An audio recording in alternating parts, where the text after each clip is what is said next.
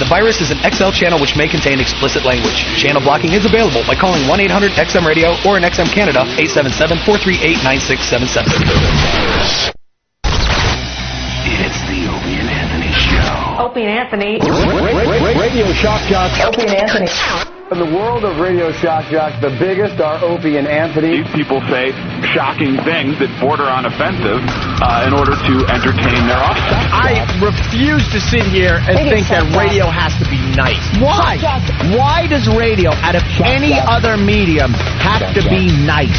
We are being now held to a standard where we have to be nice and make people feel good.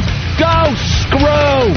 Radio Bad Boys, Opie and Anthony. Controversial radio personalities, Opie and Anthony. Infamous DJs, Opie and Anthony. Talk show radio hosts, Opie and Anthony. Opie and Anthony. Opie and Anthony. Radio Shock Jocks, Opie and Anthony. Opie and Anthony. Shock Jocks, Opie and Anthony. Shock Jocks, Opie and Anthony. Opie and Anthony. Shock Jocks, Opie and Anthony. Opie and Anthony. If you want to put it, feel free. I've done it before. I'll let you go from to my, and that's really sick. This is where entertainment is going. More audio V-Rock in the bathroom.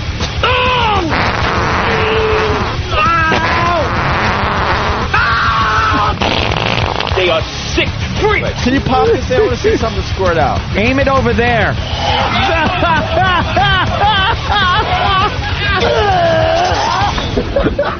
This is the worst. This is the worst show I've ever been on. But enough of this palaver. Let's get the show on the road. I love the latest intro. Why is it cool to have, and it is, somebody say, this is the worst show I've ever been on. And we're like, yeah, cool. That's a compliment. Nice. I like that. You don't have anyone from the Scott and Todd morning show saying that. No. It's the worst show I've ever been on. Hey, watch what you're saying. This is our livelihood. You know, call me stupid, but I think if someone is saying it's the worst show they've ever been on, yeah, that's a really good thing. It is. It makes me think people want to listen. Right. I'd rather listen to the worst show on than the best show on. Yeah, it's always more fun that way. Good morning. Welcome to the Opie and Anthony Show. Lots going on today. Oh, we got our first fun fact coming in. What, already? Kevin from Connecticut. Fun fact Thursday. New York City has 722 miles of subway track. Well, we found that out because of the big storms. The big storms! I think we got to apologize to our home market of New York City. Yeah, we really didn't give them much anything on it. We were asleep at the wheel. We started our show yesterday. Remember, we were looking out the window going, God, I hope the sun comes out. Yeah, it looks a little drizzly out. It was one of those creepy mornings in New York. It was raining like sideways, really dark rain clouds, and the sun finally came up around 9 in the morning. Yeah. And we're just doing our show like, oh well. Anyway, Barry Bonds hit another homer last night, and talking about all this crap, and then we get off the air and realize, like, the subway system in New York was shut down. New York's infrastructure fell apart. Yeah, and we're doing dick jokes. Yeah, that's pretty much it. And usually we're on top of things. I don't want people to think we're not going to be on top of things when stuff happens in New York. We're here for you.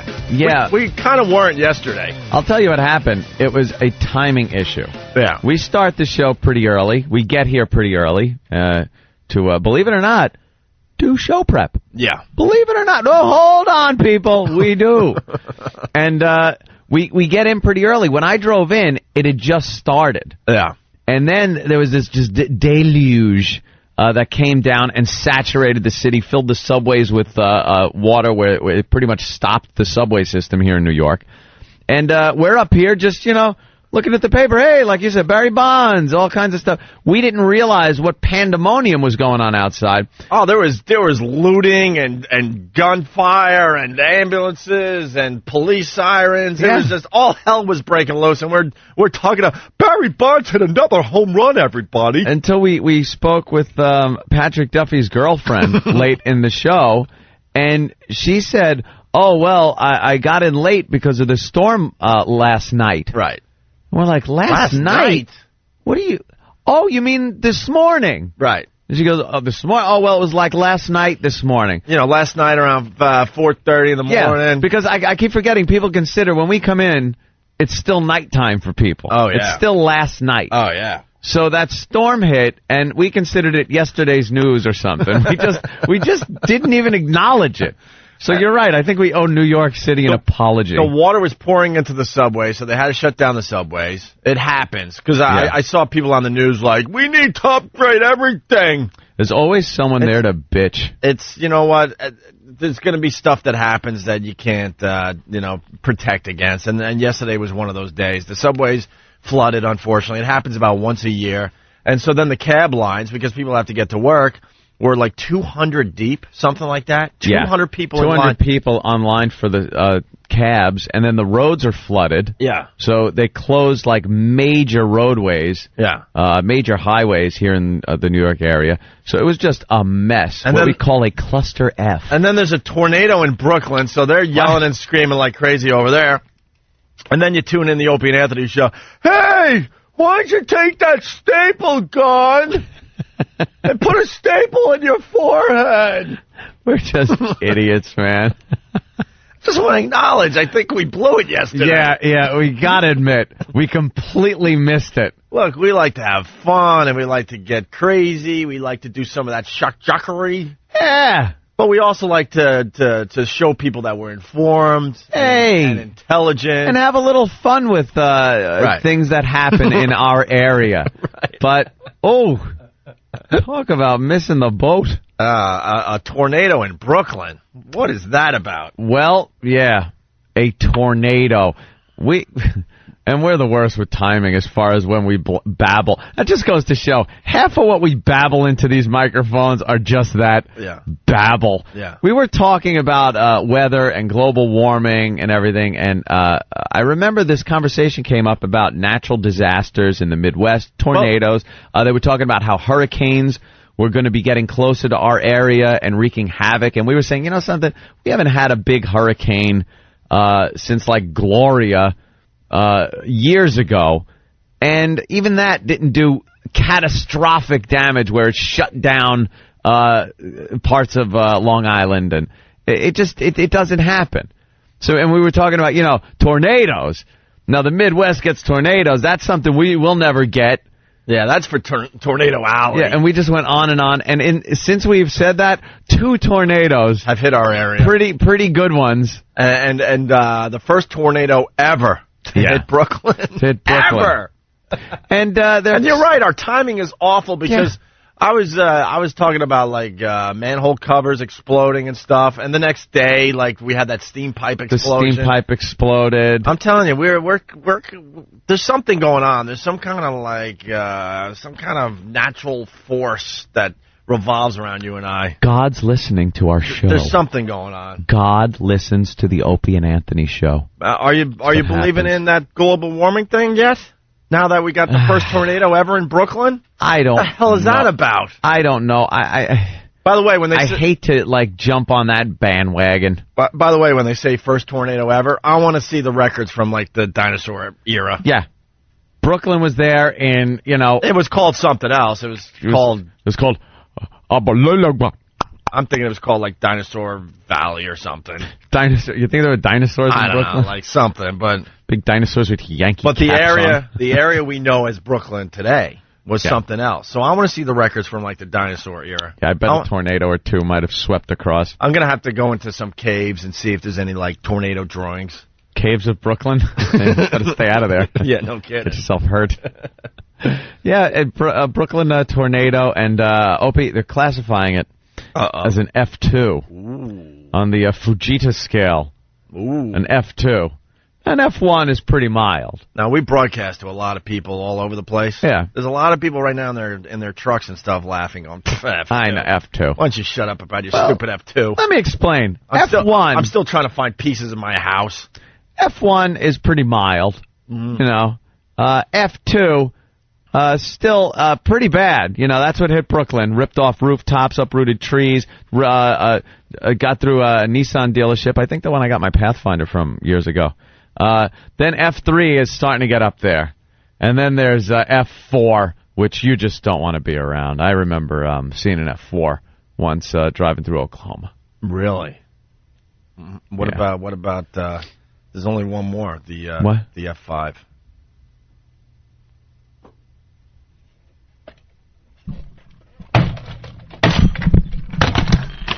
What? F5? Yeah, F5. Finger of God. Yeah.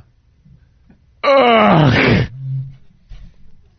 That twister moment was brought to you by the Opie and Anthony Show. No, that was a good-sized twister. What was that, an F3? Solid F2. See, now you've lost me again. It's the Fujita scale. It's the intensity of a tornado by how much it eats. Eats? Destroys. Little encounter we had back there is a strong F2, F3 maybe. Yeah, bet we see some F4s today. That'd be sweet. 4 is good. 4 will relocate your house fairly efficiently. Is there an F5? Trophy is silverware. What would that be like? The finger of God. Finger of God. Finger of God. Why don't you put her in charge? Have you ever seen an F5? Just one of us.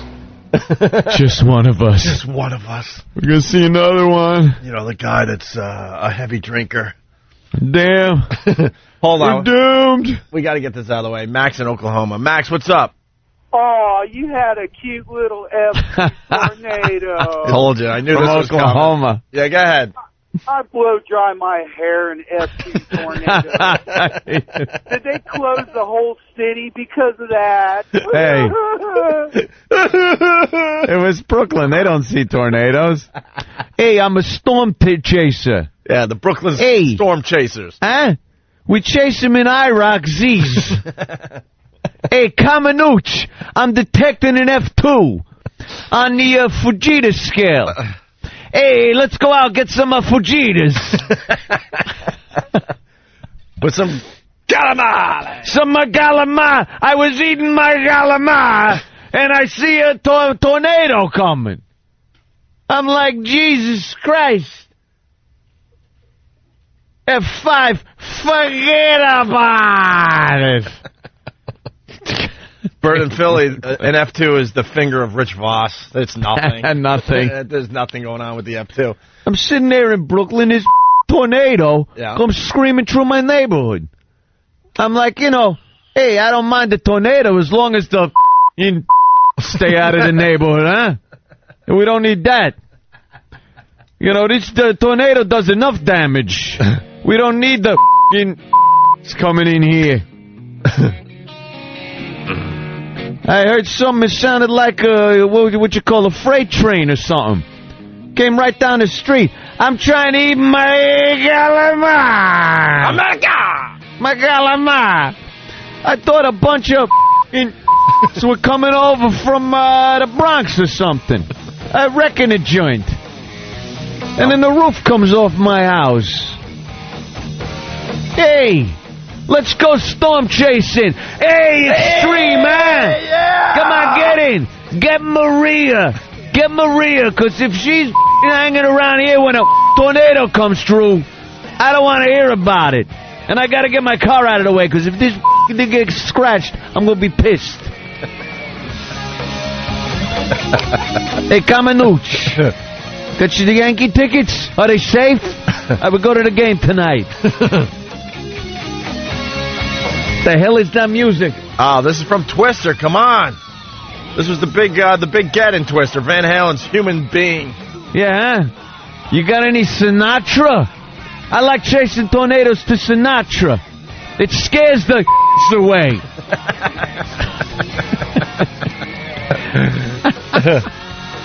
Yeah. Here's the official story on the tornado in Brooklyn. It was a freak tornado Wednesday morning, wreaking havoc on homes and cars in Brooklyn and trashing streets for blocks. At this Bay Ridge car dealership on 66th Street and 5th Avenue, in a matter of minutes, the rooftop and awning were ripped off and trees yanked out by the roots. The worst of the storm brought winds of 135 miles an hour amid a furious thunderstorm and 3.5 inches of rain just after 6:30 in the morning.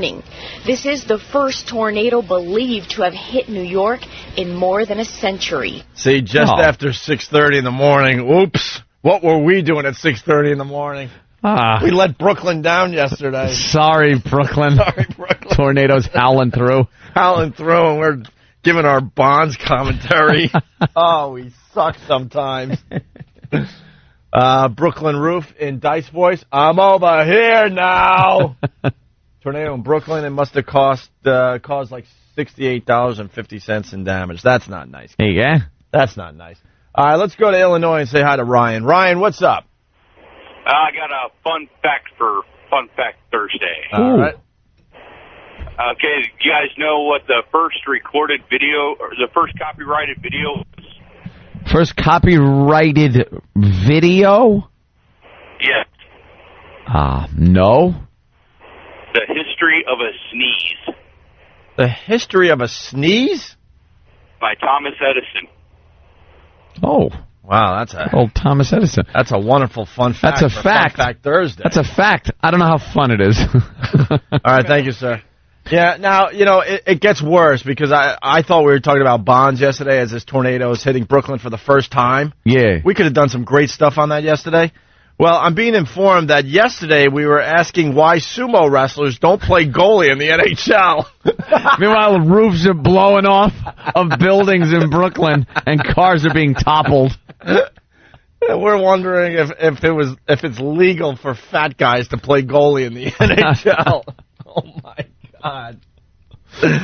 That's why we got in Brooklyn. We use the hair gel scale. Yeah. Yeah, you get a tornado. If your hair don't move, it's an F1. Because then you got your gel. If you get a few hairs out of place, it's a F2. And F3, your hair's going to move around a little bit, but you stick it out your window and get that aerodynamic hairdo done. Right. And then the F4, your hair's blowing around pretty good. You could look like a f***ing... What about the F5? What? F5, Mingy, forget about it. Why? What happens? What happens with the F5? F5? Yeah. It's the finger of Sinatra. Hey, let's go tornado chasing, huh? With Frank playing. Oh, this is extreme. We're cruising down Fifth Avenue. Look at that. Good, I hope it blows every f***ing out of this neighborhood. It's wrecking a joint. That's all right. You could... No. Take the IROC. Take Marie. Where's Marie? Marie, get in the f***ing car, Marie! Can I interrupt Stupid. you? Can't you have a better song to storm chase with? This is a little mellow. If you can't storm chase... You need some like Van Halen. No, you gotta storm chase to Sinatra. How about Metallica? You need something. It's the chairman of the board, ass. All right, you got to storm chase to this. Lean back in your seat. Look, there's a tornado. It's ripping some roofs off. It's carrying some and away. And then the dirty and a few of the f***ing and those goddamn that run all the stores. It's not even a curse, but it'll let on to what I'm, getting at. Yeah, I'm melting away. You see a tornado? I don't need it. No. Let's go get some. Let's go to the restaurant. Screw this. All right. We're pretty bad tornado chasers here in Brooklyn. Hey, we only have one to chase in 100 years. Go ahead, whatever. Henchman from Brooklyn is suggesting maybe Summer Winds by Frank Sinatra. Oh, Mingy, that's a good one, huh? And it makes a little more sense. Kamenuch, put it on. Summer Wind. And as we get that record... He's blowing in across the sea or something. Dilingere. Big hair. Come along with me. Booby Man writes, Staten Island's about to fall into the ocean. Why don't you talk more about your hotel in Detroit? I know we're the worst. Here's Summer Wind for a little more Brooklyn storm chasing there. Yeah. There we go. This is nice. This fits a little better. Oh, yeah. All right. Yeah, the summer wind is blowing in. The summer wind. Sing it, Frank. Came blowing in. Blew some roofs off the house. Yeah, huh? So this is playing inside your IROC. Oh, yeah. What's going on outside your IROC? Well, we're storm chasing. Yeah. We're storm chasing. Hold on. I got to take care of something. What are you doing in our neighborhood? Get out of here! It's Italians here, you... Hey, the tornado blew him in. Hey, what can I tell you? The tornado blew him in. The tornado also might have blown him against that fire hydrant and given him a head injury. Get out of here! The tornado's blowing all the sorts whole of people bunch into the of you. neighborhood. Don't look at my sister, you... Hey! Huh? Not their fault. Yeah, but I love everyone. I listen to hip-hop. I'm tired from all this storm chasing. All right. I'm going to go down to a Mario's and get some... I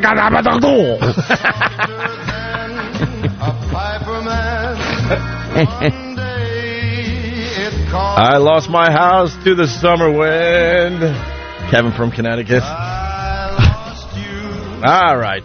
Stephen S. from Bayshore. Summer wind. I heard that 17 pinky rings were lost in that tornado. The autumn wind. All right, we're just getting started, so we want to acknowledge that we might have blown it yesterday. Yeah, we should have. We should have probably been on the ball since it was like right in our backyard here. You don't want to miss the first thing ever. Yeah. You know what I mean? Yeah. If you're broadcasting and the first thing ever is happening, you should acknowledge that on your radio show. We stink. Oh man, do we?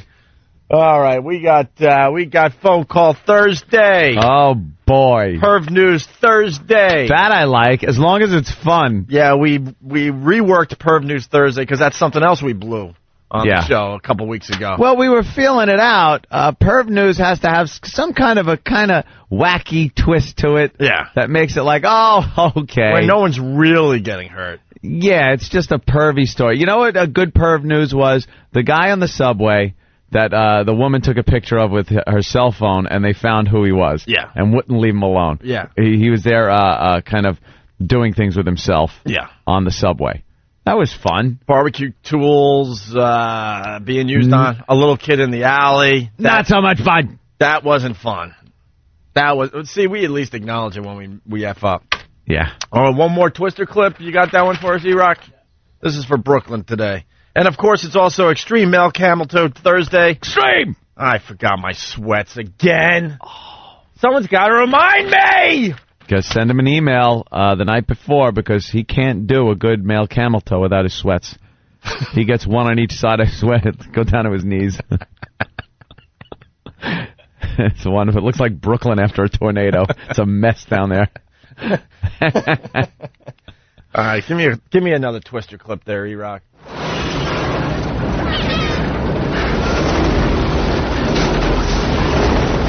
Ooh. Maybe we should get off of this road. I think you may be right. Yo, Bill, are you all right? Jesse, you guys set up? Yo, we're set. Going in? We're going in. You ready? I'm on it. Careful. We gotta get Dorothy on the street. Dorothy. Speaking of Darth. How many loose ends were in that movie? Why not just leave it in the truck?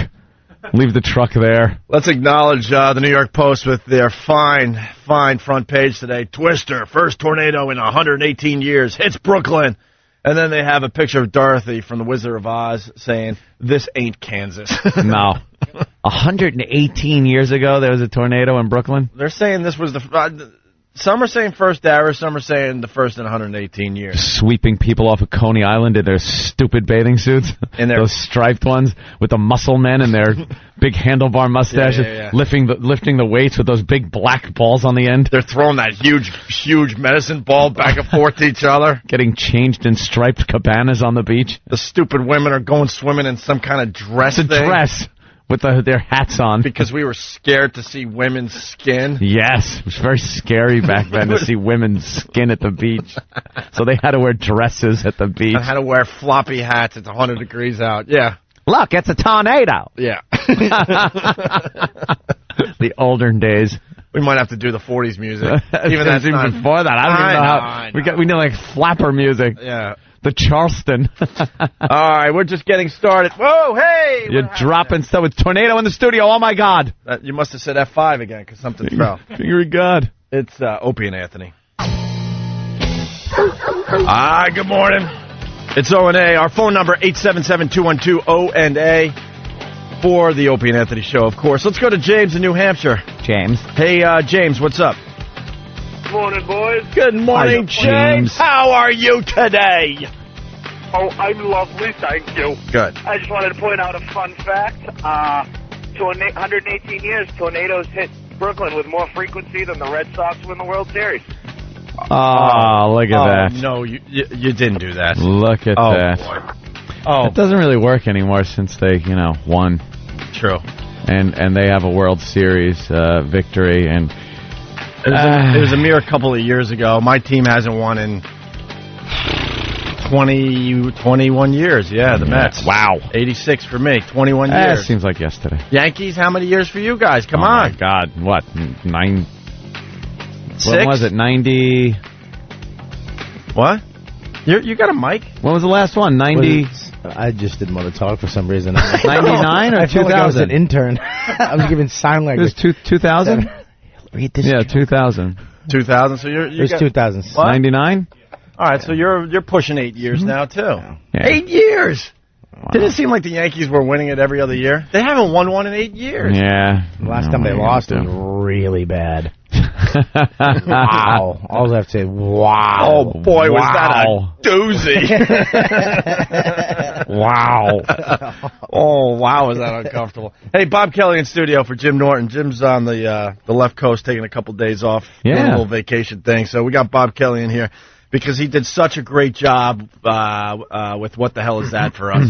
Yes. Oh, boy. What a great job you did, man. That was the last time we saw you. Just puking all over the place. That's not happening again today, is it? Nah. I think we're going to just do some regular radio with you today. Yeah. You're not going to... You deserved it. Oh, good. You ought to do that just for the ab workout, because the sound you make sounds like every muscle in your body is just tightening up. Here's Bob.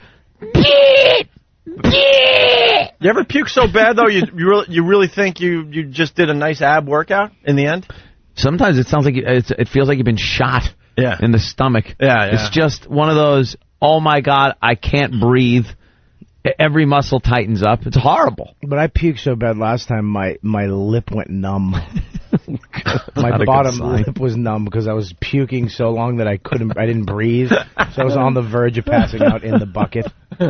Hey, Bob Kelly said something just before he came back on live, and it reminded me of what happened last night.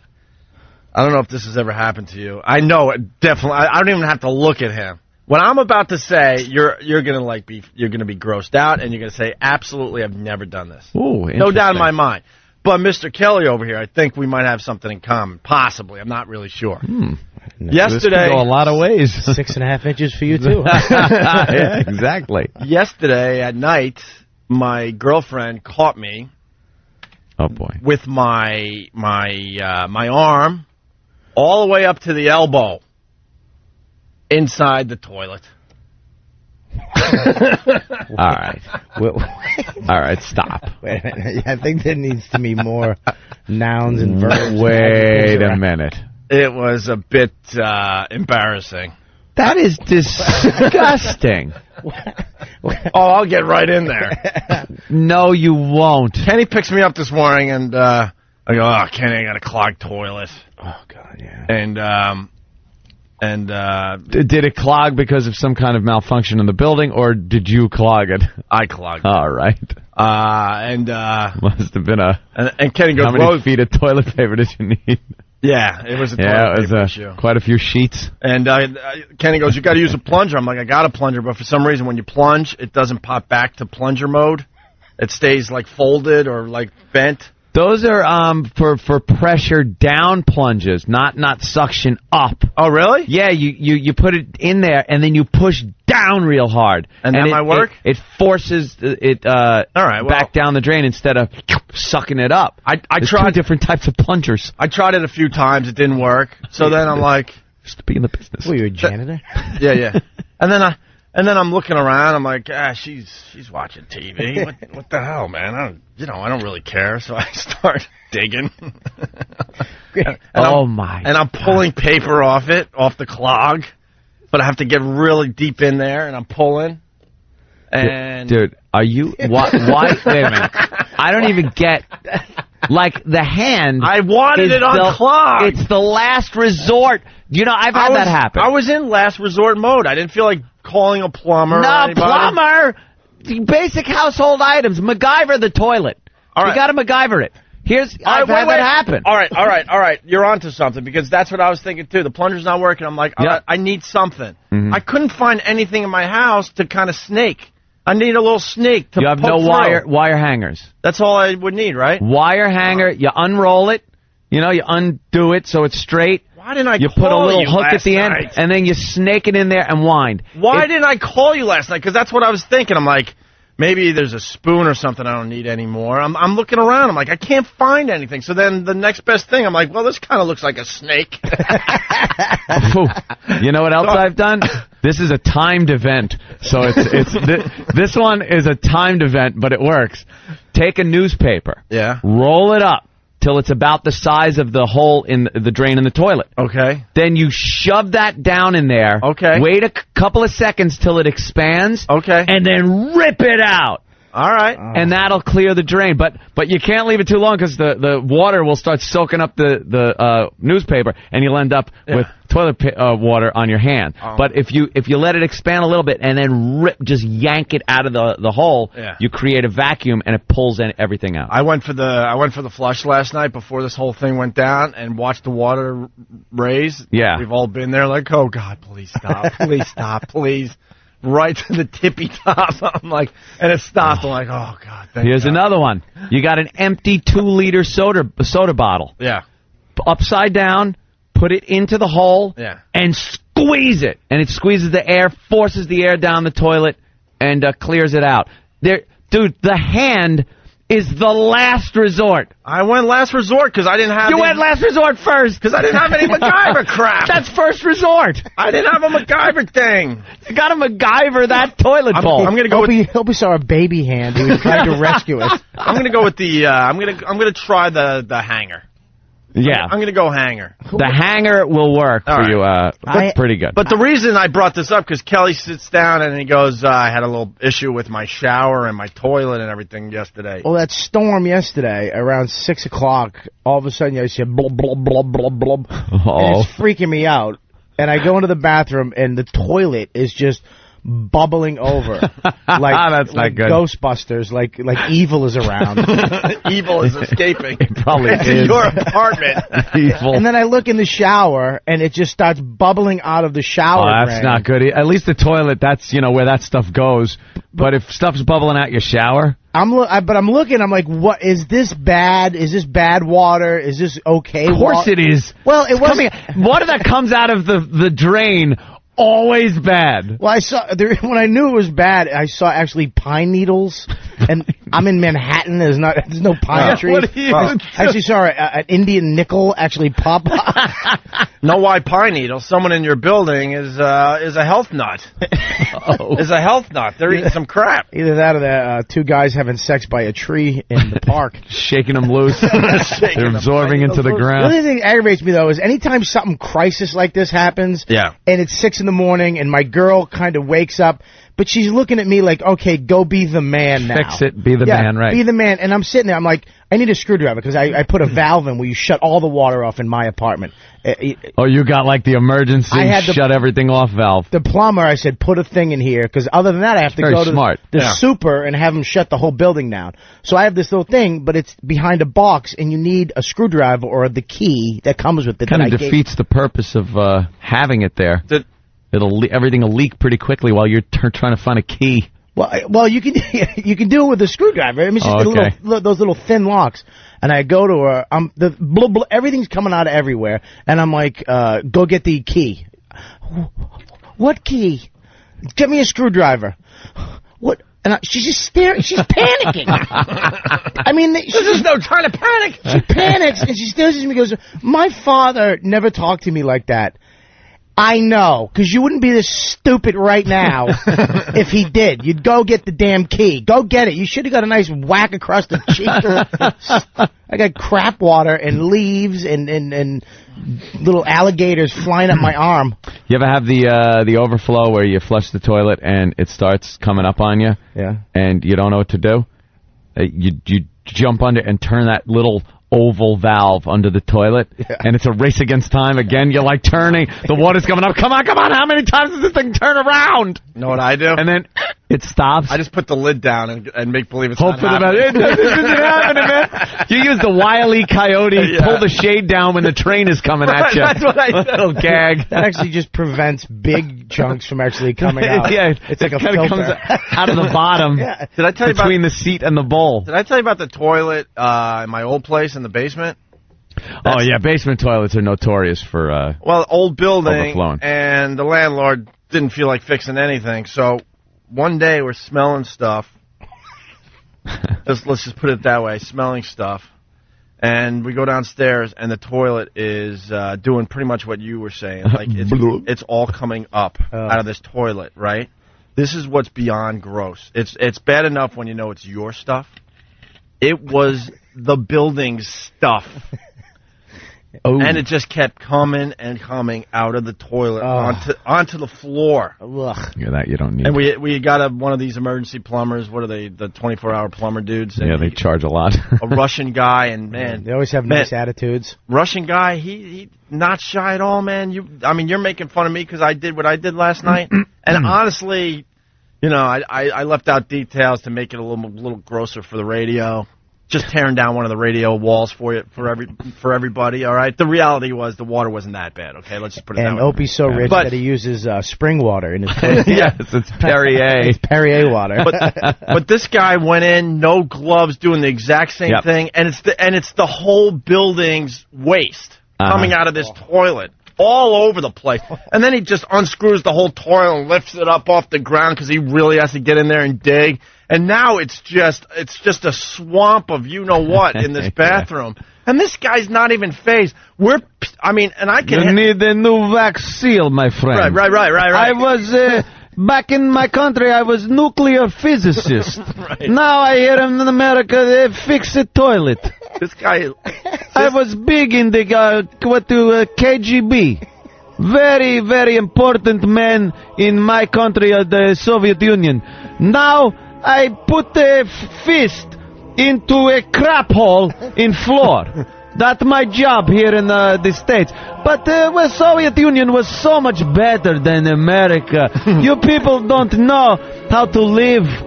I was important man, worked at rocket factory to make bombs to kill you. Now I clean out your toilets. Wonderful, proud Soviet people. Every one of them's got a story about how great their job was. There wasn't one person farming or raking over there. Everybody. I was one who put the charges around uranium to blow your cities to crap. Now I have same stuff in my hand. Oh, this guy laughs at crap. This guy laughed at crap. I laugh at your crap. Dude, it looked like a crime scene. He's in the middle. He doesn't even have like he doesn't have rain slickers on or nothing. He's just going in there, man. Man, my brother used to goof on a guy. We called him Stinky Levine. Yeah. Because he wouldn't use tools. Yeah. He would dig his hand in, have a big spackle bucket next to the toilet, and whatever he got a fistful of, he would just throw it into the bucket until the water went down. Mm-hmm. It's like, ugh, this guy, there were tools for that. I had to do that on a Greyhound bus. I dropped no. I dropped an expensive pair of sunglasses in the toilet. Don't care. I squint. Squint, idiot. They were my friends. Not anymore. Yeah, well, it took me 45 minutes to muster up the courage to stick my hand in that blue mist. Ugh. I stuck it in, and as soon as it went down, it was almost like things just were attracted to my hand. Oh, yeah. Thank God buses carry such, upper crusty clientele. They don't carry the dregs of society that are eating cheese sandwiches and vodka. It is Fun Fact Thursday. Human waste is magnetic. Is it? Yeah, it'll come back at you. Oh, yeah. Magnetic. You ever, well, let's just put it this way. Yeah. This person will remain nameless. Oh. But this person thought it was a good idea to relieve himself in the ocean. Wait. You're not talking basic easy relief. No. Oh, no. And he thought he could get away with it. No. And this thing attacked us like Jaws. This thing would not. No way. You want to talk about magnetic properties? This thing, we couldn't swim fast enough, and this thing was following up. Oh yeah. I don't know if it was the current or what, but this That's idiot. when we saw the first one. About daybreak. Start cruising. And yes, I called you an idiot. This idiot decided would be a good idea. He went off on his own while we're all just kind of like, He dropped the. He came in like a submarine and shot a torpedo and just took off. Oh yeah, we're just boogie boarding and just like frolicking, a bunch of us, And he thought it'd be a good idea to swim a little over there and do his thing, and no one would know. And this, yeah. You go in the cage. Cage goes in the water. It's in the water. Farewell and adieu to you, fair Spanish lady. Yeah, I am calling you an idiot today. Wake up, Trish. Wake up. It actually body surfs in right behind you. This was not a boating accident. This is... All right, we got to take a break. Bob Kelly's here. A lot of people asking about Pat Duffy. Well, we're... sad to report, but... Pat Duffy. Yeah. Pat. It's Opie and Anthony. The return of What the Hell Is That to the Opie and Anthony show was an overnight success. My God, this is awesome! Who could forget the sounds of cysts being ruptured and Bob Kelly vomiting into a bucket? Bobby's puking. Well, we're going down that pus-filled road again, kids. Oh, Jesus Christ!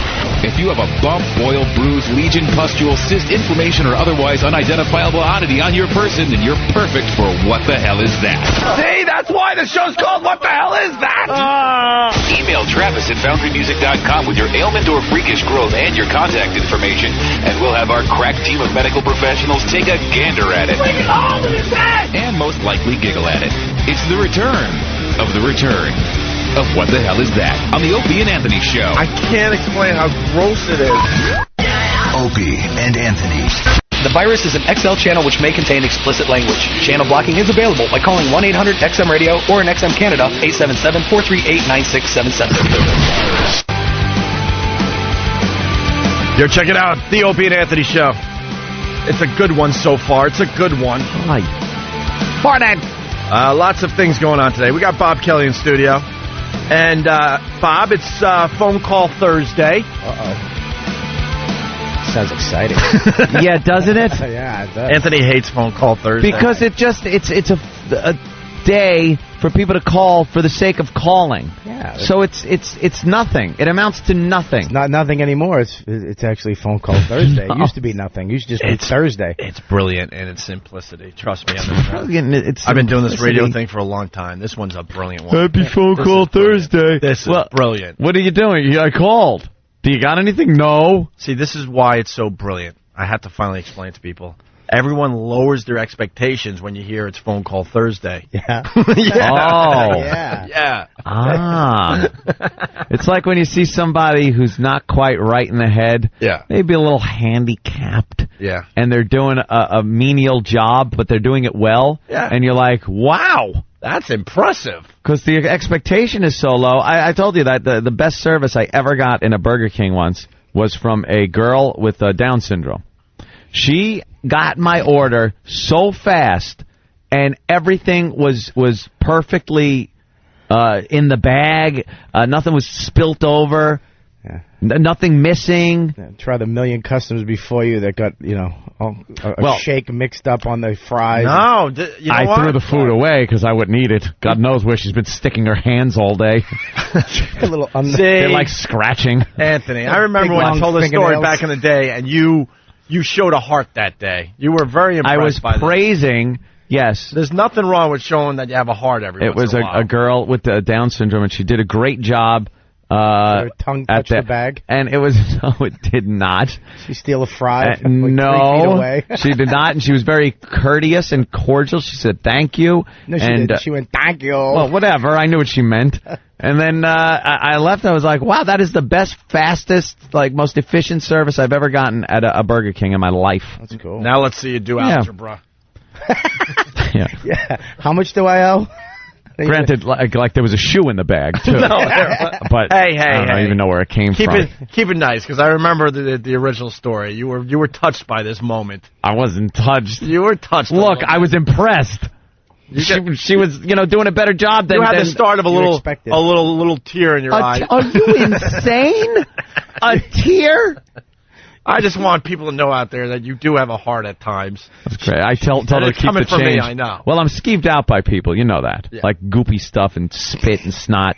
And I just know that for some reason, sometimes I see a lot of mentally challenged people wiping their nose. Their hands are all over their nose a lot. And that bothers me. So I don't like, That's how they count. Don't shake my hand. Right. And they give me change, and I'm just like, keep it. Excuse me. Look at that. It's phone call Thursday. Look how many phones are ringing, Bob. Is this brilliant or what? Like is this brilliant? It's not like that on Wednesday, is it? No. What about Friday? No. Monday? No. I hope no one's trying to get through from the top of a bridge, ready to jump. And they're just getting a busy signal because it's phone call Thursday. We get the suicide exclusive. Yeah. That we're dreaming Talk them down. But instead we have just people calling. And by the way, they have nothing. No, watch. Of course not. Watch, they have nothing. I'll go to Vancouver. It's Bruce. Bruce in Vancouver, what's up?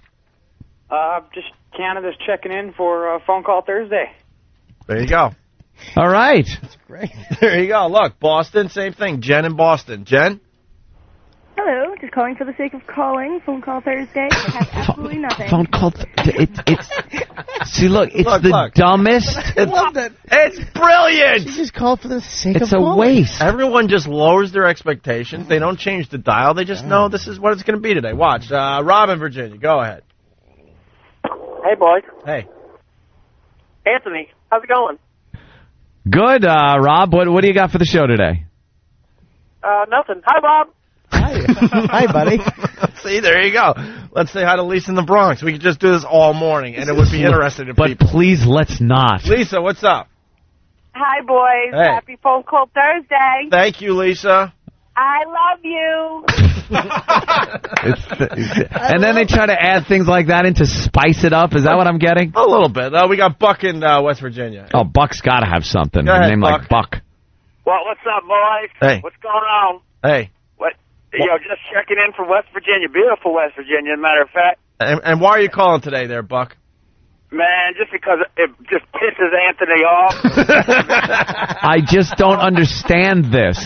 I don't get it. It's brilliant, man. The phones are lit ever since 6. Watch. But they're lit with nothing. They're lit with people saying, I'm calling. Look. That's not for the sake of calling. Look, we're all big fans of Pal Talk, even Pal Talk. Pal Talk, it's Tilt. What's up, Tilt?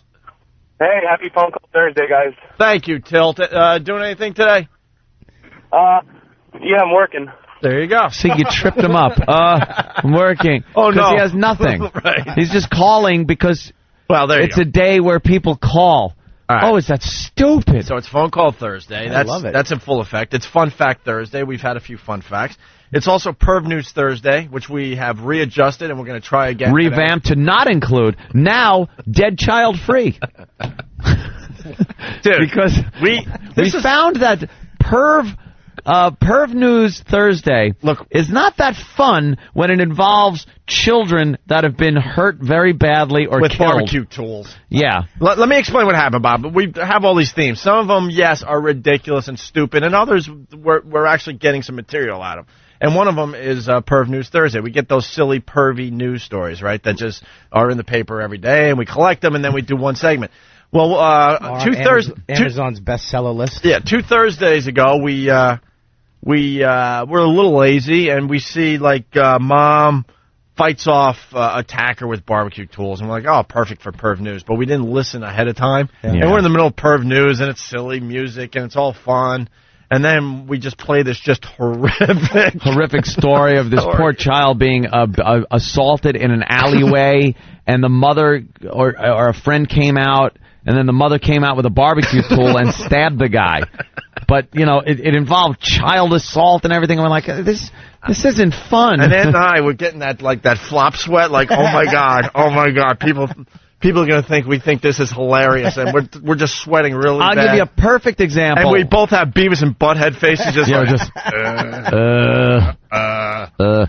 a perfect example of a Perv News that's fun is like when those dentists lose their minds and just start like unbuttoning a woman's shirt in the dental chair because they can't take it. Right. They're all their professionalism, schooling, every thought they have in their head flies out the window because a hot chick is laying there. They're professional for like the beginning, going, okay, might feel a little pressure here as I do this. I'm going to give you a little of the nitrous to put you under. And okay, open the mouth. Let me see. That's great. I gotta touch those. Oh God, do I have to put my between those? Just it snaps like a switch goes off. That's fun Perv News. Yeah, and it's called the Perv Switch, which we all have, but most of us know how to control the Perv Switch. You can deal with it. You ever see a girl walking down the street and you have to turn around? Not even the quick look. You have to turn around and look until she's out of sight, until she walks around a corner. You're just mesmerized by her body, her face, whatever it is. You get these thoughts in your head, and you're like, oh, my God, I can't believe I'm thinking this. Undress with your eyes kind of thing. But you keep it under control. You keep it under control. There's the Perv Switch that it's like a breaker. That too much voltage went in. It snapped. And people give up lucrative careers that they've spent their lives attaining, like a dopey dentist. Will go to school, set up a practice, work for years, get his house, his cars, his family, everything like that, and then throw it all away because as that girl is laying in the chair and he's got her mouth open and he's picking with that little tool and she's asleep, he just loses his mind and goes, I gotta take her pants down. I want to see her. I got to. That's nothing to do with dentistry, but I want to see that. And he's been a dentist for 20 years, hasn't done anything. No. But just one day, that Perv Switch goes clean off. Life. And that's it. It's over, John. Snap. All right, so Done. So we'll get into some Perv News. We got some good stuff. We got a guy that had like that Perv Switch. Perv Switch. we all have it, but some are set at a better level than others. Have you ever used your Perv Switch? Everyone has, but I mean, like you use it in a legal way. That's what we're getting at. I had I guess the most Perv Switch experience I've ever had was I was doing a job in a house, an air conditioning job, of course, used to do that. And I'm in a house and everyone's gone. I don't know why, but it was unsupervised. I think the man was there, the husband, father, and he had left to do something. Can I stop you for a second? Yeah. This happened many, many, many, many years ago. Oh, yeah. All right, good. Oh, my God. Because I know where he's going. Dude, it's like 20 years ago. I know Anthony like the back of my head. I just want to keep him safe. So how many many's was that? I'm looking. Hopefully enough to save him from 20 to, you know. No, I didn't do. Well, no, that was some other thing. I won't even talk about that. Wait a minute. No, this one just involved. I was looking around, and there were pictures on the walls and stuff, and I noticed this guy had the hottest daughter in college. Right. She's a college-age girl. And I go into her room, and there are panties on the floor. Oh, you're getting creepy. There are panties on the floor. Okay. I didn't do anything sick in the panties. I didn't do things to the panties, but I had to pick them up and put them. Wait a minute, no, you didn't do anything sick at all. But you're in her room, and she's not there. And it's her room. I'm in there. Her pictures, like I know what she looks like, right. and she's hot. Okay. He just put them on. But you didn't do anything sick so far. But go ahead. Shut up. No, so far you haven't done anything sick. No, it's nothing sick. I'm supposed to work in there. You have a hammer and doing a a job on, and you're in a little girl's room. It's not a little girl. It's a college girl. All right, go ahead. But you didn't do anything sick. Go ahead. I had to pick up the panties and put them on. And put them on. Turn my mic on. What? Turn my mic I picked up the panties. You put her panties on? You put her panties on? Oh, my God. Why would you do that? Why would you do that? Turn my microphone on. Did they fit? This is so unfair. Did they fit? This is so unfair. That's kind of creepy. What, Now, did you put her panties on? Yeah, it's weird. Opie, can you believe that? Holy Jesus, Palomino, I didn't put them on. Your mic's back on. What? I picked. All right, tell us. Okay, it's not on. You're lying Why to would me. you put It's panties on. on? Where's my mic? It's on. Look. Hello? Say it's on. All right, tell the story. Why is it my... I swear to God it's on. Okay, let me turn that up. Yeah, your mic's on. Okay, good. All right, so you saw the panties laying there. What happened? I saw the panties laying there, and I had to put them on. That is so gross. Sick. Can you believe this? Opie. I can't believe he said that. You think you know somebody, don't you? You put them on. Did you put them on backwards or frontwards? Don't even start. I did not put panties. Will you put the megaphone down? I'll put your mic back on. Relax. Hello. Okay. All right, your mic's on. All right, so. Let me preface this by saying, no matter what, I did not put the pants. What happened? You what? You what? God. Leave it on. You jackasses. I can't believe you, man. I really can't. That's sick, dude. You are sick. You won't touch dirty stuff, but then you'll go into a room and do that. God, it's not even your house. It's not your daughter. Yeah, okay, I put the panties on and the bra, and I marched around the house singing tra-la-la. Make a promo. All right. You guys suck. What happened now? Make a promo. And make a promo. Yeah, we'll be hearing that one. All right. Go ahead. I had to just see. Now it's going to seem very innocent because it was nothing. Well, Mo from Brooklyn, he writes, I thought I heard Anthony saying that he used her panties as a coffee filter. No. That is effed up. Look, no, there wasn't anything involved. I didn't do anything to them. I picked them up and looked inside them to see if there was any like marks because it was on the dirty laundry pile. So shut up. You are an ass, man. I looked because there was something about that was kind of like hot, knowing that you're in her room, and I knew what she looked like. Okay, see the picture? Terrific. And those were her dirty panties, so I had to look into them. Okay, terrific. If you saw the panties laying there, you would look in them. No, not oh dear Lord. That's when I fell off the ladder. Because you had them wrapped around your head. I did not. Wearing a turban, a panty turban. Imagine the father walks in and just beats the living crap out of me. While you're wearing the panties. I wasn't wearing them. You made his daughter's panties into asbestos mask. Yeah, I have to go to the attic and I forgot my mask.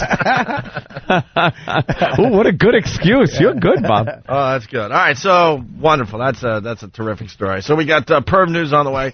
Fun Fact Thursday. And then, of course... I think I made Perv News. And then, of course, it's Extreme Male Camel Toe Thursday. Whoa. But Opie forgot his sweatpants again. I'm pissed off, Bob. I really, really forgot my sweatpants. He can't do it. It's like a motocross guy getting to the track in his street clothes.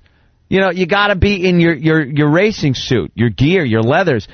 Ope comes in for Extreme Male Camel Toe Thursday without his uniform. Yeah. Pretty much. Yeah. The sweatpants make it where he can pull them up pretty much to his neck. Oh, my God. And it is the most extreme male camel toe you're ever going to see. So I forgot my sweats. One of these Thursdays I'll remember. And people remind me, too, at the end of the show, don't forget your sweats tomorrow, and I still forget. I'm getting all excited for this. It's hilarious. I want to do it. You have sweats on today? No, I don't have sweats. You always wear sweats. You could fit in jeans again. Congratulations. Can I address two things? No, they weren't a size 14, and no, they weren't underoos. Bastards. Sorry. I heard that one. There's a couple things going on here. I mean, but can I just say why that was so funny? He was actually sincere. Yeah. That was like, oh my God, dude, good for you. And get back into jeans. That's Opie thinking he gave you a compliment. That's Opie, delusional Opie thinking he actually complimented you. I haven't seen you in jeans in, God, I don't even know. Yeah. Very good, Bob. You aren't quite a slob. It's like, by the way, dude, you were better than last time I saw you. By the way, we got an official promo now for Extreme Male Camel Toe Thursday. Maybe. Sounds good. What? I really think we got to get new machines in here. Why don't we have a new machine there? I'm really starting to think. First, you hike your pants up. Extreme Male Camel Toe Thursday. Extreme Male Camel Toe Thursday. Everything sounds cooler if you add extreme to it. Extreme. Extreme. That sure sounds extreme. It sure does, huh? Extremely stupid. Hey, after the break, sounds like a deodorant commercial. After the break, we got to play some audio of Larry King talking to that skater that fell 50 feet. Oh, that must be a great conversation between two people that have a lot in common. You want to talk about out of touch? Oh, my God, man. Larry King should just stick to people like that are old people. Yeah. Just get old people. Old Vegas performers. Yeah. We'll get into it. It's funny. Really funny. Bobby was here for What the Hell Is That? Bobby. And because of you and your reaction, that's going to be your bit, by the way, now. Every time we do this, What the Hell Is That, you're going to have to come in. Yeah. I'm actually puking up blood. I don't know if it's going to work like that. I don't know if I'm going to make it through a couple episodes. We farmed out the fine audio from What the Hell Is That to some of our regulars, and they came up with some funny stuff. This is Coke Logic. Listen to this. Somebody needs to help him. You gotta. What the hell is that? See, that's why the show's called What the Hell Is That? It is coming. Is it leaking pus right now? No one knows what it is. Oh, Jesus Christ. Oh, my God. I can't look. Holy crap. It's gonna make you puke. Bob Kelly's vomiting. Bob Kelly's vomiting. Bobby's puking. What the hell is that? This is the worst show I've ever been on. Coming soon to a theater or radio or something. What the hell is that? What the hell is that? That's creepy. Isn't that great? Is that good? That's fantastic. They did a great job with that. That's Coke Logic. We love Coke Logic. I want to see that. Yeah, I want to see that movie when it comes out. No kidding. And then someone is saying, get an intern to run out and get Opie some sweatpants. No, I got the sweatpants. What do you think? Lindsay, you just wear any sweatpants? Lindsay gets mad because I wear these sweatpants to the gym. She's like, why are you wearing those to the gym? Oh, no. You wear these sweatpants to the gym that you do? They're just gray, like, thick sweatpants. Is there any poking going on? Is there any, like, poking out, any deformation of the pants when you're working out? I look pretty impressive in front when I wear these sweatpants for whatever reason. You don't want to do that at the gym? I don't give a crap. Are they Dude, white? in the end, I don't give a crap. Ooh. Like, I ride a bike and I don't wear the Lance Armstrong uniform. I go to the gym and I don't wear what anyone else would wear to the gym. It's just whatever I got laying around. Something I'll put on and go to the sexy. gym. Something sexy. She might have to call in and talk about these sweats because they're bad, man. Awful.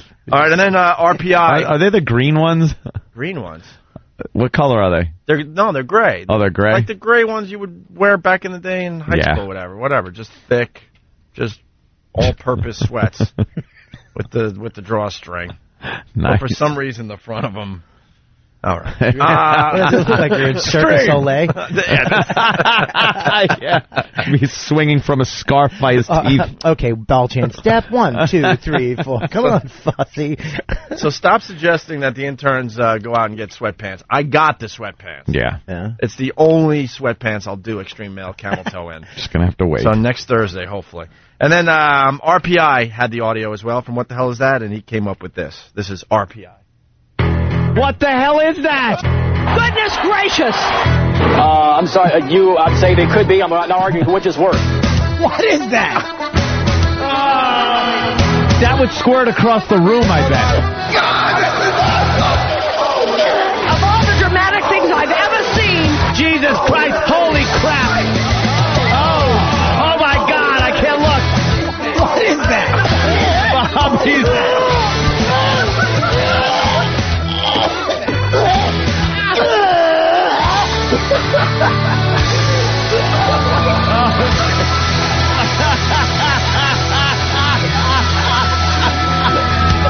the worst show I've ever been on. That was actually uplifting. Yeah, no kidding. Uplifting. That was fun. Yeah. That's a feel-good one. All right, we got to take a break. The Larry King after the break. Yes, definitely. Yeah. It's Opie and Anthony. The virus is spreading. The F? No!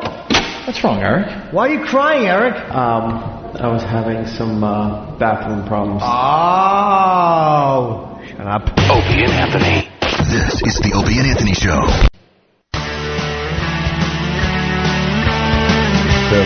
It's Opie and Anthony and Robert Kelly. Are you promoting anything today? Yeah, I'm going to be at the Mohegan Sun Friday and Saturday night, the 10th and 11th, this Friday and Saturday night. And I'm also doing my Comedy Central half hour. Go to my MySpace to get tickets because I want to fill it up with O&A fans. Hey, that's cool. Instead, you guys going to come? Well, I know Anthony's not coming. I go. No, you don't go. Are you going to go? Yeah, when is it? The only way you go if there's poker chips backstage. It's the 28th, August 28th. I'm filming it right over at the Hudson. Oops. Vacation. You Swear going to God, vacation? yeah. Really? I won't be around. I believe you, Ope. Ope comes to my shows. Anthony doesn't. I don't live in the city. I live in the suburbs. It's hard for me to get back into the city. Well, I'll let you know when I'm doing a barbecue on Long Island then. It's Robert Kelly Live. Won't be long. Why couldn't you get Robert? That's a good one. Why couldn't you get Robert Kelly? Because R. Kelly. You lost out to R. Kelly? Yeah. Well, I mean, he did, he's a platinum selling artist. I sold maybe 4,000 CDs. All right, good point. Good point. I'm sitting next to Voss going, CDs, DVDs. I have CDs. Robert Kelly Live. All right, a couple other things really fast. The space shuttle went up, and yeah. I guess when we started flying airplanes, it was a big thing too. Oh, what do you mean, like Wright Brother airplanes, or when they kind of got it down? But back in the day, biplanes? Wright Brothers, they fly the first plane, right? Yeah. And everyone's like, wow, they all Powered had flight. And then the next plane went up, and they went, wow, that's cool. Then the third time, oh my God, this is still cool. Now it's just flying. That's it. Now you look up in the sky, you can see planes any given moment in the sky. That's what's happened with this space shuttle crap. Yeah. Who cares at this point? People aren't really interested. But they have to have the launches live on TV. I think the reason they continue to have the launches live on TV is because news is hoping for another another catastrophe. Well, the news are awful vultures, so yeah, anything that happens bad, they love it. So yeah, they probably are hoping for a disaster. It's kind of depressing. Oof. I was telling you as we were prepping for this fine radio show, when you see the launch go up and you see that big huge fuel tank, it's depressing to me. It's like, oh man, technology really hasn't done crap when it comes to this thing. Yeah. In the last 20 some odd years. They're still using that big gas tank. It's pretty much just we need a big gas tank on this massive, thing. huge fuel tank. We did that 20 some odd years ago. We should have had this little small. There should be this small reactor or something. Fantastic floor. Or anti-grav unit. All right? Turn on the anti-grav. Magnets. And then you just magnets. Magnets. I want magnets. Magnet technology. Something besides just loading it up with explosive liquid and shoving it out a nozzle and lighting it. It's pretty much a bottle rocket. I was depressed, and I'll tell you why. Because, our lives are flying by our eyes. Flying by. You want to see some stuff before you go. And the space shuttle launch, you realize, wow, nothing there has changed in 20-some-odd years. Mm-hmm. Our stupid cars barely have changed in the last 20-some-odd years. They look a little cooler, but same principle. They look a little smoother, and there's some gadgetry in it, of course. Yeah. But there's no flying cars and none of that crap yet, and my life is flying by here. Give me something. They ain't going to get nothing. Just give me something. I want floating buildings or something. I want Jetson stuff. That's not even on the menu. Floating buildings would be pretty cool. I want some kind of Jetson Cloud thing. City. Of course. Yes. I want underground civilizations. I want floating cities. I want something. Something from the future. Oh, crap. I look around Manhattan. They're still building, but now the buildings are all made of glass. That's it. Yeah. Have you seen a lot more windows? Big effing deal. I want floating cities. More neon lights and TV screens over the subway entrances. I want hotels under the water. where you have to take a submarine to. They have that. Here and want there. them all over. Oh, but they're little crappy things. We're talking like take like Four Seasons Hotel. Yes. And submerge it. Yeah. That's what I'm talking. Not some geodesic dome with some stinky hippies in there saying, "Isn't this wonderful? We're underwater, man." Give me some technology. My light's flying by here. Yeah. Something. Help us out. Jetpacks. Give me something. You want a jetpack? Getting nothing. Yes, I want my own little plane. Do you want a laser? Even though I don't know how to fly, I want to see planes all over the place. People trying to fly in from Long Island. Yeah, but it's got to be futuristic. They got to fold up in a briefcase like the Jetsons. Yes. Yes. Want something. So I see the space shuttle thing, and I'm getting depressed. I'm like, nothing's happening with the technology. But they've been building a space station up there for years. Robot baseball. Let's go. Where's robot baseball? Where's robot mining? My time on this earth is... it's flying by. Give me limited. the robot baseball. Give me the sumo wrestlers in front of the goalie net. It's just a callback from yesterday. Right. But yeah, the shuttle went up, the Endeavor, and there's a teacher on board, and she was Krista McCullough's like backup teacher 20 years ago, and she's finally going up on her first flight because they had to make her an astronaut because they ended the civilian program. Space, civilians going into space. A little shaky there. Unless you get 20 grand and you're in Russia. Yeah, more than that. It's like $1 million. Well, when you blow up a civilian, people tend to go, maybe we should stop that program for a while. Yeah. Yeah, so with kids watching all over America. I remember that. Yeah, and there goes the Challenger. Krista McCullough on board, a teacher. Here are students watching, and then the students' faces are just like, oh my God. Oh my God! I remember watching it in class and being like, this is great because we don't have to do schoolwork. Yeah, we're all. What grade were you in? I was in third. I forget. I was third grade. You weren't in third grade. I was, Bob. No, you weren't. I was. No, you weren't. I You're was. singing your sentences again. Listen. But actually, when it went off, it was almost just like fireworks, like the grand finale. Yeah. You know what sucks about it? It was like so nothing you could do about it final. Like you just watched it and went boom, and then you're going, all right, well, maybe maybe they did. No. Maybe they ejected. It's just done. How long did it take for you to turn off the TV and go, oh, that was interesting? Nah, I think I was pretty much glued to it. You talk about the future, though, and the way nothing's happened. At certain job sites I was at, if I got bored, I would just kind of doodle on some of the beams up in the attic. Mm-hmm. And I remember when that happened, that shuttle, it was 86, I think, right? Yeah. I wrote, from 1986 to 2006, hey, how's the future going? Thinking if someone went up there, it would be kind of cool if they saw that. Like, whoa, look what I found in the attic. Some little blast from the past. And I realized nothing happened. I could look at that and say, look, we got cool computers. Look at your stupid TV at home. So we figured out a way to make it flat and throw it on a wall. Who Big cares? flat TV and computers. I want floating TVs. You want everything to float. I want that like what I see with your iPhone, where you're just kind of like sweeping. I want to change channels by just sweeping the air, like I got some kind of ninja move, like whoosh. Like you're moving things around. The Tom Cruise movie. Yeah. What was that called? That Tom Cruise movie. That movie. It was called That Tom Cruise movie. Risky Business. No, where he was moving computerized things around. Yeah, that was Risky Business. So you want a floating car? Minority Report, thank you, Juggernaut. Yeah. You want a floating car, you want a floating computer. I want something different. I don't want to be wearing shoes anymore. Well, they have cars right now that actually... What? I want something different on my feet. How about that? Just something different. Like you've been putting your shoes on and tying them forever. Figure it out. Give me something else. They were doing that. They were doing that in like the 1700s, even before that, I know. But picture somebody in the 1700s lacing up their shoes and tying it. It's 2007. Lace up your shoes and tie it. What the hell? Right. See, that's what I'm getting at. Nothing's changing, really. Where are the Back to the Future shoes? You slide your feet in and they go, just kind of tighten up around you. No pump, no stupid Velcro. Even cell phones we've had for a while now. All right, what's next? What's next? The iPhone. It's not the iPhone. It's some kind of... no buttons. Implant. You want something in your head? I want some phone implant thing. In your head, so you just think a number? And then go call home, and all of a sudden it just starts ring-a-ding-a-ding in your ear. In my ear. It's hooked up to your eardrum or something. Yes. And your vocal cords. And your brain. Right. And you know who's calling. And your eye. So you can kind of see and you can scroll. Like people, you know how people talk to themselves with the Bluetooth and stuff? Now you'll just see people like blinking, winking, and talking to themselves.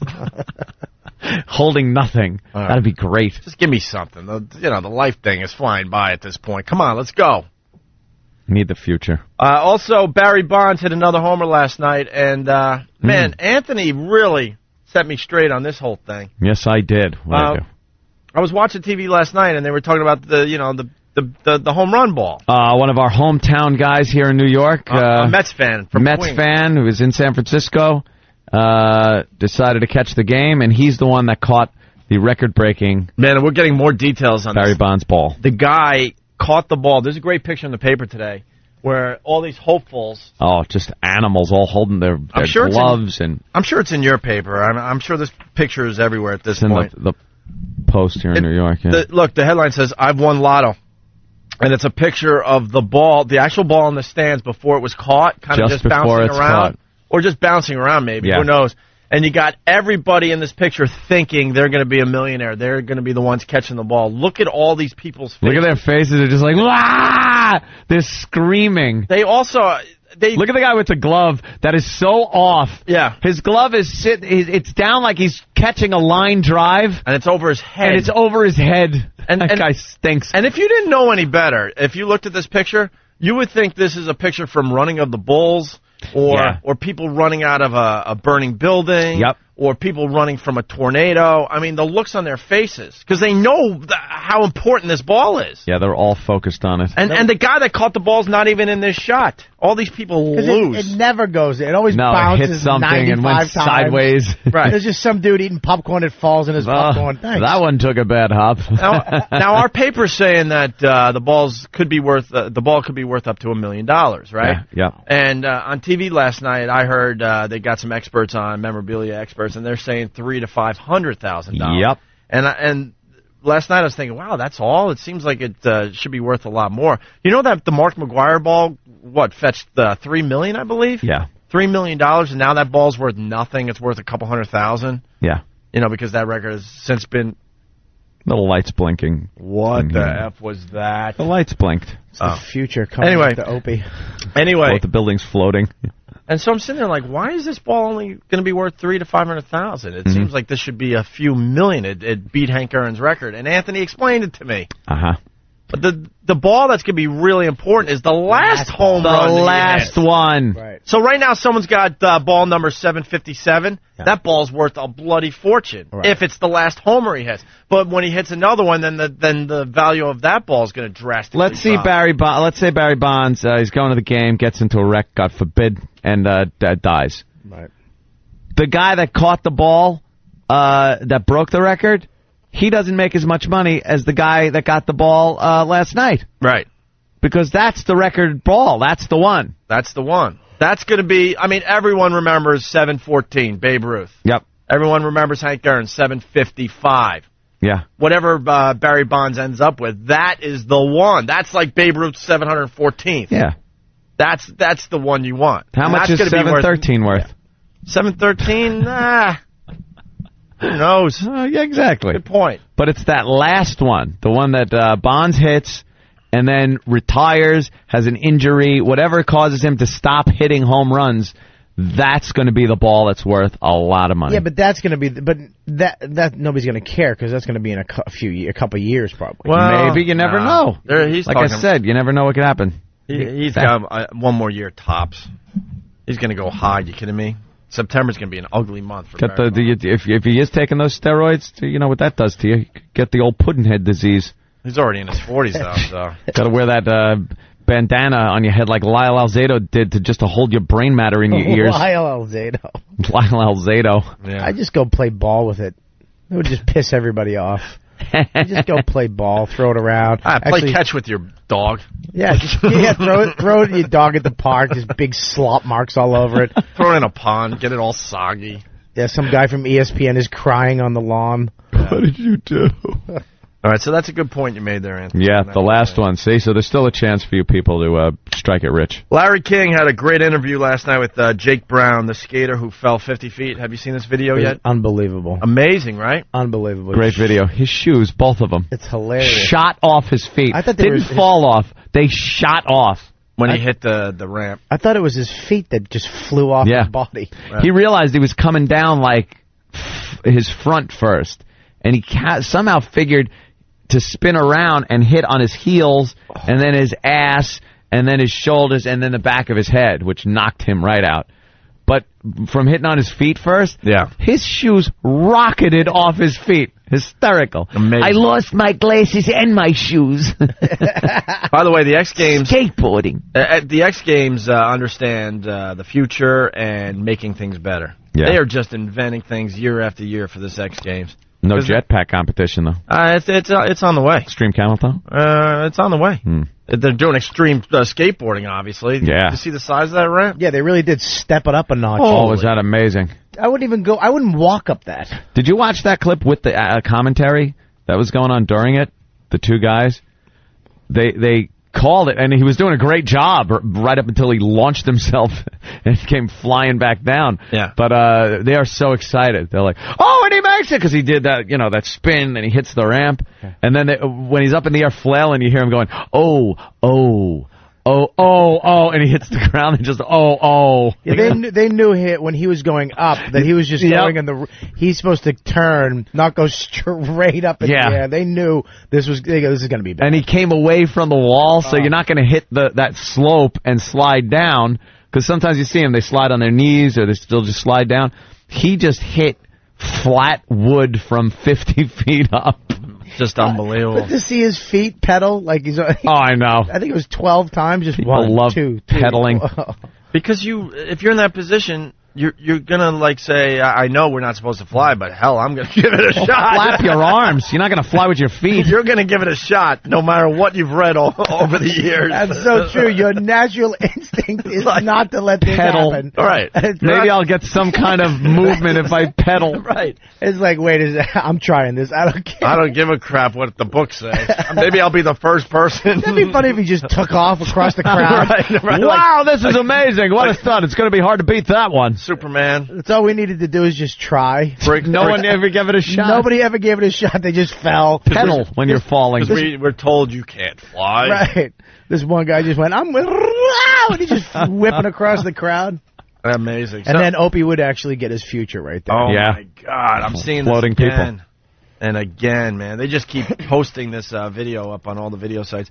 All right, so Larry King interviewed this guy. You want to talk about a generation gap. What could he More of a gap possibly... than the X Games ramp thing. I thought you were going filthy on that one. They're already calling it the funniest interview ever? Why are they calling it the funniest interview ever? We thought we were onto something. Somebody just posted it on YouTube, and all the captions saying this is probably the funniest thing that you're ever going to hear. I think they're going the same angle that we're doing. Larry King. Maybe they're fans of our show, because we've picked up on this Larry King, generation gap, clueless, out of touch. The Motley Crue thing years ago. When he introed Motley Crue and interviewed him first, and then introed him for their comeback, and called him the Motley Crue. The Motley, you got to get those. Tommy Lee, come here. Let me ask you, Tommy. Like he even knows who these guys are. Like he isn't completely disgusted by their appearance. His shoulders are the most. I've never slumped over with his big peanut head. He has a head that's shaped like a peanut with gray hair on top. He's just visually like one of the most disturbing people that's on television. He's just hunched over his head, and then the actual suspenders are like in his shoulders. Like, when a tree grows around a sign on the side of the road? That's what his shoulders have done with his suspenders. All right, here it is. Nicky's not depressed, is he? You're not down, are you, Nick? You're up. Hey, Larry, you got to come out and see one of these shows. Yeah, you start in January. How long are you going to be in L.A.? No, February. You and Tommy are going on tour in January. Yeah, that's right. We headed up. Yeah. Yeah, like Larry King's going to actually go to a Motley Crue show. Bring me some whores backstage. Hey, I'm going to ask the roadies. I'm going to point to some whores in the front row. Bring them back. You can get my leftovers. Ladies and gentlemen, here they come at the Palladium in Los Angeles. They're back together, their first live get-together in 5 years. Get together. The Motley Crue are back. The Motley Crue. The Motley and their little tea party get-together thing. The Supremes. Yeah, he did. It's got to be the. Because back in the day, everything had the. The Drifters. The Doors. It was always the Motley Crue. That's why he said the. The Nirvana. What an ass. Oh, that's the White Stripes. Oh, wait, that's real. Oh, wait a minute. Yeah, I'm going to be touring with them. Ha ha. Let me... What an idiot. Did I tell you the time I saw Ozzy snort ants? It was great.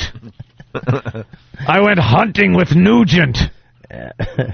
Me and Frank Sinatra tag team Mallorin one night.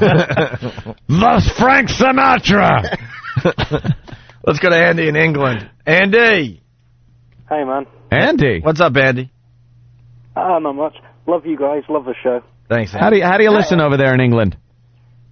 I listen on Pal Talk. Oh. Very cool. How about that? Pal Talk. You mentioned me earlier on Juggernaut. Oh, Juggernaut. Just keep me pretty. I just thought I'd go for a trifecta. One, I'm calling from England.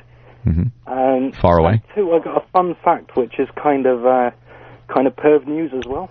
Far away fun fact, Perv News? On Phone Call Thursday. Yeah. Wow. Let's go, Andy.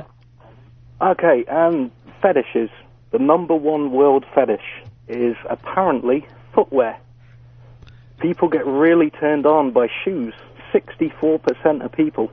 By shoes. That's the #1 fetish? Feet? Yeah. In England or here? And they've even found somebody with a fetish for pacemakers.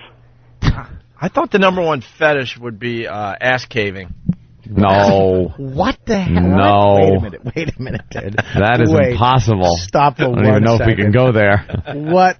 The word cave and ass. I don't know what All right. All right. No, apparently it's footwear followed by feet and toes. Oh, wow. Okay. Really weird. That's a fun fact from Andy. Thanks, Andy. Yeah. All right. Let's go to Brooklyn. It's Andrew. Andrew, what's up? I have a fun fact, too. Yeah. Throughout the space show endeavor, the space show endeavor, the parts that the space show endeavor was actually built. Wait. The what? Space show endeavor. The Special endeavor. All right, wait. It's hold on. There's something wrong with the phones. Andrew, right? Yes. All right, Andrew from Brooklyn. Yes. Okay, you're on the air. What's up?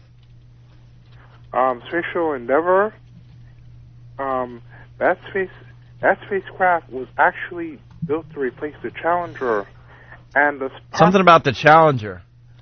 Andy, I can't hear. What? You can't hear him either. No, what ship was built to replace it? I said Endeavor was built to replace Challenger. What? What Endeavor? What? Are we talking about? What are we talking about? No, it's fun fact. Oh, fun fact. Okay, so what's your fun Thursday? What's your fun fact? It's what Spatial Endeavor was built to replace Challenger, and the parts that were used. The what Endeavor? I didn't hear that. The space shuttle. Yeah, okay, but which one, bro? You talking which about one? The first one, and then there's another one. What? Because my. Hold on, I'm getting a thumbs up from Tim. We tweaked it. All right, all right. The phones are working. Go ahead. You're gonna have to start over. Sorry. Start over. Sorry, Andrew. Go Andrew. ahead. This sounds really interesting.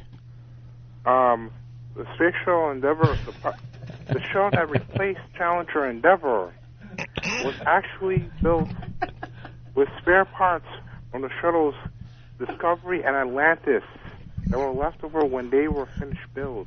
From when what? They finished building both. The Atlantis? No, I said Spatial Endeavor. It's spare parts. The parts that were used to build it. excuse me. Yes. The parts that they used to build the Space Shuttle Endeavour came from. Said it again. Yeah, it came from. It came from Space Shuttles Atlantis and Discovery because they finished producing the space. Excuse me. Yes. Yeah, sorry. I'm sorry. I have a bad phone. No, continue. No, your phone's fine, dude. It's a good That phone. phone. That thing was messing up, though. So what, I don't understand, though. You're saying the spare parts were used from Challenger? No, excuse me. I'm saying Space Shuttle Endeavour. The material that was used to build Space Shuttle Endeavour. What about the other space? What's the Challenger? Yeah. So that was built to replace it. Endeavour was built to replace Challenger, and the spare parts, all the parts that are used to make Endeavour came from Discovery and Atlantis because they were finished. They already finished building them, and they stopped producing space shuttles after Atlantis. Right. Atlantis was built in 1985. So then, all right. So they took those spare parts and made what? Yeah, sum it up. So the what replaced the what with the what? Endeavour replaced Challenger. Wait, what's Endeavour? Space Shuttle Endeavour. Right. And the material that they used to build Space Shuttle Endeavour were leftovers from Discovery and Atlantis. Oh God! Wow. So the space shuttle in what did he say? Endeavour. Endeavour. Endeavour. What is it? Special Endeavour. What is it again? Say, you got to be clear, dude, and say it loud. Yeah. Space Shuttle Endeavour. Right. Okay. All right. Thank you for that. Well, it is Fun Fact Thursday. Mush mouth. we all learned something from Andrew in Brooklyn. Yeah. Thanks. Thanks, Andrew. Yeah. Andrew. He was hit by the tornado. Oh my God. Still feeling the effects. My father used to burn me. Oh, Special Endeavour. Stephen S. from Bayshore. Does this idiot put Novocaine in his coffee? I'm going to be saying that now all day.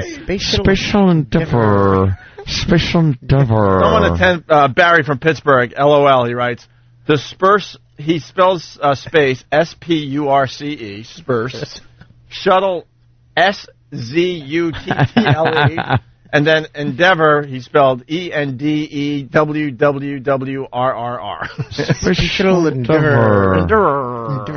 All right, yeah, we have to break. Oh, we have to take a God, break. Pal Talk people, don't do this to me. What happened? What happened? I like Smurfette.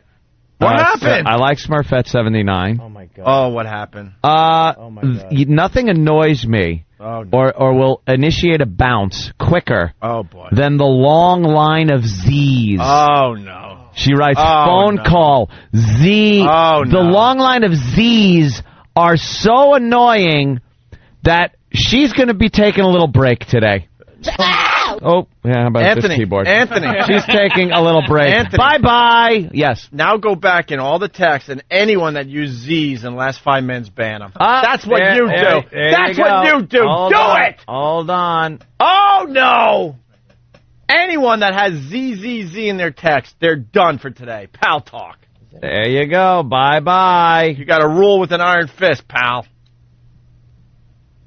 Oh, they're screaming no, but if you use Z... Sorry. If you use Z's... They know I hate the Z thing. When I look down and just see, we're in the middle of something, we're having fun, doing a show, and I got to look and see Z. If you're bored and don't like it, I won't... I'll do you a favor. I will make it so you can't listen. On Pal Talk. There you go. Now go back, and everyone I am. Z. If I see any... Another one? That's already gone. All right, good. Let me see. Oh, I almost missed that. Oh, no. Oh. Who else goes? Well, let me see. Oh, boy. No code? Did you bail out on me thinking I can't... Find you? Look at that. Look. Not only...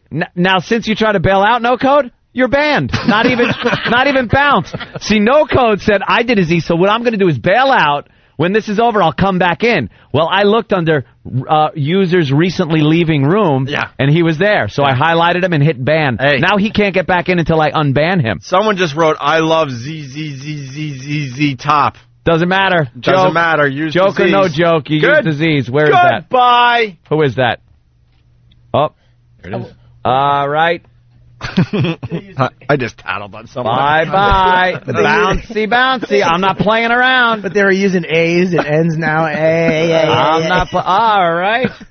Oh, there's another ZZZ. Wow, that guy's ballsy. All right, he's gone. Oh, another one. You got your hands full now. That's all right. It's going to be a room of nobody today. That's all right. Oh, but someone did ZZZZ with winky eye. Is that okay? We explained the winky eye yesterday. No? Not okay? Oh, boy.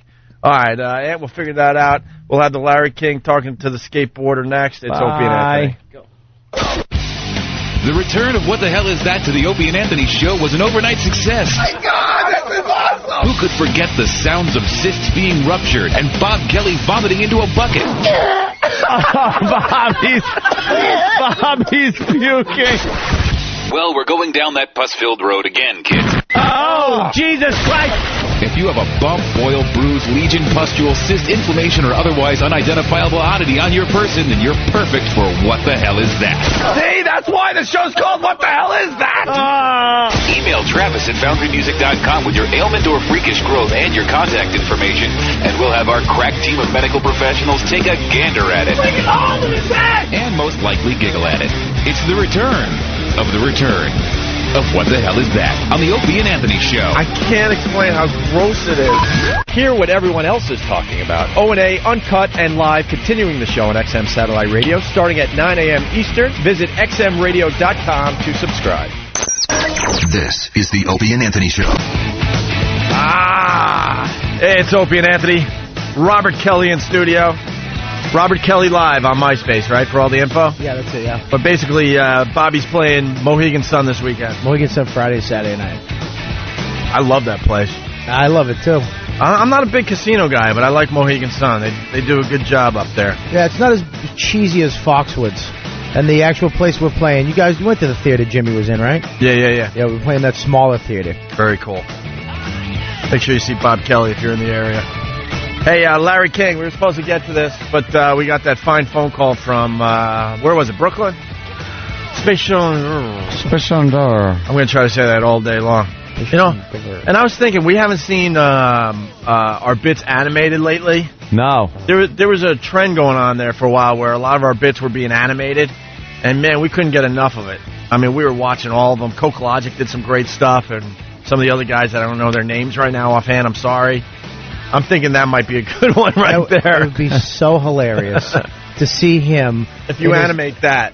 But he's actually making a time machine behind him right. while he's on the phone with you. And there's just like, he has a lightsaber that works. Yeah, there's something very visual about that, you know. I'm thinking Beautiful Mind, you know, all that crap's going on. Numbers everywhere. Yeah, at his home, and then you cut to us in the studio just laughing and just... His mother comes in. What are you doing? I'm making a spatial endeavor. I'm fixing it. Fun fact Thursday. Spatial endeavor. All right, we got Larry King interviewing Jake Brown, and people are picking up on this and saying that it's the funniest interview ever. I guess because, Larry King is pushing 80 and this kid's pushing, 17? Yeah. and Larry King could know nothing about skateboards. Yeah. Nothing. But you got to have, the people making the news on Larry King. Man. One time I took the bottom half off a scooter that was made out of a fruit box and a 2x4 and used it as a skateboard to get away from Biff. You think Anderson Cooper is just giving Larry King, fried food every day? Can't wait to step into his seat. Larry's keeping it warm for now. So here we go. Larry King interviewing Jake Brown. Of course, a skater who fell almost 50 feet at the X Games. Yeah. Did you know you were in trouble? Yeah. By the time I got to the top of the ramp, I knew I was in big trouble. How badly were you hurt? I think there was a lot of adrenaline at first because I wasn't really that hurt right away. I felt What's your injuries now? I got a fractured wrist, a fractured vertebrae, and bruised liver and lung. How long have you been skateboarding? Some crazy whiplash. About 20 years. Why?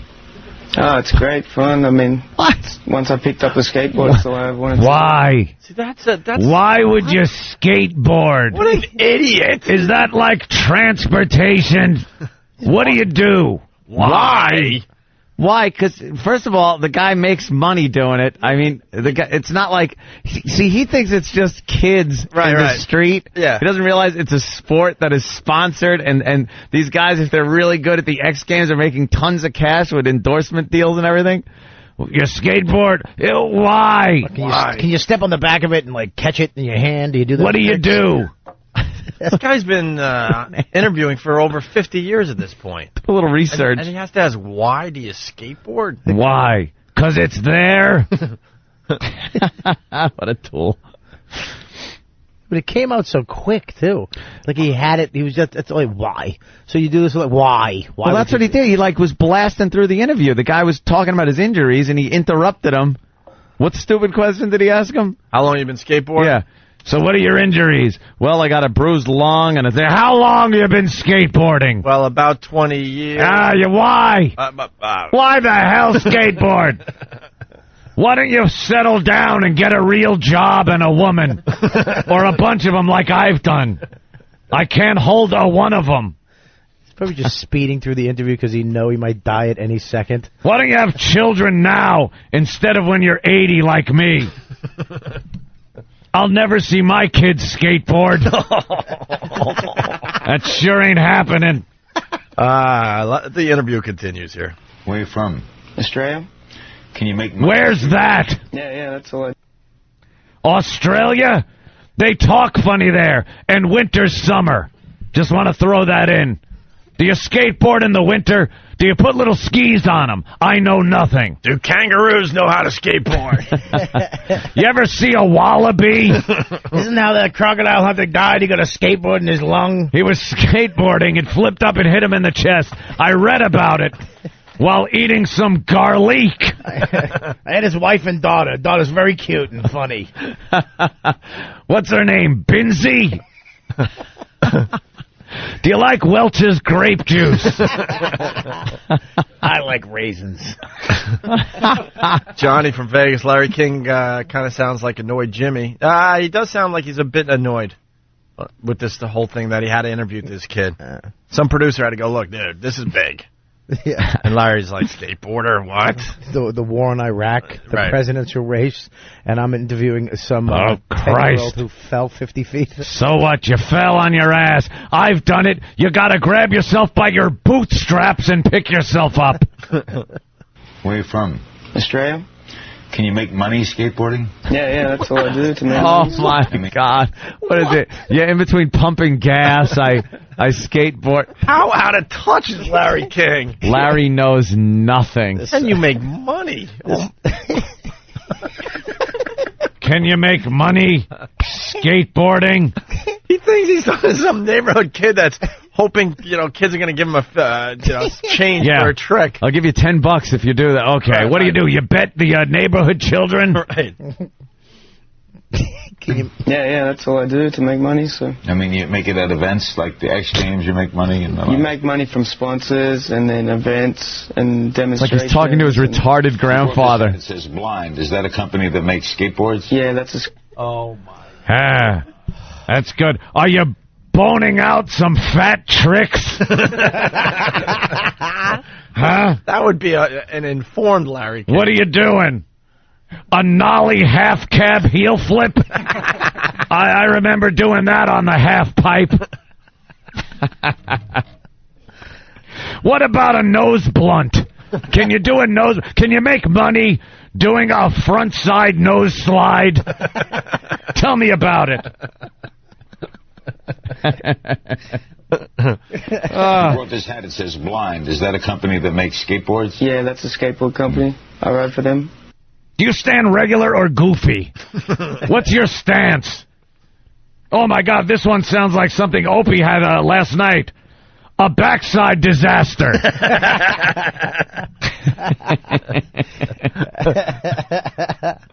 What about that speed wobble? What about the backside nose grind? Can you do that? Do one for me now. Oh, you can't? I'll pay you for it. I'll give you $3. Can you make money? Is he? Come on. Why were they entertaining this? What I don't understand with Larry King is like, why? How would it hurt if you brought in like a young dude to like talk to the young dudes? You know what I mean? Yeah. Like just like maybe let somebody for 10 minutes take over your stupid desk and get a real interview done. Get somebody that knows maybe not even knows the sport, but like is young enough where he's in touch with it. Alex Rodriguez, you play baseball, you make money at that. Can you make money just like hitting a ball? Do you get a pension plan? Yeah, how does that work? What about dental and skateboarding? Do you put money into your 401k? How do you supplement your income? Like the old baseball players? Are you a truck driver in the off season to pay the bills? You deliver pizzas with your skateboard just to make a little extra cash. A moron. He hates All right, when you're going up, what's the key to skateboard? Do you do things that other guys don't do? I mean, are there certain jumps that you do? A lot of people have different tricks, like signature tricks and stuff. But, what's yours? See, he cuts him off. You're right. You nailed Other it. guys have signature tricks. What's yours? Tell me now. Jumping off a 5-story building. End this interview. The biggest trick is getting through this interview with you, you wanker. Signature tricks and stuff. But, what's yours?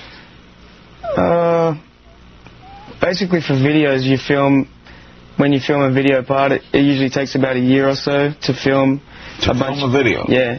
A year? And it'll be like a 2-minute segment for each rider or whatever. What's your graffiti tag? Wow, so you did an indie nose bone, and then what? Quick answer, I got another question. Oh, is he an idiot? Everyone's doing their Larry King on Instant Feedback. Booby Man from Brooklyn in Larry's voice. Why skateboard? Why not the bike with the big front wheel and the little back wheel? And then Kevin from Northern Virginia interviewing Bill Gates. Can you make money in software sales? What is that? Like video games? Like Pong? Microsoft, are they one of your sponsors? That tells me it's something small and soft. What does that mean? We used to get a couple bricks and some plywood and do little jumps in my day, too. That's right. I used to jump over a milk crate. Have you ever jumped over a milk crate? It's not as easy as it looks, you know, kid. Why skateboard when there's the horseless carriage? Back in the day when I was 60 years old, I used to play Evel Knievel. You ever do that with your bike in your front yard? You get a basket and make a basketball hoop for the kids in the neighborhood. Our jumping events were mostly equestrian. Jeez. We would do the fox hunt. The fox hunt. Oh, man, he is lost in this interview. Lost. Oh. Can I do some of these tricks on my little rascal? I have a little rascal scooter. Is it possible to do, let's say, the electric Frankenstein on my little rascal? Nate Sack from Jericho as Larry. I did this great trick last week on my show. I killed off Tammy Faye Baker.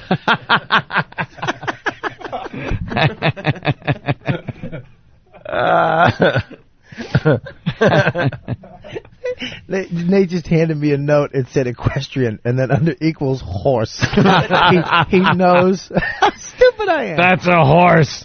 Jason from Rye. Microsoft. Is that the opposite of Viagra? I did a kickflip fakie the other day just getting out of my car. I broke a hip. Chester's liver. Look, man, I have to do this. If you want to dump out, you can. As Larry King. In my day, extreme was bringing home a black. It just took a Come turn. on, that's just funny. I'm sorry, that's funny. He's old and intolerant. This just took a turn in the right direction.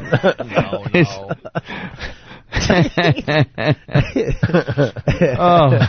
Never hear of the Motley Crew. In my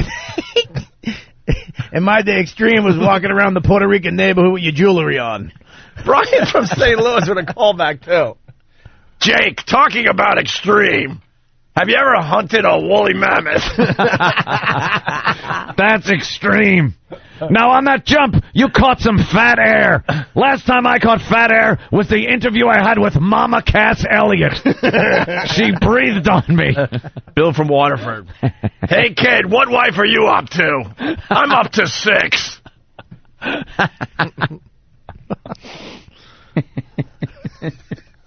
Oh, God. Funny. Dopey Larry King. All right, here we go. More Larry King interviewing Jake Brown. Boy, that's pretty great stuff. Yeah. How important is the board? How important is the board? You know, can't you just put roller skates on? I don't know, Larry. How important is that microphone in front of you, you idiot? How important is the board? How important is the board? How important is the board? Do you really need it? Aren't the wheels the thing doing all the work? Is there some kid just typing questions and just messing with them? Type how important is the board? See what he says. Hey, what's your pump music? Benny Goodman? That's some good stuff. That should get you psyched. How important is gravity to this whole thing that you do? Do you need gravity? Seemed to have hurt you the other day. Gravity. Would skateboarding be better done in space? My question. A knife troll bong. Could you do that in space?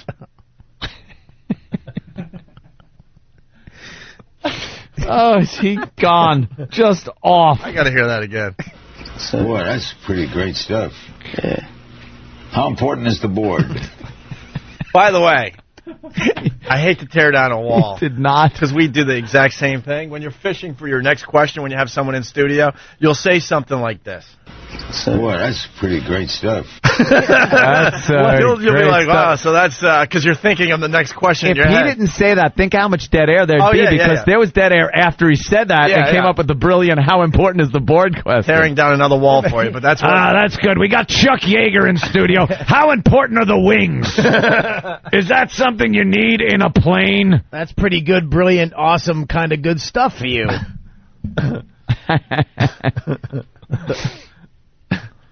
Oh, what an ass. Just a douche. That's pretty great stuff. What is that? Boy, that's pretty great stuff. Yeah. How important is the board? The board's one of the main things. The board, the shoes. The shoes. Why is the kid? I would have been like, Larry. How important is the board? Could you do this without a board? I mean, could you just put wheels and then... Considering it's called a skateboard, how important is the board? It came second. Skate, I think, is more important than board. Hey, I think Larry, what is that music called that you the pump music? What is the pump music? A little Benny Goodman. Well, here's your pump music right here. Oh, there it is. Larry King on a skateboard. Everybody. Yeah. Here comes my front side shove it. All right, my kick flip lip. This is great. Into the quarter pipe, all goofy-footed, into a Smith grind. A Carbondale run into my Ollie fakie. Wow, am I kicking some ass. All to Benny Goodman. He sure could play the licorice stick. Oh, man, we got the line. That's why we had the greatest listeners in radio. I'm not, we give you a spot on this show, that's for sure. Brian in St. Louis, bravo. Jake should have turned it around and said, well, how important is a good prenup, Larry? Wow, that was good. That's the line right there, Brian. All right, here, let's get the rest of this clip out there. Boy, that's pretty great stuff. Yeah. How important is the board? The board's one of the main things. The board, the shoes, the wheels. It all comes into play. You want to feel comfortable with your entire setup. The air we breathe. That poor bastard probably wished he was back falling 50 feet than sitting and talking to this fossil. Oh, man. How important? What? A train wreck, skateboard move, or this interview? You tell me, callers. But the thing is, there's nothing else to go. It's not like racing where there's like a million, the car, the pit, the crew, the everything. It's just a kid on a skateboard, and that's it. If you were going to use one skateboard lingo to describe me, would it be dope shifty? Because I'm feeling like a dope shifty right now. Someone from their cell phone, I would love to give you credit. He writes, hold on, it's updated on me. Oh, I hate when this happens. Good line, too. Can't you just run up and down the ramp? Could you use a toboggan? We used to, skitch behind the ice truck in my neighborhood. They deliver big chunks of ice to put in the ice box. Andrew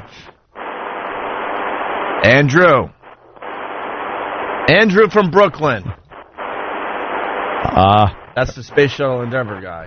Oh, I just can't hear. Call back? Now we can't All right, talk. listen. We unfortunately have to take a break. No. Well, we can continue. I want to hear more Larry, please. Is there more? I got to hear more Larry. And maybe we'll give you a Pat Duffy update next. How's that? Oh. We're talking with a member of the 82nd Airborne. How important is that parachute?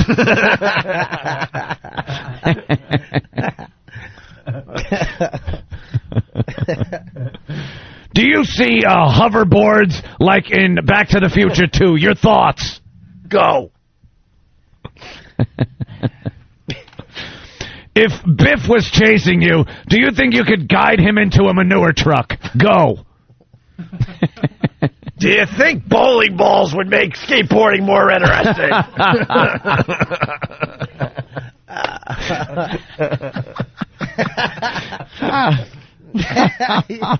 Oh, my God. Your thoughts on marbles and skateboarding?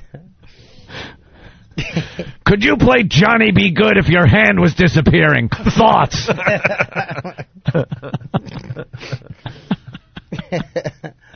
We're talking with Marty McFly. I mean, who? What's your name? I forgot. What an out-of-touch tool. Skateboarding with no ramps. Your opinions and thoughts. Fireman from Pittsburgh as Larry. One time I got into a nosedive fakie into a clueless bomb slide, and I finished strong with a dead air 50-50. Your thoughts? Was kicking ass. Your thoughts? When I fell off the toilet, I drew this. I call it the flux capacitor. What do you think, Marty? We're interviewing Pat Duffy. You can do this all day. Are staples important? Who's better, you or the bulldog skateboarding on YouTube? Because that dog's pretty good. He pushes himself. I've never seen him fall 50 feet. What is YouTube? By the way, I shouldn't have even known that. Holy crap, John from Brooklyn. You know, the Motley Crue. Yeah. Oh, my God, this is good. Larry King. I'd like to introduce the.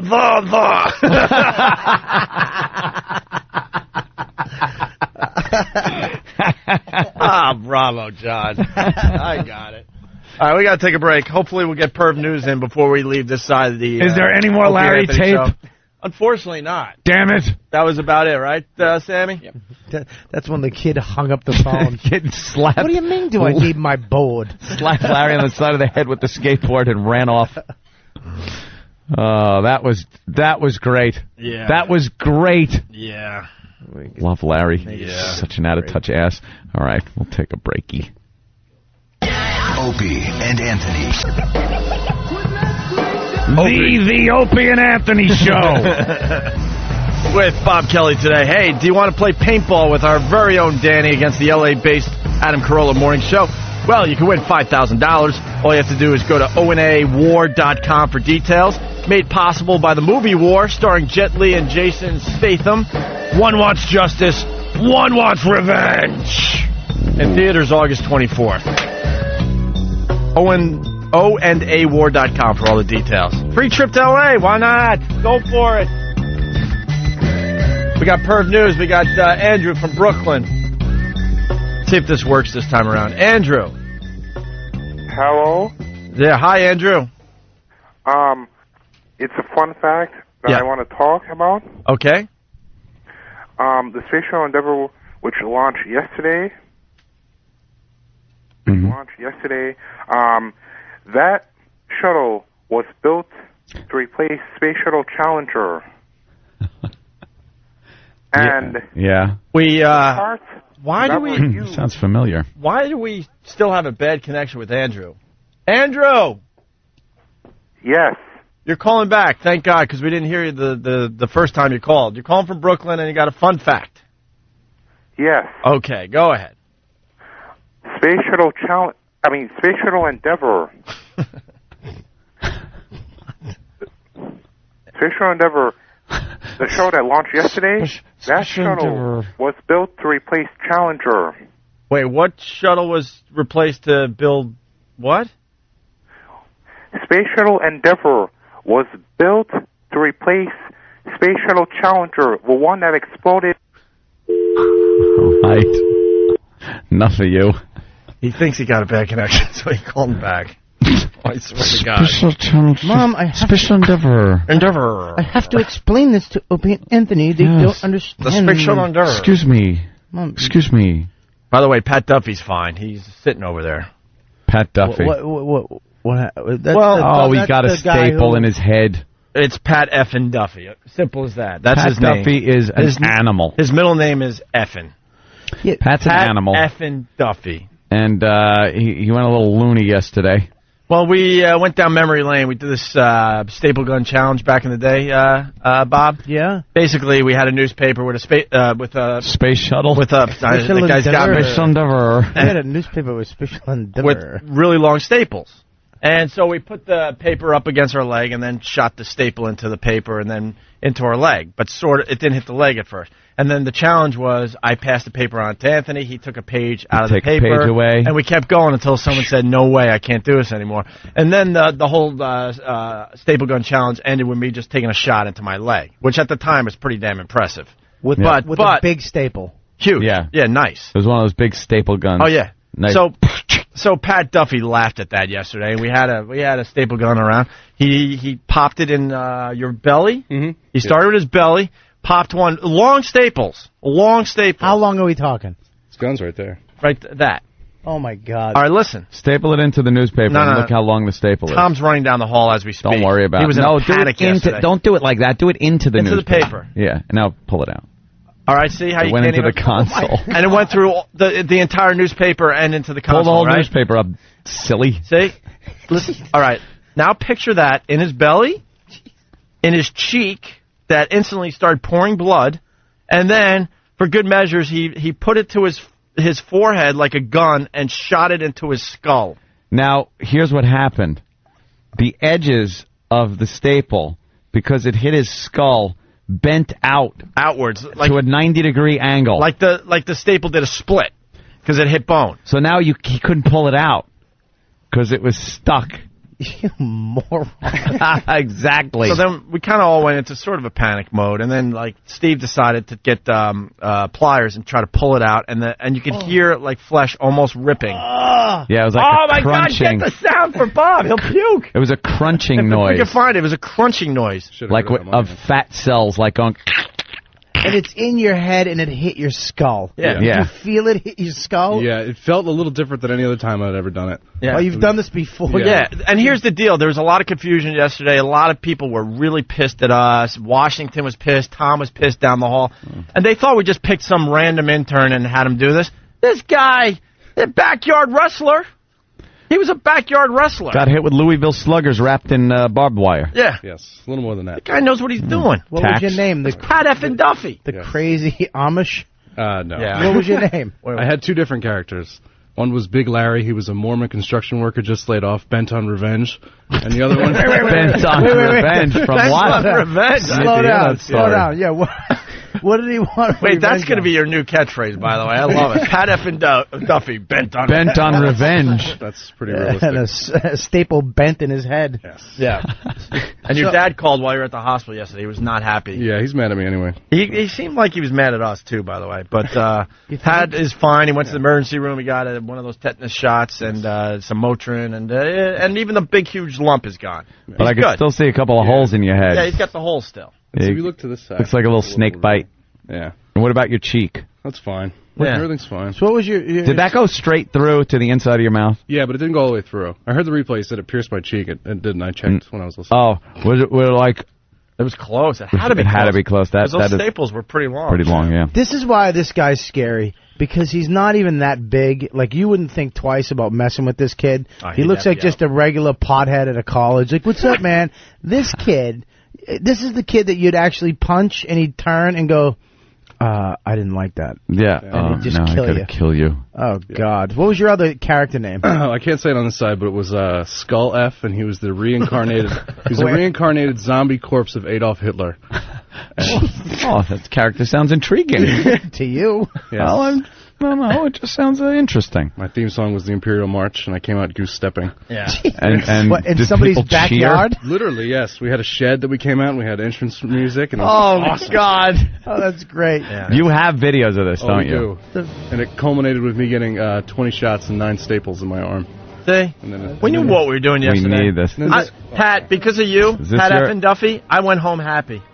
I don't care what, Tom all mad. He's got a job to do. He's the hall monitor. I get it. They're pissed in Washington. I was so happy all afternoon yesterday. I'm like, that's good radio. Yeah, and Johnny from Vegas says it all. He says a good rule is that the more pissed the executives are, the happier the listeners Right, are. Exactly. Hey, did you have a mustache? Did you grow in a Hitler mustache? No, I used to draw it. Well, I had a skull mask that I drew a mustache on. A Hitler mustache on it? On the skull mask? Yeah. And you come out as a zombie reincarnated Hitler. And I used to just stumble around and then, and throw out, Hitler, Heil Hitler salutes. Yeah, and I used to just yell, like gibberish German. I'd be like, Tastigen! Snagen! You're asking... Like video games? Yeah. Like Call of Duty? Yeah, fake German in those dumb games. Yeah. They're not saying anything. Oh, my God. You are an ass. Could you imagine being the neighbors, you're having a barbecue, your brand new outdoor pool. Hey, kids, you brand new deck. And then just to see him... What did you wear Jumping as from far a as roof with clothes? a skull mask on? I had an old green suit jacket, and I wore my skull mask, and one of my buddies actually had actual Nazi memorabilia, so I had an actual Nazi armband with blood on it. Yeah, the swastika armband. Swastika armband, and I used to have a sword that I'd carry around. And that was really it. Actually, blood is going through his body. Anthony's filling up right now. I'm just imagining what you were saying. The neighbors, what would they think seeing this happening in We were the a pretty rural area, so. Better have been rural. Where, Austria? Where? Out in the middle of the woods. Where was Mom and Dad as you're jumping off roofs? Letting me do it. Were they making crosses? Yeah. Oh, you got to bring the videos in now. The listeners need to see some. Why, you have videos of this? Yeah, they all. We would have monthly events every month. Where have you been? Have you, dude, anyone that has done backyard wrestling has video. It's not even a question. So your video is a key part of this. How important was the Hitler mask and the mustache? It was essential to the character. Now, goose stepping. This isn't popular. Why would you do this? What type of stapler you use? A swing line? See, so Pat Duffy laughed at that trick yesterday. I know. Everyone else panicked, and even Pat Duffy's like, I don't want to go to the hospital. I've done this before. Relax, everybody. I don't want to ruin anyone's day. Yeah, I didn't mean to piss everybody off. Everybody got really mad at me. Oh, dude. No one got mad at you. Phone calls. one boss talking to another boss. It was just all-encompassing yesterday. Agents getting involved. It's like, well, everyone just relax. It's Pat effing Duffy. Just wait. I got a few words when we go to the dark side today. Oh, yeah? Oh, I do. Oh? I got a couple of words. Is it the F word? Can you stop, Anthony, can you stop doing that? What? You keep grabbing the little loops on the back of your shoes and pulling your back of your feet up to your ass like a dirty stripper. Like a marionette. You just look like the stripper when she's like doing that little move and then she grabs the bottom of her high heels and no one would look at me ever, no matter what I was doing. If I was stripping on that pole, no one would look at me and say I look like a stripper. Well, I'm just lifting my shoes up. Lifting your feet. It's fun. You put your fingers in your little heel loops at the back of your shoes that are used to pull them on, and you pull them up and down. Well, I'm sitting here. What am I supposed to do? Hey, we got to do a little perm news before we get out of here. Pat Duffy, please plug your mom's flower shop. Krause's Flowers in Clinton, New Jersey. Krause's! Exactly. KRAUSESflowers.com. Buy some flowers, support my family. He got a hospital bill yesterday, so go buy a bouquet of something. Duff, you'll be getting that pretty soon. All right, that's it. All right. Where Tom's going to run in and shake you down for some cash. Yeah, really. I'm sure half the sales staff is on the phone with the flower shop now. Would you like to buy some time on the Somebody Opie actually show? called a Staples A stapler company yesterday. Yeah. They're I swear to God. geniuses back there. They are. They're smart. geniuses. Soon, a man appears wearing a red cap. Uh-oh. I'm in trouble here. One signal, he's there for sex. Deputies say he exposed himself 3 times during a canoeing trip. Hey, look at my... He walks naked with a ski mask covering his face. Now they say he's hiding on porches, looking through windows. Opie and Anthony. They're men hunting for another man to have sex with. They're men hunting. That's a great promo for Perv News. Good one. We'll do one quickie, and then we got to get out of here. Priest goes for nude run at high school track. Oh. Yeah. A Catholic priest is facing an indecent exposure charge after police say he jogged naked at a high school track. It happened in the town of Frederick, north of Denver. Fox 31's Tammy Beagle is live there tonight. Ron, the 53-year-old's father heads 3 Catholic churches in this area, including St. Teresa's here. Tonight the church is quiet, no services, but there will certainly be prayers for the father as his case proceeds through the courts.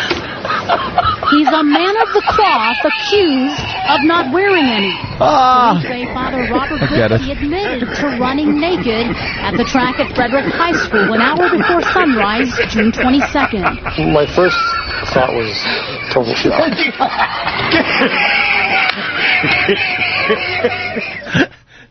What was that? My first thought was what? I don't know. Oh. I just like the smokers laugh. That's all I care about. My first thought was what the F or something, I'm sure, right? Why don't they get it? A man of the cloth not wearing any. I guess. No, the priest is claiming innocence in this story. It was How before can he claim innocence? because it was before the sun rose, and he's got an excuse. Here it is. A police report quotes Whipke as saying, "I'm a heavy man, and wearing clothing while running makes me sweat profusely." Then said, "I know what I did was wrong."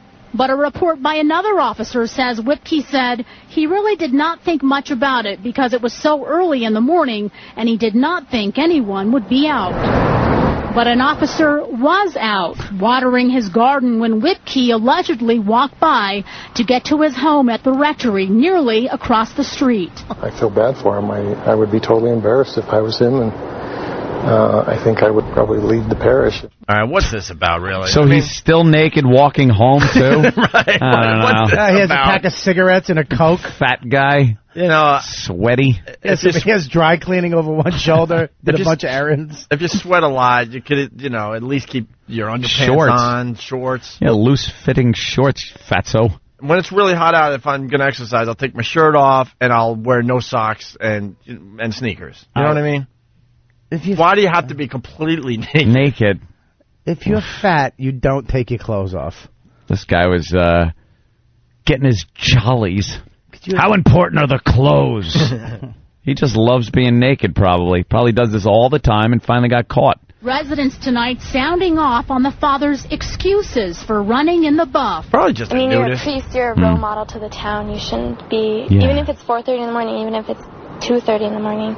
You shouldn't be running around naked. It's a law. You should do it behind closed doors. Right.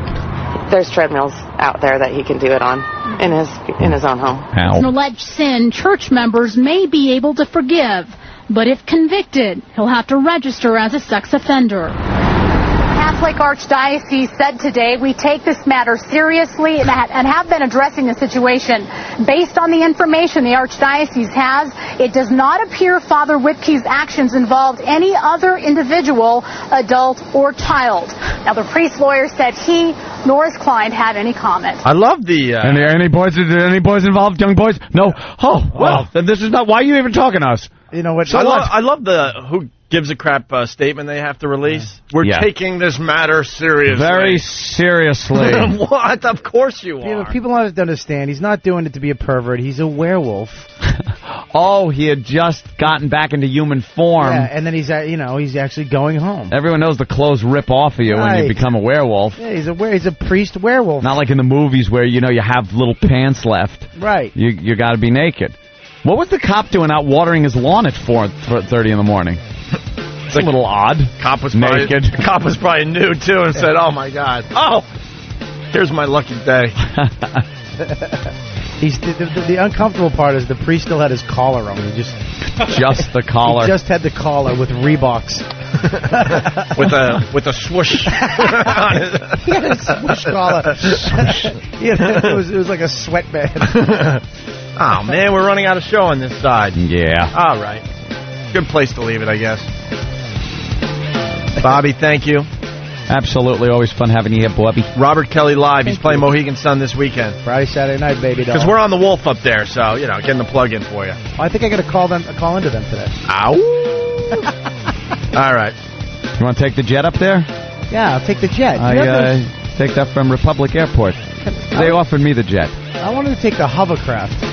There is none. There's no floating buildings or hovercraft. Floating buildings. Got Opie all upset. Yeah. It's Opie and Anthony. Have a great day.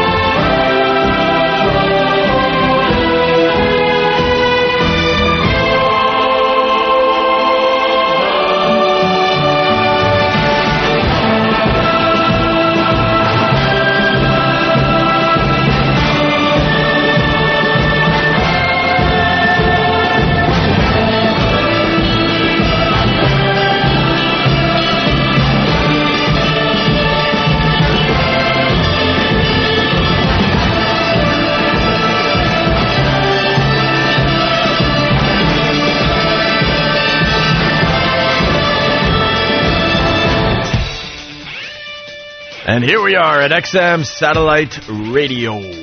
Radio. In between shows, Anthony and I, we go down the hall there.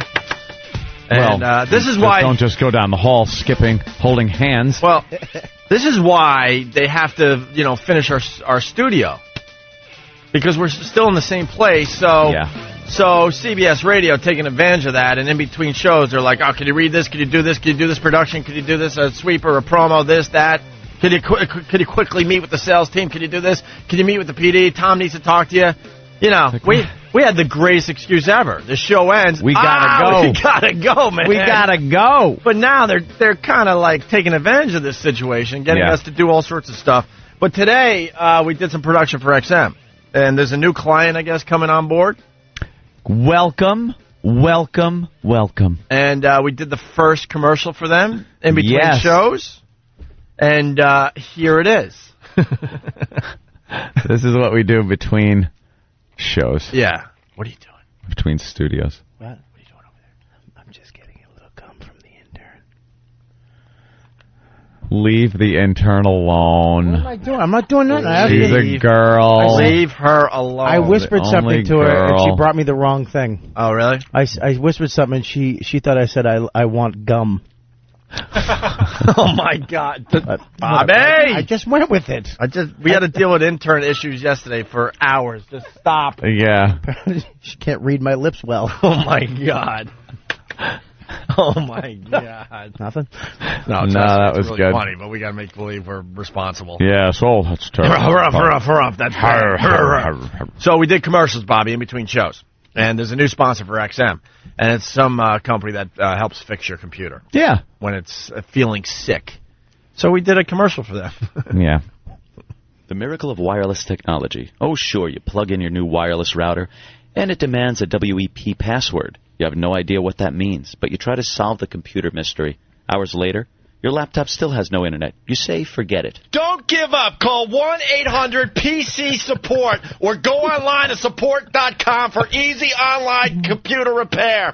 Tell them your PC problem. They will give you a free estimate. Say yes and relax. They'll fix it. Here's how. The solutions engineers at 1-800-PC-SUPPORT will remotely access your desktop while you're still on the phone and help you get your wireless connection to your computer. Guaranteed or your money back. They're smart, patient, and friendly. They're right here in the U.S. And after almost a decade of solving millions of problems for corporate America, they know how to fix almost any computer issue. Call now for instant technology relief. 1-800-PC-SUPPORT. And for a limited time, tell them you're an XM listener and receive 15% off. That's how I get out of doing production, by the way. And that's no joke. That's what they get today. That's it? Yeah, that's it. So they have to take what you give them. Yes. That's fantastic. That's just fantastic. That's a beautiful, fantastic way of abusing power. I love that.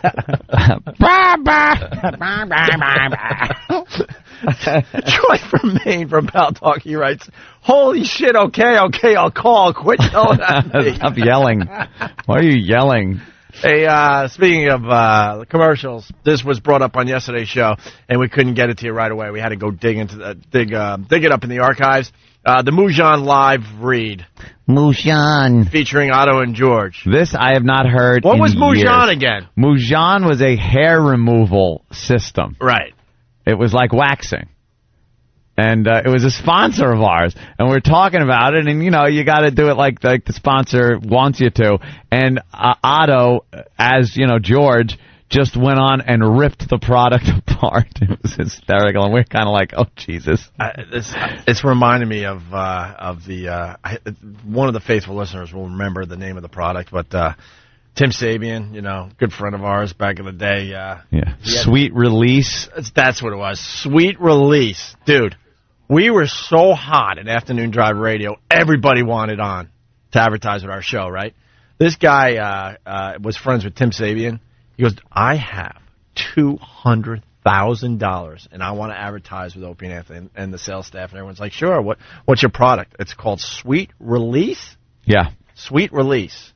It's a tablet that you take, and your cum taste like apples. Really? Crisp or apples. cherries or bananas. It was like Sweet different release. flavors. Makes your stuff taste like a hard, crisp apple. Hard, crisp apple, and they were working on other flavors. And we looked around like, you're shitting us, right? You're filming this. Stop. We're in on the joke now. We're not this stupid. They swore that this was real, and we actually ended up running commercials for this dumb product. Did you ever test it? No. Why? Huh? Take a nice pill and then. We took this guy's 200 G's though, man. No problem. No problem. Sweet crisp apple. Yeah, that's what you want. All right. Yeah, nice sour tasting Come load. here, honey. Here's Otto George. So here's Mujan. Tastes like an apple in a pool for a week.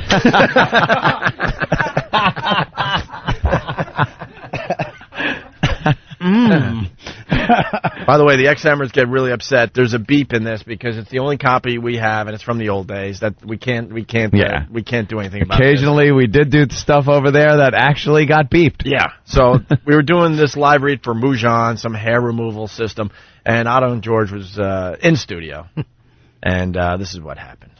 Uh-oh, I hope we have a lot of delay for this commercial. Anthony? Yes. Mujan.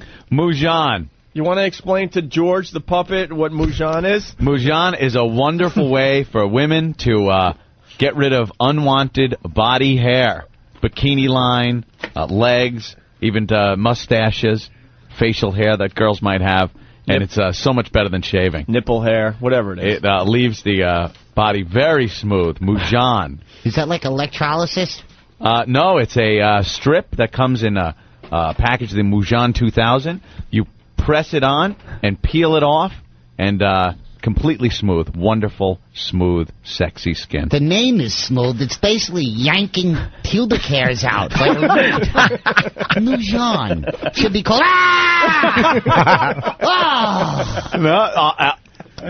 We just spoke with the people from Mujan. Yeah. We had a demonstration in our office. It is quick, painful, and completely removes hair.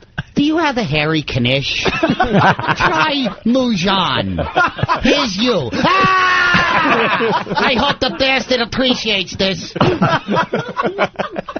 Yanking my hairs out by the root so I look good in a sundress. It should be called... Yankee? Okay. Wait, that line has to be on the radio.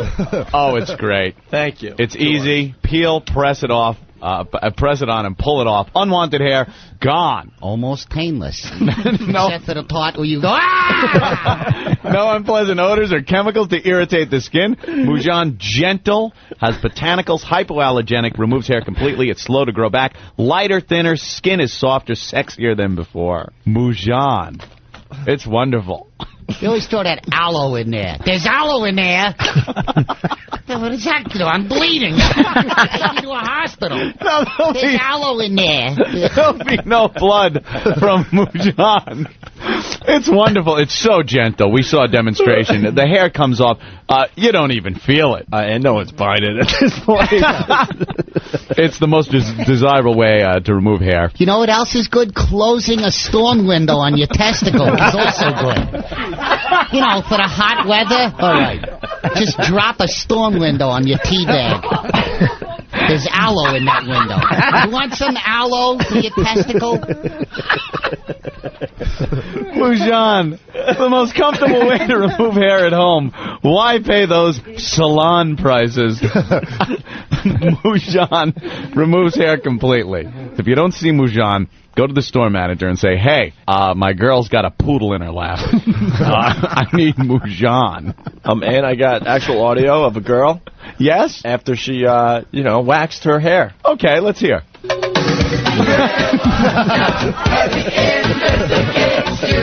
See?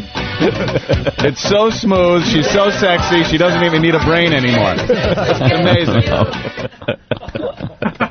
So to get hair off of that...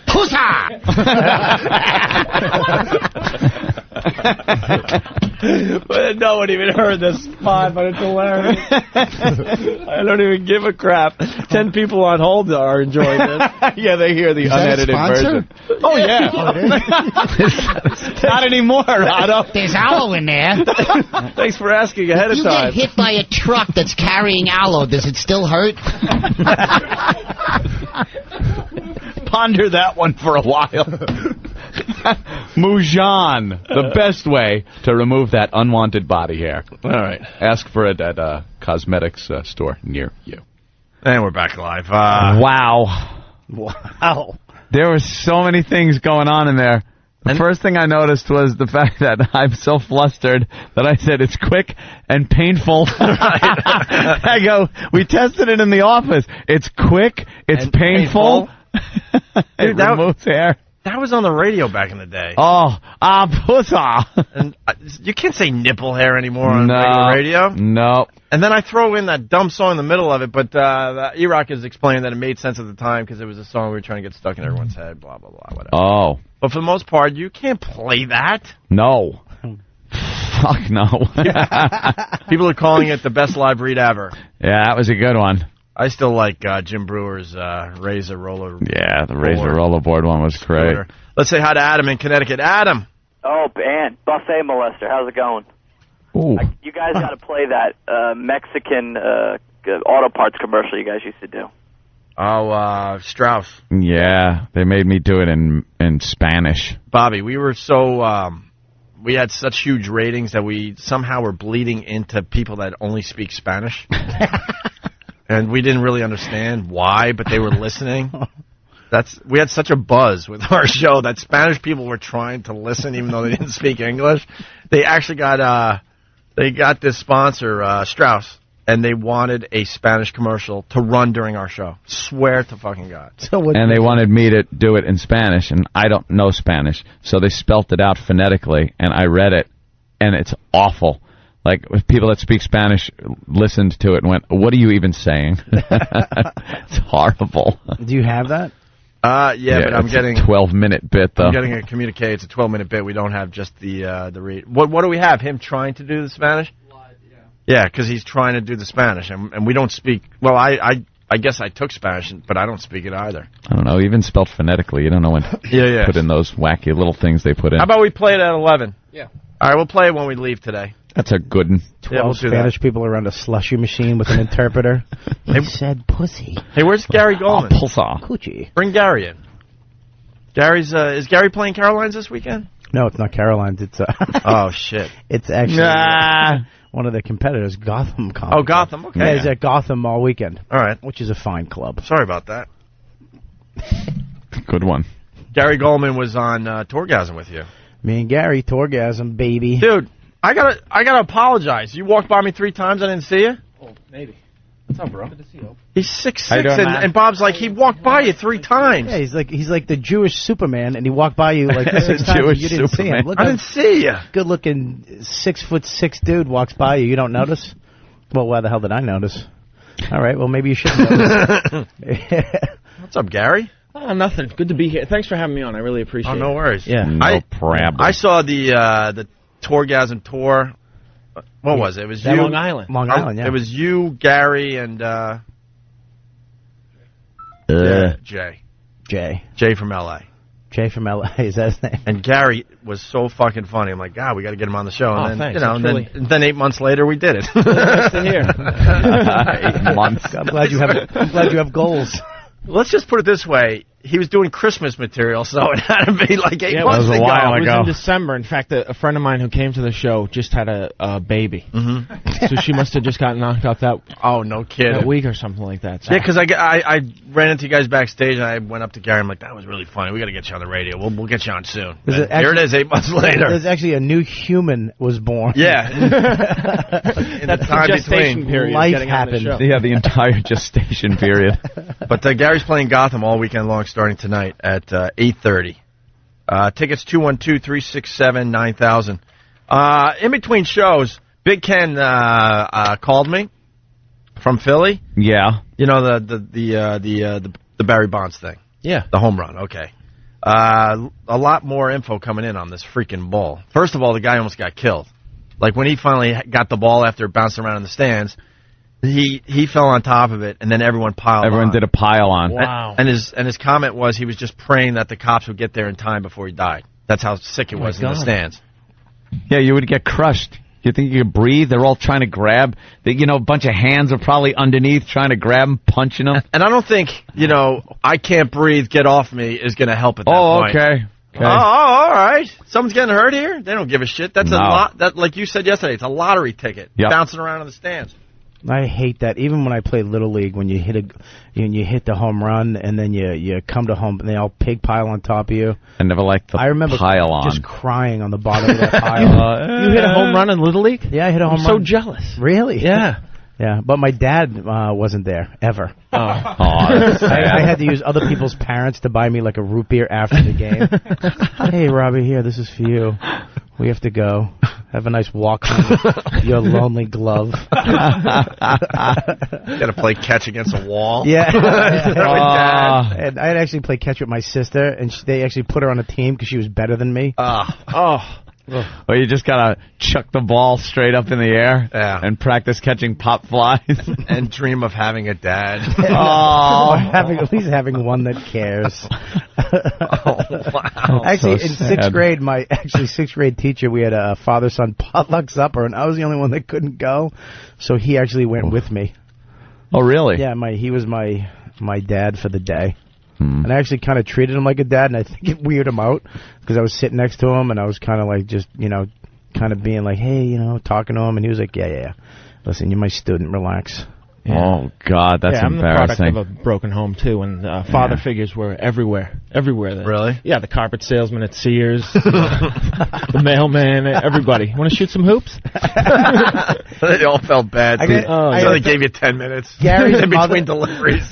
Gary's mother has to be one of the funniest moms I've ever met. She is, you picture Gary's mom. I always picture like a lady, I don't know, just, hi, how are you? Nice to meet you. I'm Gary's mom. His mom is the funniest lady ever. She just comes up. She goes to all my shows in Boston. When I'm in Boston, and I'm dirty. And when I'm in Boston, I'm disgusting. And I used to get nervous the first time there. She'd be like, I'm here. I'm Gary's mom. And she's just like a Boston mom. And she's like, you were wonderful. And I just talked about the inside of a vagina for 20 minutes. That was so funny. Meanwhile, I say shit. She writes me out of the will and won't even talk. Oh, really? Yeah. I'm not allowed to You swear. get the That's Gary. That's Mom. not you. Leave that to Bobby. I went to the one of these father-son things that reminds me, because my parents divorced pretty early on. But they were together long enough to make me completely miserable by them being together during my time I was in school, elementary school and stuff. And I wanted them to do things. Like, I wanted them to be real parents and stuff and go on. Like, I wanted my mother to be the mother that went on the field trips on the bus and stuff. And I wanted my father to go to the father-son things. And they went to a couple of them. And all I know is they were constantly hung the fuck over. No. Like, so bad. Because they had to be drunk at night to even deal with each other. It was just a wreck. So one time I went to go see You're a Good Man, Charlie Brown or something in the city here. Take the bus out from Long Island, field trip. Yay. And my mom is all gussied up like a whore. She gussied. Well, I used to like tell her, could you put your hair in pigtails and wear your go-go boots and a skirt?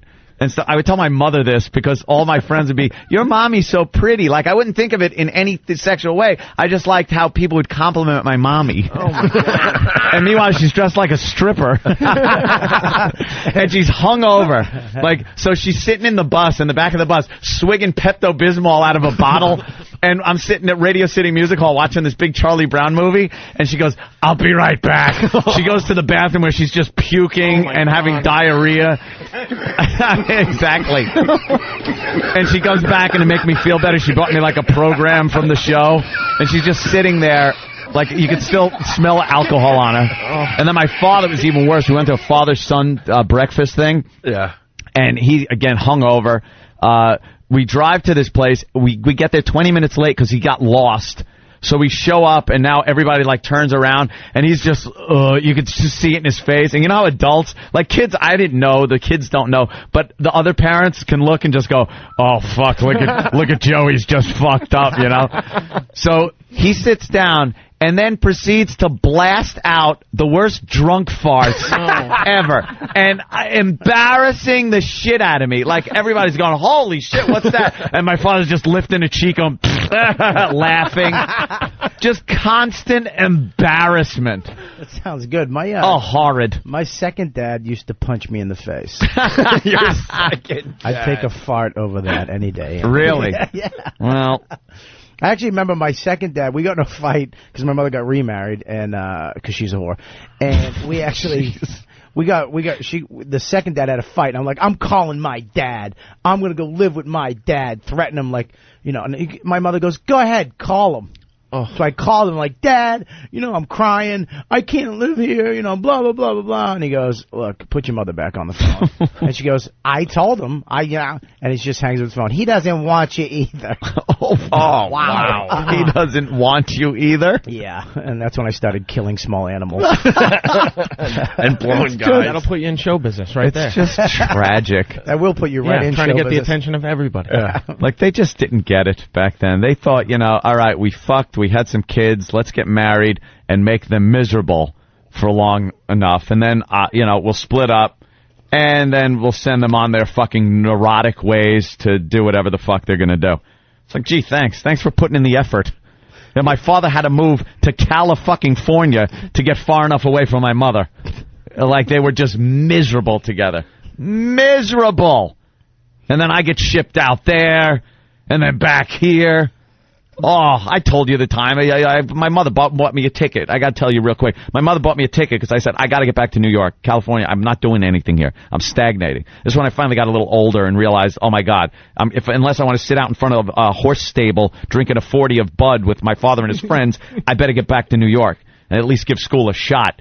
So my mother goes, okay, I'll send out money for the plane ticket. Sent out the money for the plane ticket. My father takes it, buys me a Greyhound bus ticket at 14 years old, and uses the money for the rest of the money. Takes it, shoves me on a bus, and sends me on a 2-week trip from L.A. to New York City with winos, prostitutes, on a whirlwind tour of the dregs of society. Of the shitholes towns. That should be a movie. That has to be a movie. Believe me.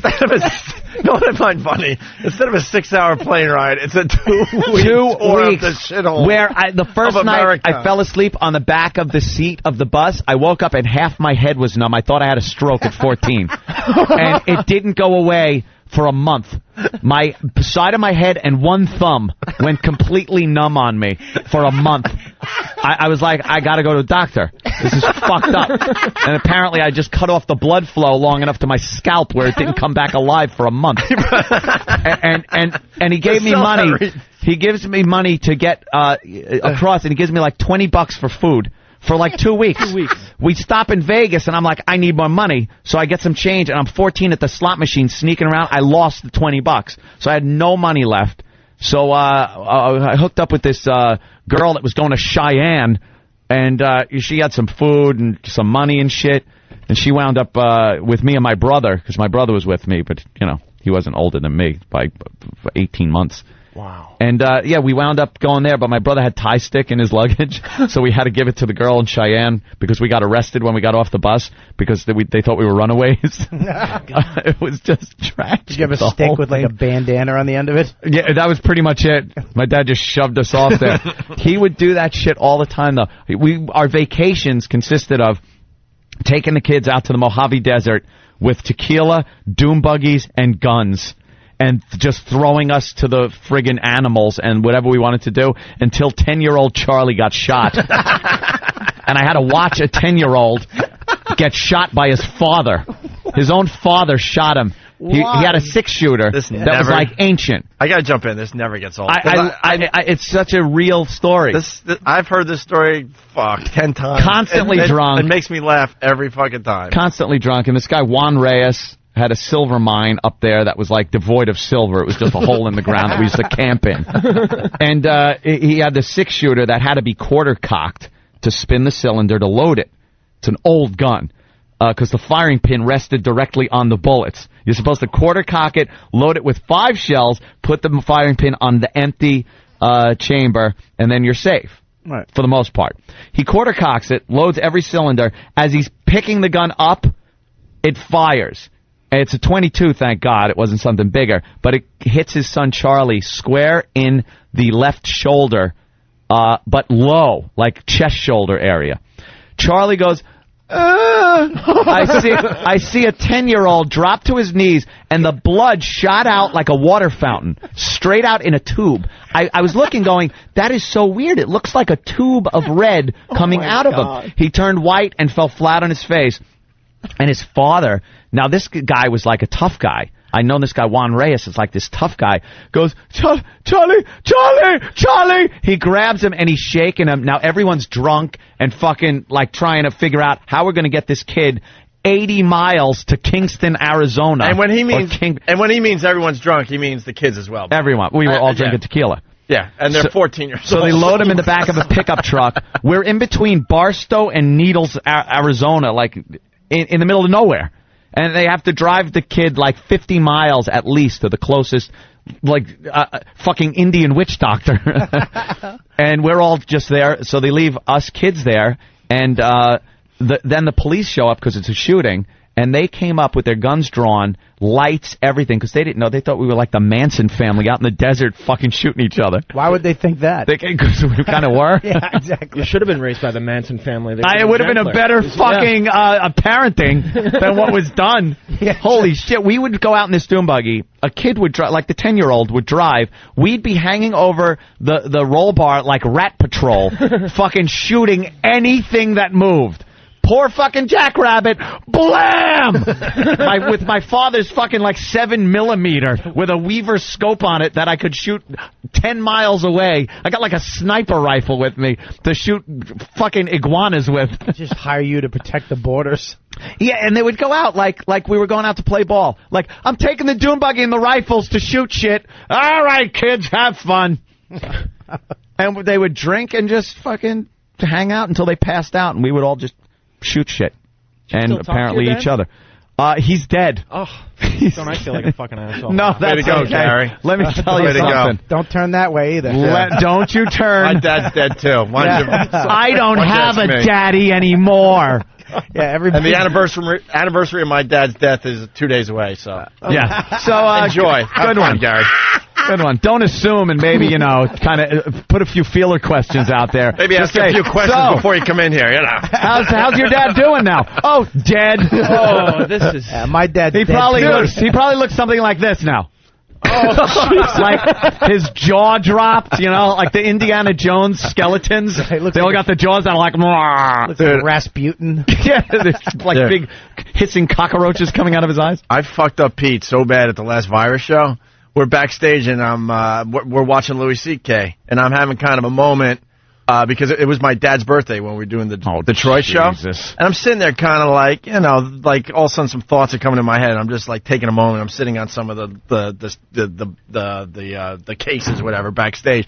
And Pete sits next to me and goes, wow, the show's doing real well and stuff. I'm like, yeah, And all of a sudden I go, yeah, it's my dad's birthday today. And he goes, oh, wow, cool. How old is he? Oh, no. And I go, no. It was obvious.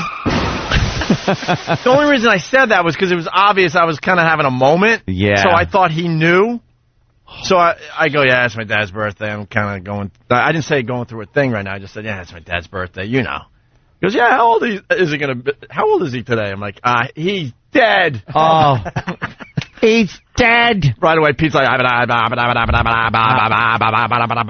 how do you come back from that one? It's like, But that's how sick I am, because I could have let him off easy, but I'm like, he's dead. I'll let him off easy, yeah. Just say the age without going into anything. Or something. I could have done something. something. How old he would have been. And he, how old would he be if he didn't die? Right. Yeah, you mean. All right, a couple things. We got Gary Gorman. He's playing Gotham tonight. Also, we got to find a Kenny Rogers song about baseball. Playing all week, right? Yeah. All weekend, yeah. Starting tonight, yeah. There's a baseball song by Kenny Rogers. Someone is suggesting we should play for you, Bobby, about being a really good baseball player. I don't know. We're going to see. Is it heartwarming? Is it touching? I don't know. I think they're trying to get Bobby to cry today. Oh, is it one of those? I don't know. We'll find out. And then we got the dude Jonah from Superbad coming in next. So stay there. It's Opie and Anthony. Oh, what? The guy at XM doesn't know he can hit the commercial? No, get out of here, dude. No, they need a cue. Are you kidding? Are we still on? Tell them to go to commercials. Go to fucking commercials. How obvious do you need it? The virus is spreading.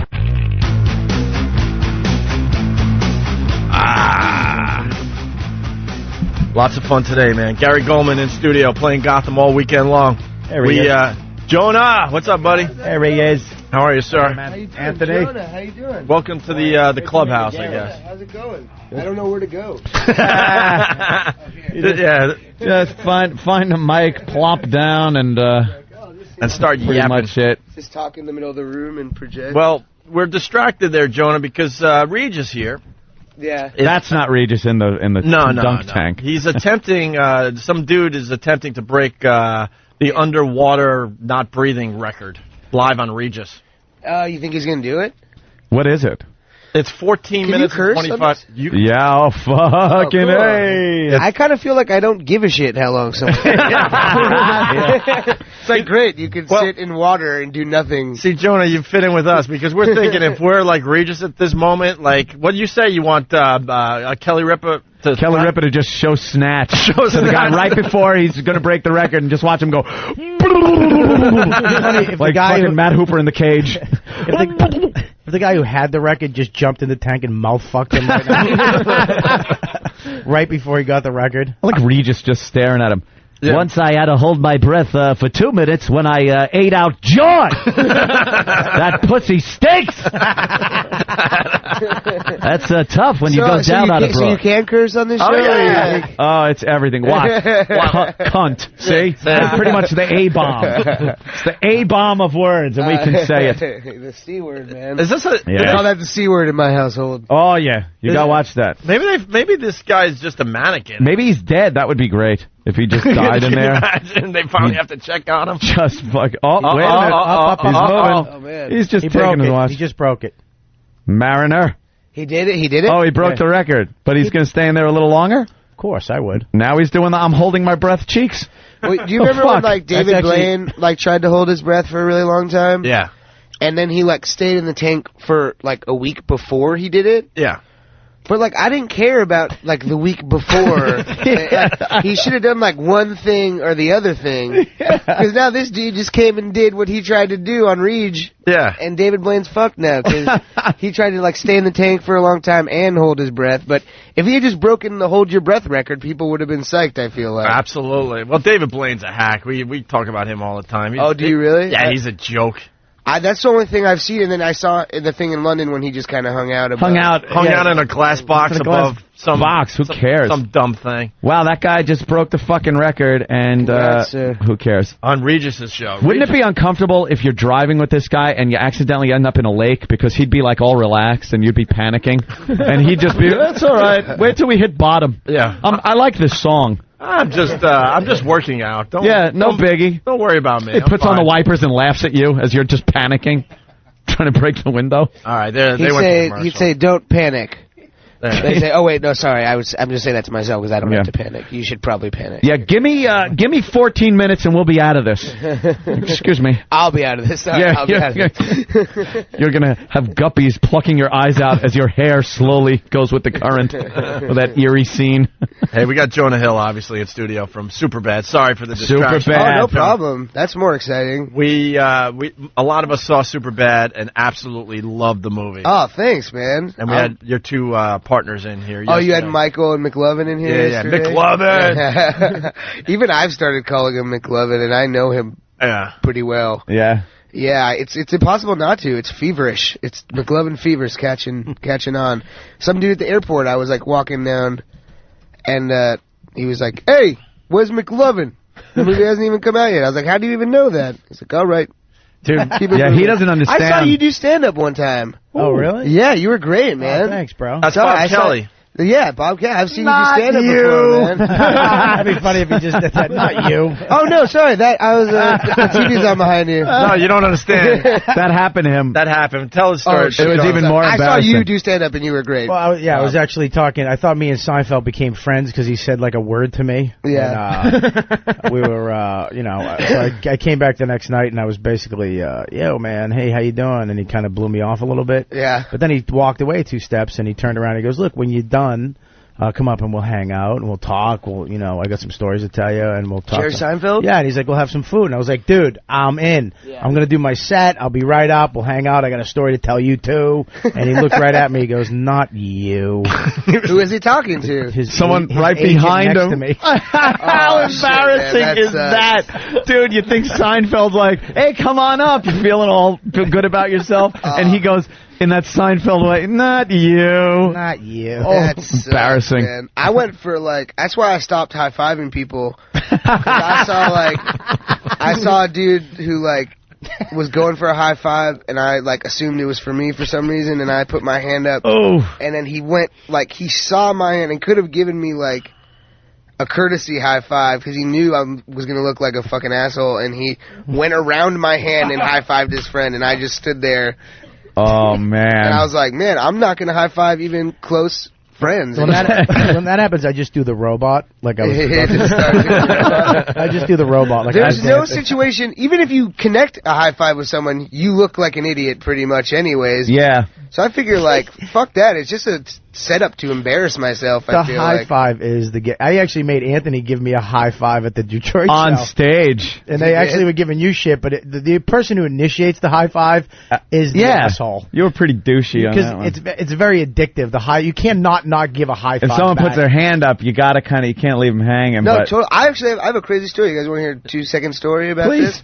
I used to live in New York, and my landlord Carl was this kind of big Italian dude, and he never wore a shirt even if it was 2 degrees outside, and he was from Queens, and he would be he was all right, and then the first day I moved in, from that day on, after the first day, every time he'd see me or one of my friends walking in the building, he would go, hey, look at these high-fiving faggots, every time we walk in, right? And I'd be like, every time, he would just call me that, and I'd be like, what the fuck, man? What's Carl's deal? Why does he call me that all the time? So the year was up, and I was moving out, and I was moving all my shit out, and I was like, hey, Carl, nice, thanks for letting us live here. You're a good landlord, I gotta ask you, why, why did you always call us, high-fiving faggots? We just, want to know. And he's quiet for a second. He's, not wearing a shirt, obviously, and he's like, when I saw you move in here, I saw you high-five one of your buddies. That's what they would call us. That's it? For a year. For Dude, the whole one year. high five, and I was a high-fiving faggot for the whole And then he said it in a way he was bummed that he wasn't a part of our group of friends. He felt, excluded. Oh. He would have wanted us to be like, hey, Carl, we're going to have a beer. You should come out. And I feel he said it with such resentment every time, yeah, I don't care about you guys, but really he did. He was hurt. Wow. He had trouble showing his feelings, I think. That'd be a great name for a band, the High-Fiving Faggots. It's true. It's a crazy term to use. You ever get this is embarrassing, too, when somebody waves or says, hey, how you doing? And you think it's for you, so you kind of wave back. And then and then you see someone come from behind you and go up to him and go, yeah, good, how you been? And the person saw you wave back to him. All greetings in general are designed to make you look like an asshole. Yeah, what the fuck? There's nothing good comes from them. If someone specifically walks up to you and looks you in the eyes and says, your name, how are you? That's the only time I'm going to say anything back. Or else I always think that people are talking to me, and they're definitely not. Everywhere I go. Yeah, I don't know what that is. I have a bad problem with that. How you doing? What's up? No. How was Michael yesterday? Did you guys have fun with Michael? I wanted to jump in here. We felt kind of dirty after the interview because we have this pal talk thing. Aunt maybe could show you real fast over there. And they're leaving. We're taking pictures. It went well. We promoted Superbad like crazy. And all of a sudden, those guys saw what was going on with these Pal Talk cameras, and we had to explain it to them. And then I think McLovin wanted to see cock. Well, I was talking about how the jackers end up on this. See, we got nice girls on here that will Are those show. dudes, is that a dude sleeping? Show their titties. That's a chick. Yeah, she's got very nice boobies. Flight benefits, wake up! Yeah, that's. That's a friend of yours who's asleep right now? Flight benefits, wake up! See, we do a different type of show, Jonah. We got people that are on their their cams watching and listening to our show because we got cameras up in the studio. We have a special guest in the studio. Can we see your boobies? It kind of see, and this is flight benefits. She's just waking up, which probably means we're boring her to Go death. back to sleep. No. She's tired. No, we got to show you something here. Yeah. So there she is. She's topless and yeah. God love her. Does she work for the show? No, she's just a fan. She's just a fan listening and being naked. See, we have cameras, and they have cameras at home, and we just, like, check in every so often, and people do things. But the bad thing is, with the nude women, you get what we call jackers.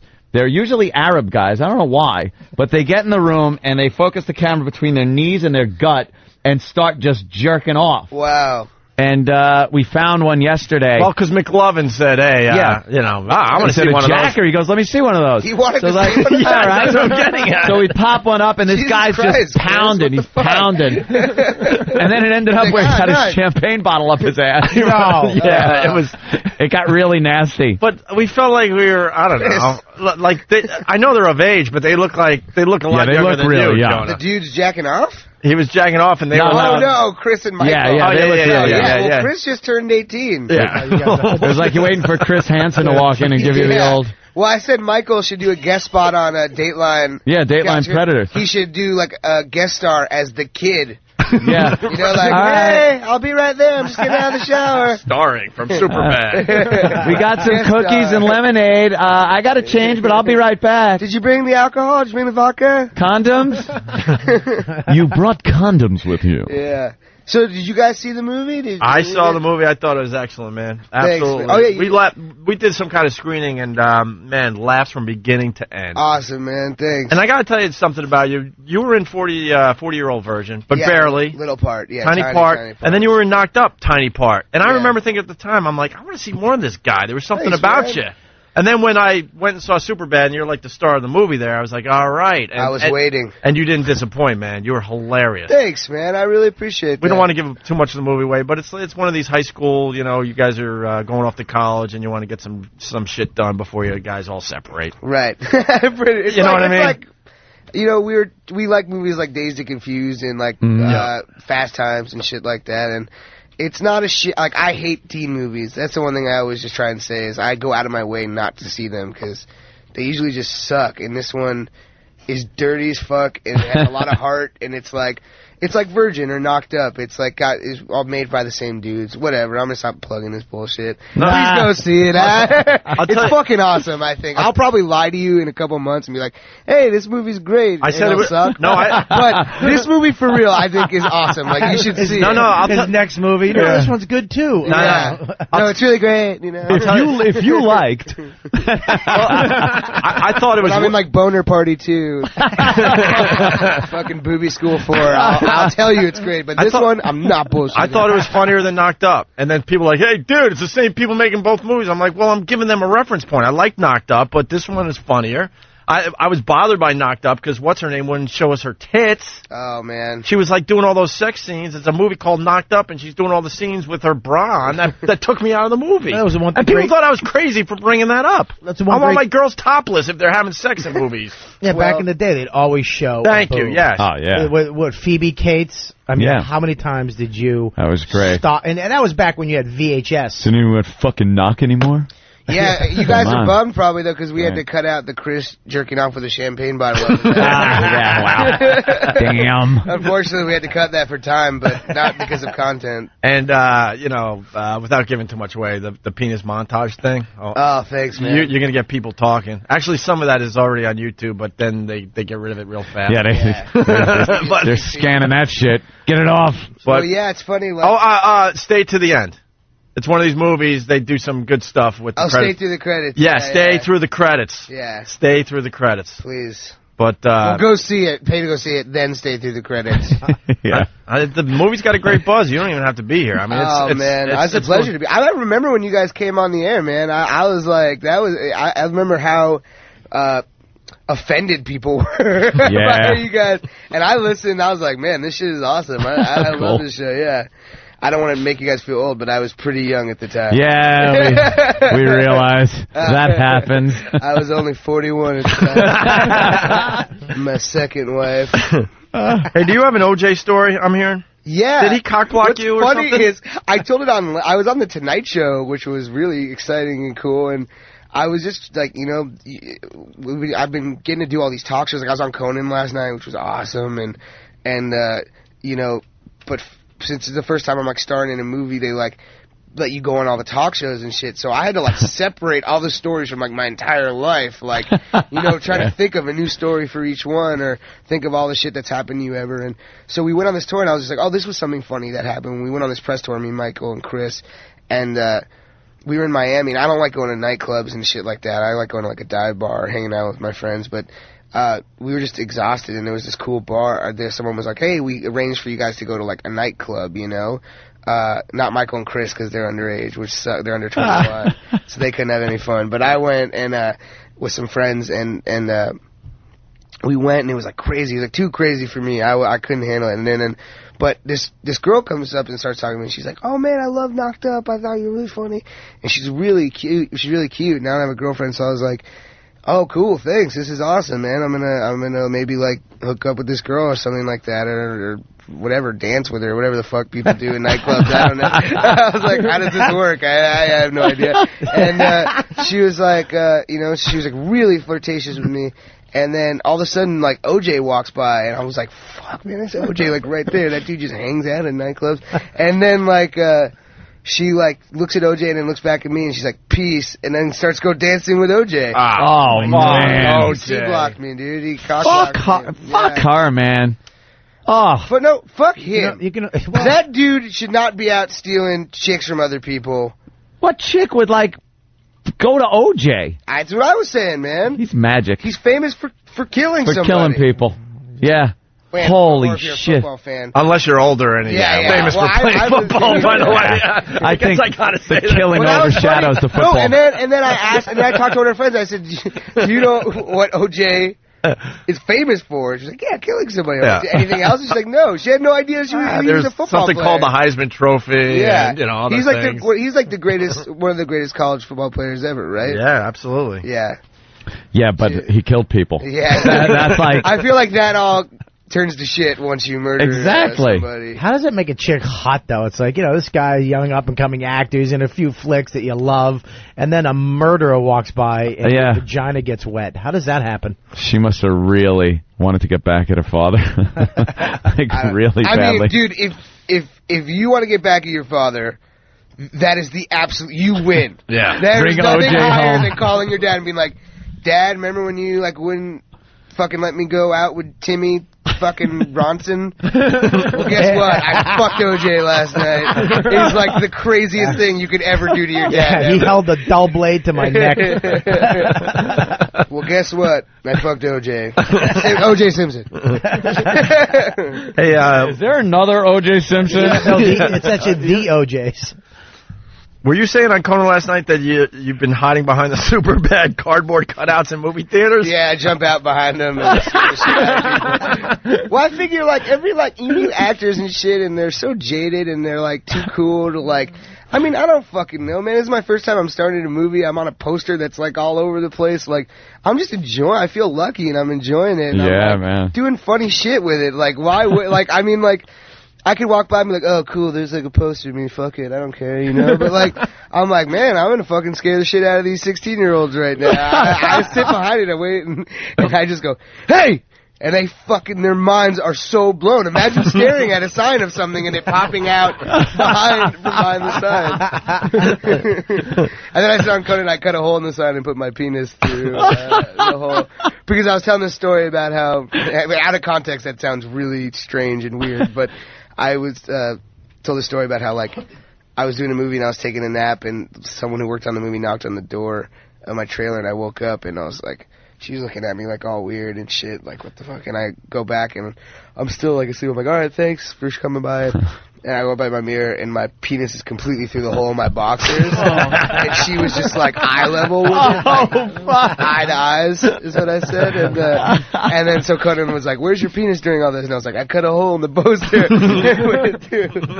That dude is cool as shit, man. Conan O'Brien. Conan. Fuck yeah. Man. Yeah, I don't think he knows we're alive. No, Conan. Yeah, he is. Like, he's my favorite talk show host, I'd say. Like, that's the show I watch, like, every night, always. Yeah, maybe one of these days. Yeah. We did the Letterman, you know. Letterman? And then we did Leno. What'd you think? Yeah. Did you have fun? Yeah, it was definitely a blast. It was the first one of the, you know, the big shows. Yeah. So, those like, things you're are scary, standing man. there. You're standing in that little, like, area where you wait, and you're just going, how the fuck did this happen? Yeah. It's like, how am I walking out on this stage, you know?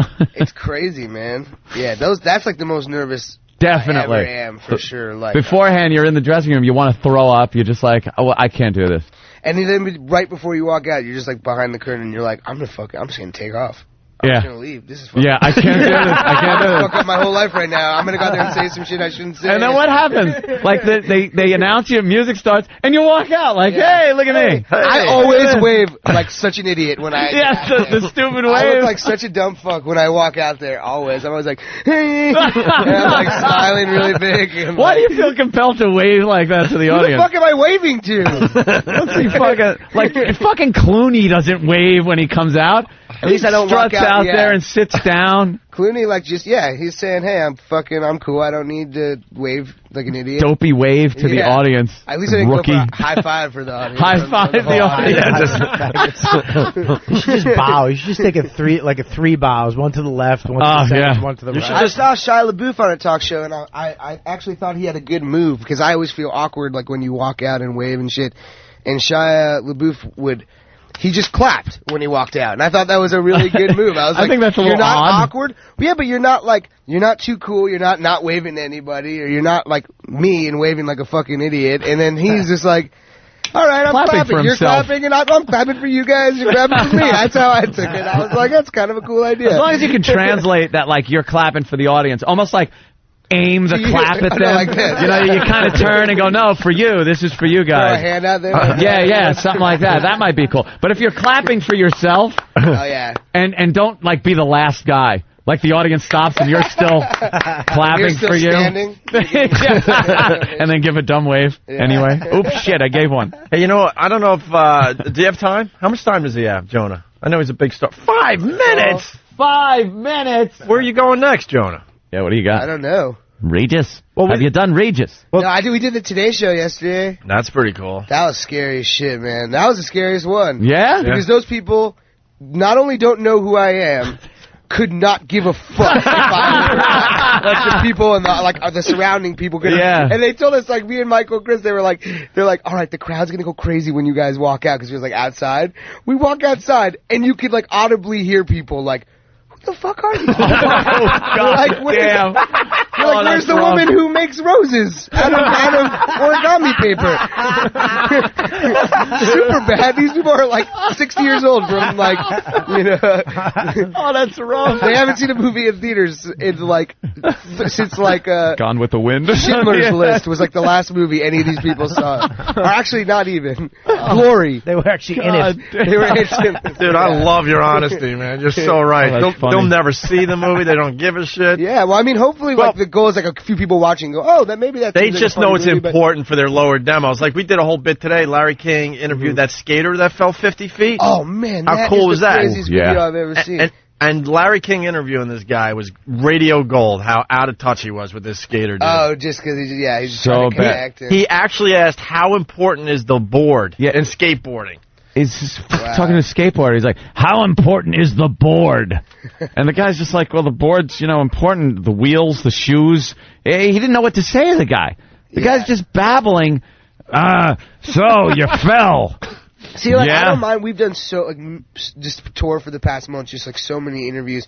You get interviewed by some people that are like way older than you, and the ones you like are the ones that don't desperately try and be like your age or connect with being your age, you know what I mean? Than the ones that are like, they're cool if they're just like genuinely interested and they're asking questions of shit they don't know about, you know. But like the ones that are like, so we all like to go out and draw dicks and shit. They're like 60 years old and they're like, it's like when I'm older, I'm gonna make a conscious decision to be like, I'm not going to try and be like you. I'm just going to try and understand you and like and ask appropriate questions. You know, like I'm not going to try and be the dude who's like wears the same shit as my kids, like wears the same clothes and shit like that. That's the fucking Larry King thing to a T. And Regis will do that too, though. Yeah, he'll like we got P Diddy coming out. P Diddy, so I wore some bling. It's like, no, take the bling off, asshole. Here's the Larry King. It's really quick. Yeah. Boy, that's pretty great stuff. Yeah. How important is the board? The board's one of the main things. The board, the shoes, it's one of the wheels. The wheels. It all comes into play. You want to feel comfortable with your entire setup. How important is the board in skateboarding? It's pretty important as along with the wheels and the shoes. How important is that microphone in this job? That's what he said. That's what he said, man. Well, let me see. It's pretty, I guess. Holy shit, it isn't. That was a stupid question. Well, this came up yesterday, but I don't know if we have enough time. But the Lily Tomlin thing from I Heart Huckabee. Yeah. Oh, that got huge, man. Yeah, it's funny. Like everyone, that was my first movie. That movie, and I love all those people, man. I love David, the director, and all those people were super cool. I never saw anything that strange go on. I must have not been there. I was only in a little part, but that's such an odd thing to watch. Some people just losing their shit. To watch. Yeah.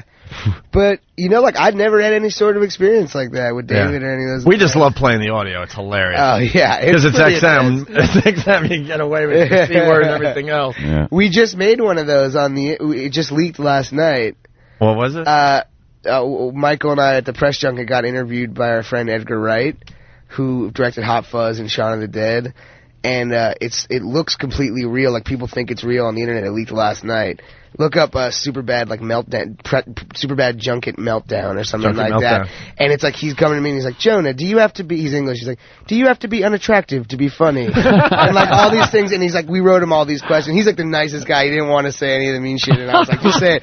And like eventually I just fucking freak out and like hit him. And like it looks people think it's real on the internet, and that's like exactly what we wanted. Is people just now they're going to know it's fake.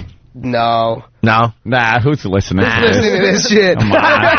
Fuck yeah. Let's see real. I should have said that. Well, all right, if you guys are listening, don't fucking tell your coworkers. I know this feels like we're just hanging out in a bar, but people are listening to this show. I didn't mean that in a disrespectful way. That's actually a compliment to the sorry, type of radio we do. You five guys, like, don't tell your friends. Be cool, man.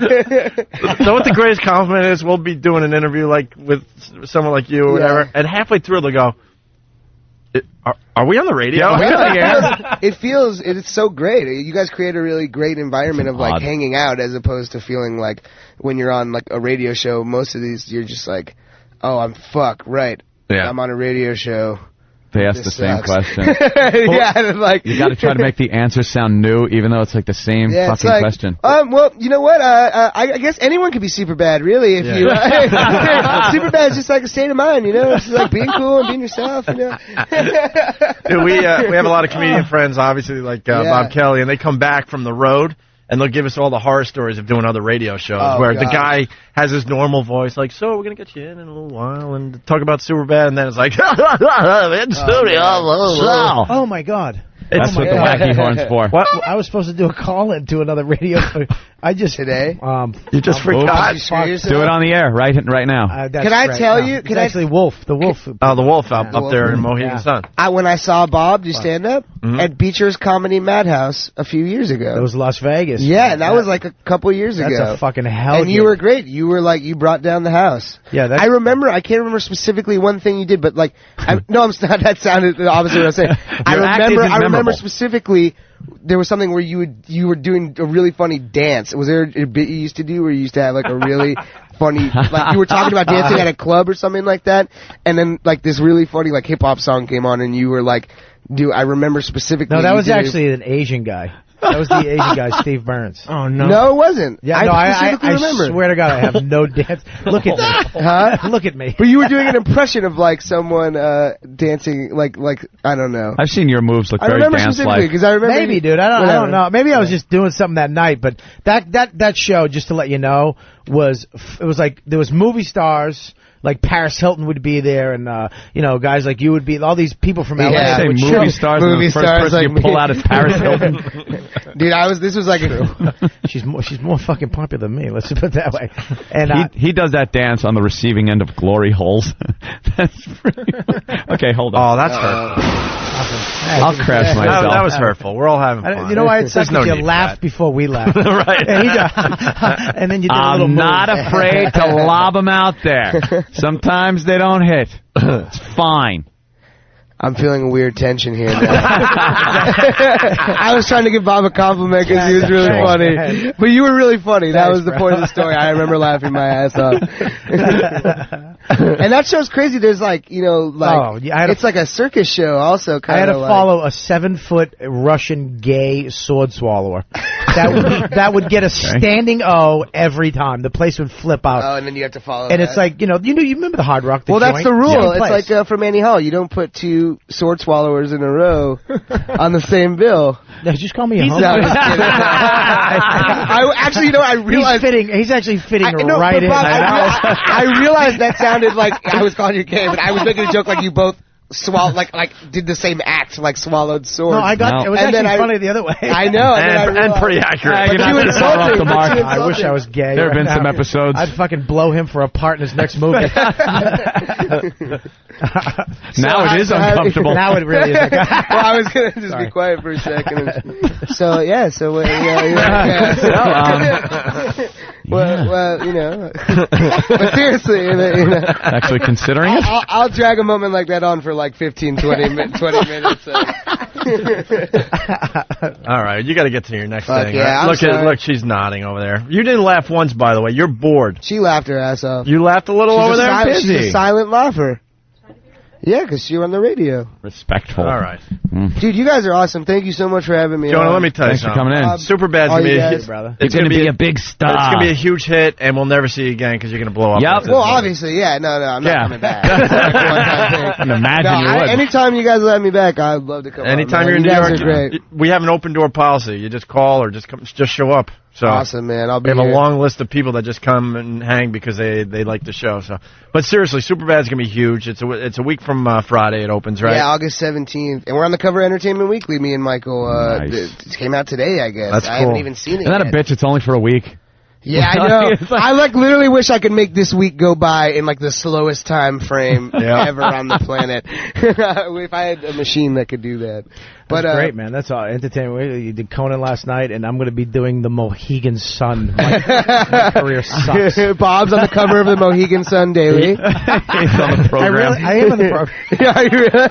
I'll go see you at the Mohegan Sun. Fuck it, let's do it. Trust us on this one. Jonah Hill is going to be massive in Hollywood. Oh, massive. man. You Dude, guys you're are going to the be coolest, massive. man. You got that. You just got it. Thanks, it man. comes I really across appreciate nicely that. on screen, man. I don't know what it is. We all laughed our asses off, like I said, from beginning to end. And we said funnier than Knocked Up and funnier than any movie Adam Sandler's ever done. That was my quote. Wow, man. Jonah. Well, thank you for the compliment, guys. It's Superbad. Yo, I'm not gonna. One more thing. Superbad, August 17th. I'm not an asshole coming to promote or whatever. Please see the movie, or I'll never do another movie ever again. It's really funny though, dude. I wouldn't bullshit you. Thanks for having me, guys. Yeah, no problem, man. All right, cool. It's Jonah You guys Hill, are rad. Thanks. Wave. We'll be back in just a bit. Thanks. Opie and Edison. Let's all high five. Let's be high-fiving High faggots. fives all around, man. Yo, Hey, what's that? You've never seen it before? Looks like a rock. New from Sedentary Toys and the Opie and Anthony Show. Oh, it's so shiny. It's got corners. It's the cool new toy that has everyone jumping for joy. O&A Party Rock! It's not just any rock. It's the O&A Party Rock. The O&A Party Rock is incredibly versatile. You can chuck it, you can fuck it, you can drop it in a bucket. You can race it, you can chase it, you can yell right in its face. It's the bestest friend you'll ever have. O&A Party Rock! Why is it wearing a party hat? Every party rock comes dressed in a colorful party hat and party blower, making it the centerpiece of any party. Now with shiny red dancing shoes. Not only that, the O&A Party Rock is It's a fucking rock, you dildo.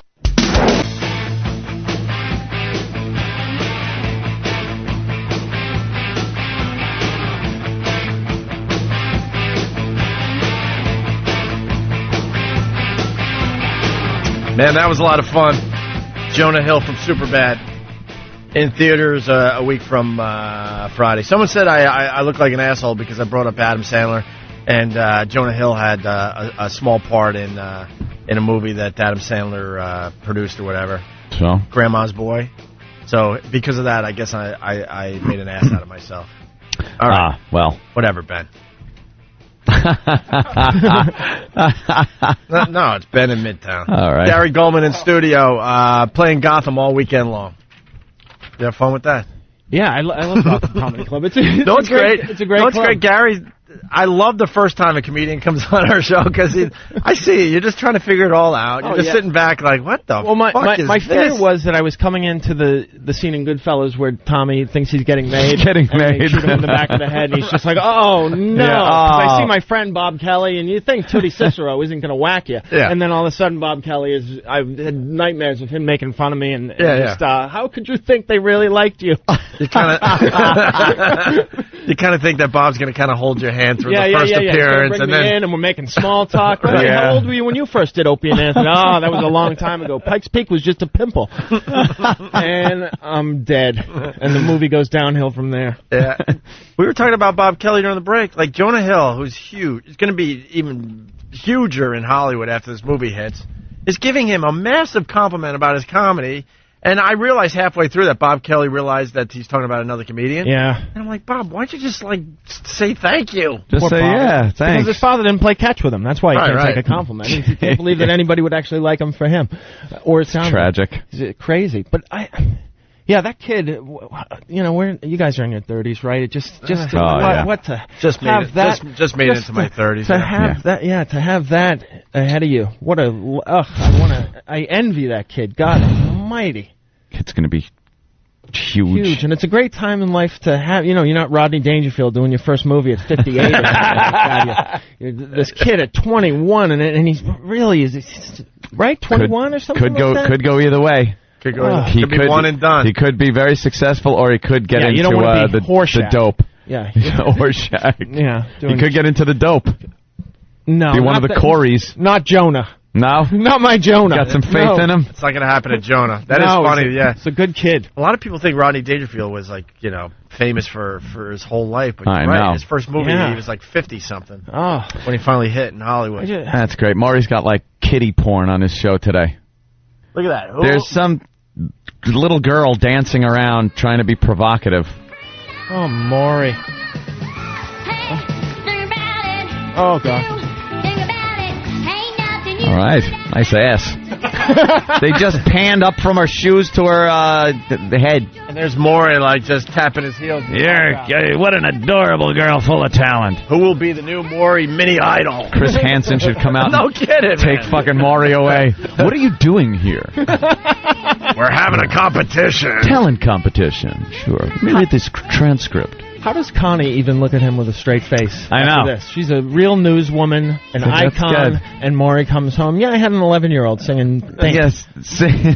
Blues Brothers. Why would she even know that song, Think? Aretha Franklin. God almighty. Yeah, the observation with Maury, too, is that he got to that age where you shouldn't be dyeing your hair anymore. Nobody's buying it. A lot of people, you get a little gray, you could cover it up, and no one cares and no one notices. But then something happens. All of a sudden you hit that age, and you see these people walking around Manhattan, and you're like, holy shit, dude. It's time to give up. You know what it is? I think the texture of the hair changes. Is that what it is? It physically changes. The texture of gray hair turns into steel wool. Yeah. It's not soft like hair anymore, so when you color it, it just doesn't look right. And you know what? I think Maury's listening to us because he's kind of a fan of the show. Maury listens, yeah. Ever since we talked about how bad his dye job looks, I just noticed that there's a little gray He's in the letting it temple. grow out a little bit. Maury, it's looking better. All right, Maury, right about there. Look at these creepy parents. They put a provocative picture of their 10-year-old daughter on their shirts that they're wearing. Matthew and Miss Linda Septian. Who's that? Is that your They're teacher? my singing teachers. Your teachers, yeah. You got this precocious American kids. Idol thing in you. Shut up. Is that what you want to do? Yeah. I'm so afraid of Simon. Really? Yes. You think he's for real? Mm-hmm. He's that mean? Mm-hmm. You're going to pose for Playboy someday? Is that what you want to do? Okay. Oh, yeah. I brought some Zima and condoms. You like a little Kool-Aid with your Zima? Yeah. What do you mean you'll be right back? Give me that juicy box of yours. I want to add a little something to it. No, the beverage. That's what I'm talking about. The thing with the straw on the side. Yeah. Of course. Yeah, you Put it in context, asshole. Sick ass. Everyone knows what a juicy box is. Of course it is. All the parents know where I was going. You went the other way. Next, 4-year-old burlesque dancers. Why do I sound like Larry King? If you see one movie this summer, make it Superbad. Superbads. The Superbads. I did not say Hot Rod was the funniest movie of the year just last week. I have not seen Hot Rod. We said it looked good. The trailer looked good. Oh. The reviews on the movie turned out to be awful. But I didn't see it. I still haven't seen it, no. Blame me. I've been talking about Superbad for the last week or so. All right, you know what? We got the Huckabees thing. I wanted to play it for Jonah. Yeah. But it sounded like he didn't want to go there, and he was so cool, we didn't want to push with him. Nah, Some if people he does come back, then we'll really fuck with him. Yeah, some people will push. But he was way too cool. But the I Heart Huckabees, we haven't played this in a while, right? Mm-hmm. Lily Tomlin and David O. Russell have their respective blowouts on the set of I Heart Huckabees. Have you seen this yet? No. Oh, my God. I never saw the movie either. Anything with the heart Huckabee. Yeah, this video is up everywhere, though. You can see the actual video. Yeah. Lily Tomlin loses her fucking mind during the filming of this movie. And take your legs off the desk and a whole bunch of other stuff. It says you gotta keep it, you can take your legs down. We can find you. Okay, for Christ's sake, let's just take it one fucking line at a time instead of changing everything. It's very difficult to even create what you're going to do when it's constant a barrage of change this, do this. No, wait, do it a different way. Don't get me started. Okay, so I'm just saying, let's just, it's impossible. One actor's doing one thing, another actor's doing another, and I'm not as brilliant as you. I can't keep up with you. Wow. We're being very efficient. Be patient with you. So you can Let's rehearse. You're being impatient. No, I said patient. Let's rehearse. I couldn't understand you. And it's not the first time. They're just warming up, Gary. Don't worry. Yeah. They're warming up. That's great. What I find funny about this is they're trying to film a comedy, and that's not a good climate to get some funny stuff done.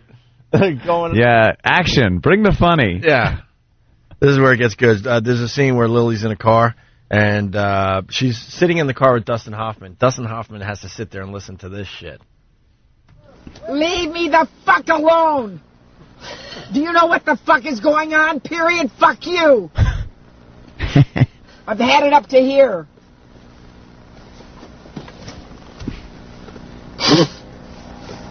Who's reacting to what, for God's sakes? Fuck you, motherfucker! One ringy dingy. Isn't she supposed to be funny? One ringy dingy girl? Or Edith Ann in the big chair? Maybe she realized it's fuck you, motherfucker! Never saw her pop out of a hatch door and laugh in and say that.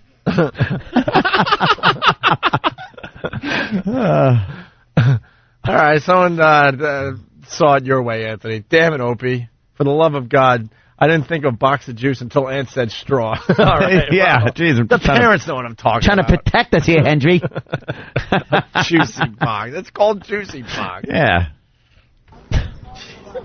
Fuck you, fuck you, fuck you! Get the fucking thing together, fuck you! Oh yeah, bullshit. That's why we spent 5 or 6 fucking hours doing something else? No! God damn it! You fucked it up, god damn you! Now get straight on it and help. If you can't help them, help me!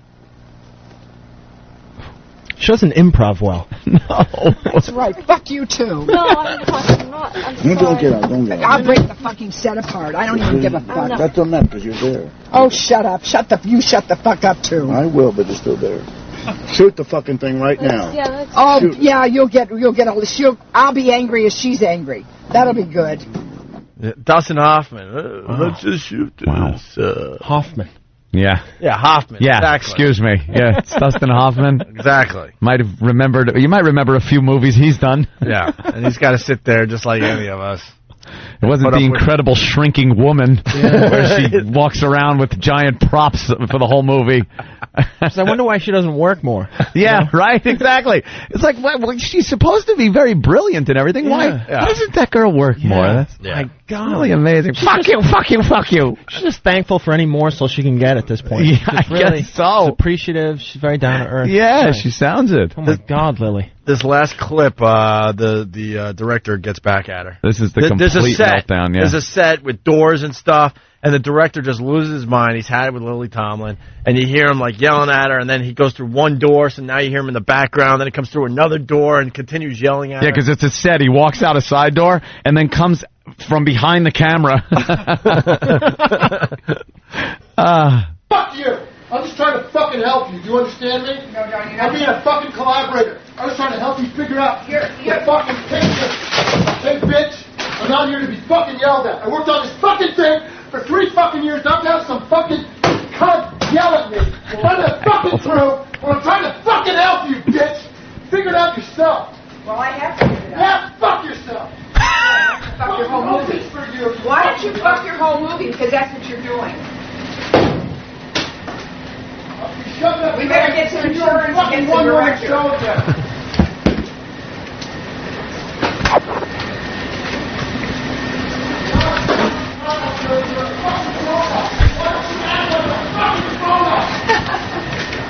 You're a fucking grown-up. Act like a grown-up. You're not a baby. You're a fucking grown-up. I'm here to fucking help you. That's all I was doing, was trying to help you figure out anything. You don't have to yell. You can talk to me. You don't have to yell. You can talk to me. Am I yelling? Do I fucking yell at you before right now? No. I never fucking yelled at you, you fucking standard. That's the yelling standard for the whole set. Oh, how great is that? And you wonder why the movie didn't do too well. Yeah. The chemistry was a little off. I'd love to see the aftermath, just them trying to make nice Trying nights to- at yeah. the after party Yeah, and yeah. whatnot. Oh my Or God! just trying to get through the rest of the shoot after that. Remember when I called you a cunt yesterday? I really meant like fucking bitch. I didn't want to say cunt. All right, a lot of parents checking in their juice boxes. All right. Yeah. All right, fine. All right, I'm wrong. Yeah, it's Let's a juice move on. box, not a juicy box. Snapman from Whackbag. There's a juice called Yeah. Juicy Juice, Yeah. and then there's juice right, boxes. So let's- you probably just mix those two up. Snapman from Whackbag, he writes, let's shoot this fucker, Lily. Let's shoot this fucker. And then Pat from Menaki, 1 Looney Tooney, 2 Looney Tooney. All right, well, there you go. How did the interview go there, Bobby?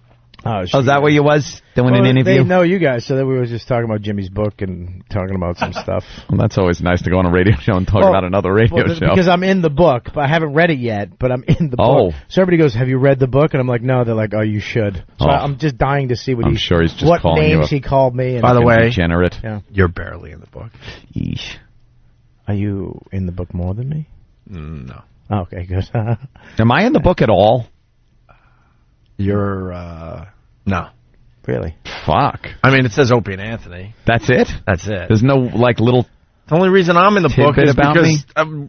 he tells a story of how we drove to Boston together, and he has to leak every 5 minutes. You know the deal with him. Yeah, he's a And we diabetic. pull into a rest area, and he tells a story how he got the urinal right next to me because he wanted to see what I was packing, and then tells the story that I'm an 11 at a rest area, and he's a 4. That's what I get in his stupid book. An 11. In the rest area, I'm considered an 11, and he's a 4. Damn. Well, I don't get anything. It's true, though. All the stories he could have told, that's the one I get. Although, no, he talks about the Voyeur bus a lot. Well, So, you yeah, know, in context of the radio show, but Yeah. there's no little tidbits about me, or, you know. Tidbits? What did he say about me? Did he talk about me? You didn't write about me, Tony. Why didn't you write about me? Look, I'm sorry. That dope goes over the edge of the bridge. Good for him. The stupid platform shoes. Crying. Bobby, we haven't forgotten. We started about almost 2 hours ago on this side talking about baseball and how you had to play baseball by yourself for the most part, right? Yeah. We got a little song for you today. Yeah, I used to be out there by myself, and I actually, you know what I'd do before the first 3 innings? I'd always look, and I'd always keep looking, like maybe, because I would always get, I'm going to try. Yeah. My mom would always say, I'm going to try. Yeah. And I'd always look over and never. Did you throw like a girl because your mom had to be the dad too? So you learned how to throw the wrong way? No, I was actually one of the best guys on the team, right. which was You can't great. go with the best? Well, actually, I threw like a girl. It was sad because I didn't even know how to run to first base. I would swing, and sometimes I'd hit the ball, and then I would just stand there because nobody told me to go that way. So sometimes I'd run to third. All right, you were actually really good at baseball? I was good at sports. Here's a song called The Greatest. Little Boy in a Baseball Hat. Kenny Rogers, everyone. For Bob Kelly. Little boy in a baseball hat. I'm Chris Hansen. In the field Again. with his ball and bat. Smoking cigarettes. Says I am the greatest player of them all. Puts his bat on his shoulder and he tosses up his ball. And the ball goes up and the ball comes down. Swings his bat all the way around. The world's so still you can hear the sound. The baseball falls to the ground. Oh, boy. Jesus. Are you getting teary-eyed? Gary, is he getting teary-eyed? You know him. Yeah, he's in a different place right now. He's 11. Says I am the greatest. Turn it off, dude. This ain't working. He's got tears in his eyes. His teeth. Tries it again. And the ball goes up and the ball comes down. Swings his bat all the way around. The world's so still you can hear the sound.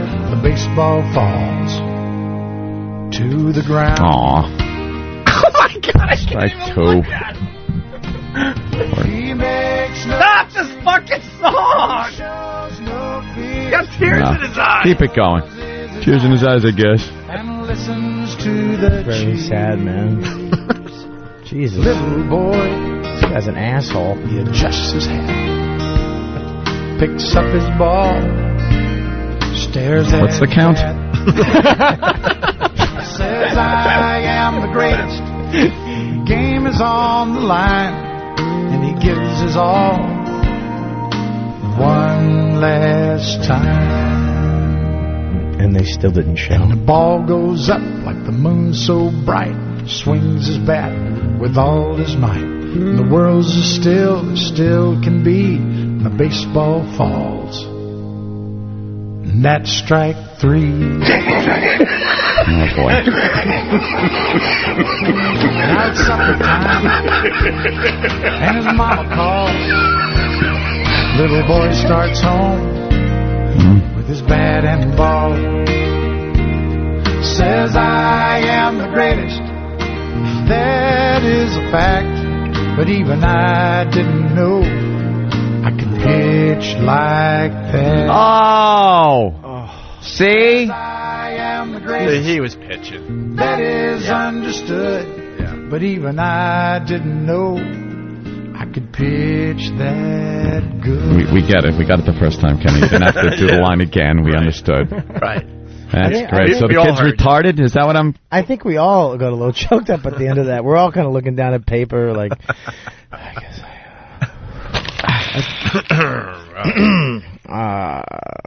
I am the greatest. Throw it at E-Rock's head. I am the greatest. Oh, we didn't even fucking talk about the baseball. This is how this started 2 hours ago with Big Ken's voicemail. Oh, yeah. The Hank Aaron. Barry Bonds. Before he celebrates his windfall, the New York Mets fan who emerged from a violent scrum clutching Barry Bonds' record-setting home run ball should probably call his accountant. As soon as 21-year-old Matt Murphy snagged the valuable piece of sports history Tuesday night, his souvenir became taxable income in the eyes of the IRS, according to experts. And fucking A. It's an expensive catch, said John Barry, a tax lawyer. Blah, blah, blah. Once he took possession of the ball, and it was his ball, it was income to him based on its value as of yesterday. Are you fucking kidding me? The IRS is getting involved in this shit, too? Gary used to be an accountant. Yeah, I was an accountant. Yeah. Ooh, is this true? Miserable job. Yeah, he was an accountant, Just dude. if somebody gives you a gift. Gary used to play football for BC. All right. I'm sorry, I didn't get excited over that. Thank you. I figured he was good at sports. He's 6'6". No surprise there. I had no choice. I sucked his cock. Suck his cock? You made it sound like we're looking at like a 5'2" guy, and like, you're not going to believe this. He's 6'6". I assumed he was great at every sport. Dude, he was in the circus. He was with the midgets. He was in that Yeah. He's really selling you over here. Yeah. Let's see. So it became, it was income to him based on his value as of yesterday. That would instantly put Murphy, a college student from Queens, in the highest tax bracket for individual income, where he would face a tax rate of about 35%. Yeah. So that means if the ball's worth $600,000, which they're saying it's worth about, he owes the IRS $210,000 fucking dollars for catching that thing. How do they assess the value of something like that to tax it? I have no idea. It's ridiculous. I'm looking at Gary like, you're an accountant. Nobody ever caught baseballs and Not a had me appraise them. Ball assessor or appraiser, yeah. It says even if he Ball does not assessor? sell the ball, Murphy would still owe the taxes based on a reasonable estimate of its value, according to this guy. How come they wouldn't wait till he just sells it? Because if he doesn't sell it, they won't get their cut? What? I don't Capital get it. gains taxes also could be levied in the future as the ball gains value, he said. What? Well, what if it loses value? Exactly. It's got to go down. Then can you write it off? Oh, yeah. On the other hand, here it is. He said if the ongoing federal investigation into steroid abuse among professional athletes takes a criminal turn for bonds, the ball's value could go down, which would likely allow Murphy to claim a loss. Mm. And then some people are saying this is a little far-fetched. Not everyone concurs on Barry's interpretation of the intersection between professional sports and the nation's tax code. So there you go. I'll just give it to a stripper and have it shoot it out of her twat into a cup. Hey, we did that. Did you really? I was saying, with eggs. If I was this guy and they were going to tax me that much money, and obviously you can't afford the tax money, I would burn the ball on TV. I would get all the cameras, news cameras, and just put gas on it and burn it and go, there, I owe you nothing. The ball's valueless. Now I'm taking I'm writing off what the ball was valued, because it was valued at $600,000. Now it's nothing because it's a burnt up embers. So I'm writing off that on my taxes. You owe me a hell of a lot of money. Nice. Yeah, it'll work. Yeah, that sounded good. Yeah. Someone wants us to play teddy bear for Bob. No, he got close to. Did you No, play Christmas shoes, Ro. Oh, fuck. Christmas shoes. I always cry when I hear Christmas shoes. I just don't like that. You know what really makes me cry? I can't watch any of those extreme anything.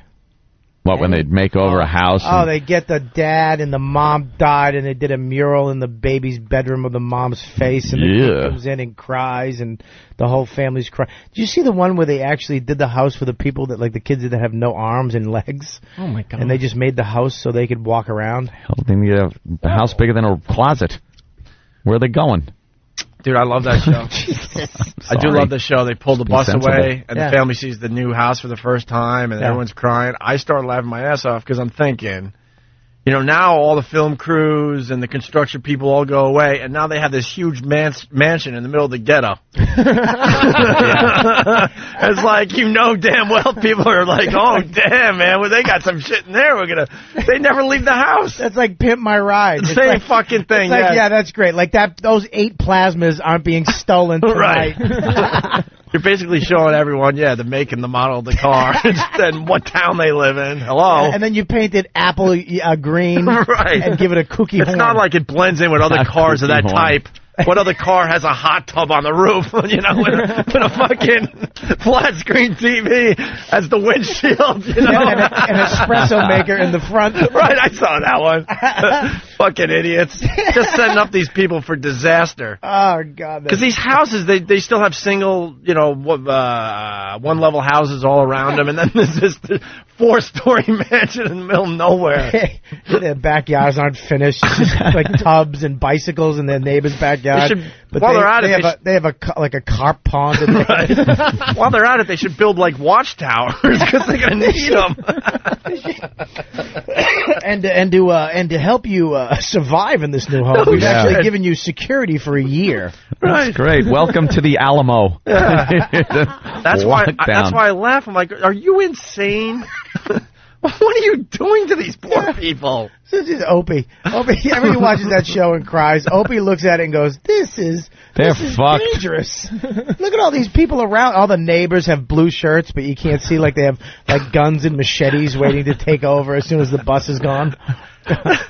The midgets, though, they make me not sad, but I feel for the midget family. Yo, yeah, the roll-off. Opie, I want to get a trebuchet. Because if we can get if we can take the pumpkins and then we can put them in the trebuchet, we can make extra money. I mean, I don't know why you're yelling at me. Dude, Vinny from Stress Factory was in here. Same voice. Same fucking voice. I know it only made like a small amount of people laugh because not a lot of people watching the show, but those people were laughing fucking hard. It's the same exact voice. He is the same thing. And Matt Roloff, the father, 2 Dewey. Thank you. 2 DUIs. No shit. Oh yeah, go to TMZ every once in a while. They have his fucking mugshot and everything. Well, maybe, but it turns out that but the alcohol level to him, like it's a teaspoon. Two fucking beers, he's hammered. He had a cough, and he took some cough syrup, and he's shit-faced. I'm gonna shit my pants. I'm gonna shit in the trebuchet, and I'm gonna hit my midget son right in the face. It just cost me $1 million on his little leg straightening. How did he do the sobriety test? Like walking the line with those bow legs, just doing that midget walk. Turned out he was completely sober. But he couldn't. With those fucking bow legs. But he gets him every time. He couldn't touch his own nose. yeah, his arms are too short. His little T-Rex arms. All right, touch your earlobes. Are you fucking kidding me? Talking about that extreme makeover, they just did one in Camden, New Jersey. Oh boy, that ain't good. Oh, actually, they did the whole city. Yeah. They need to. That was extreme city makeover. If you go to a nuke. If you go to WPVI.com, Channel 6 in Philly, they have a whole thing on it. Camden. Holy shit.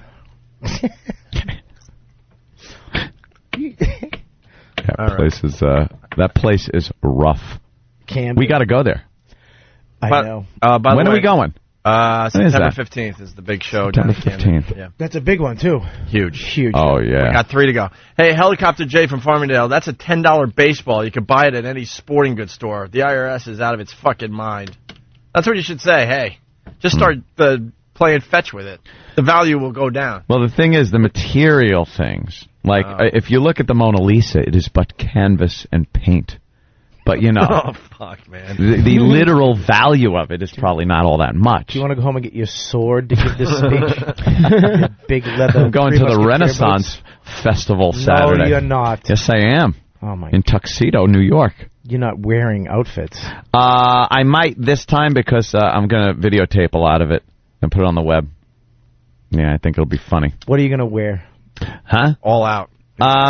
I have my D'Artagnan. What are you wearing? Actually, I think we have pictures of it because I wore it at Halloween. I remember once. that outfit. Oh, from one of the Halloween parties. If you could turn the monitor on, E-Rock, maybe find it. I don't know. Yeah, you know, the sword, my puffy shirt with the sleeves and the leather suede puffy sleeve thing. I like those accordion type neck things that go around your neck there. Those are pretty rare, but they really make a statement. They certainly do. I've never dressed up at a Renaissance festival, but the only reason I'm doing it is because we're taping it. Yeah, that's the only. But it really is. Okay. I go like all the other times I did dress up, but I've never dressed up at a Renaissance festival. It's not like you don't have the outfit, Anthony. But I had it's it not for like Halloween. You've been dreaming about dressing up, and you finally mustered the courage. No.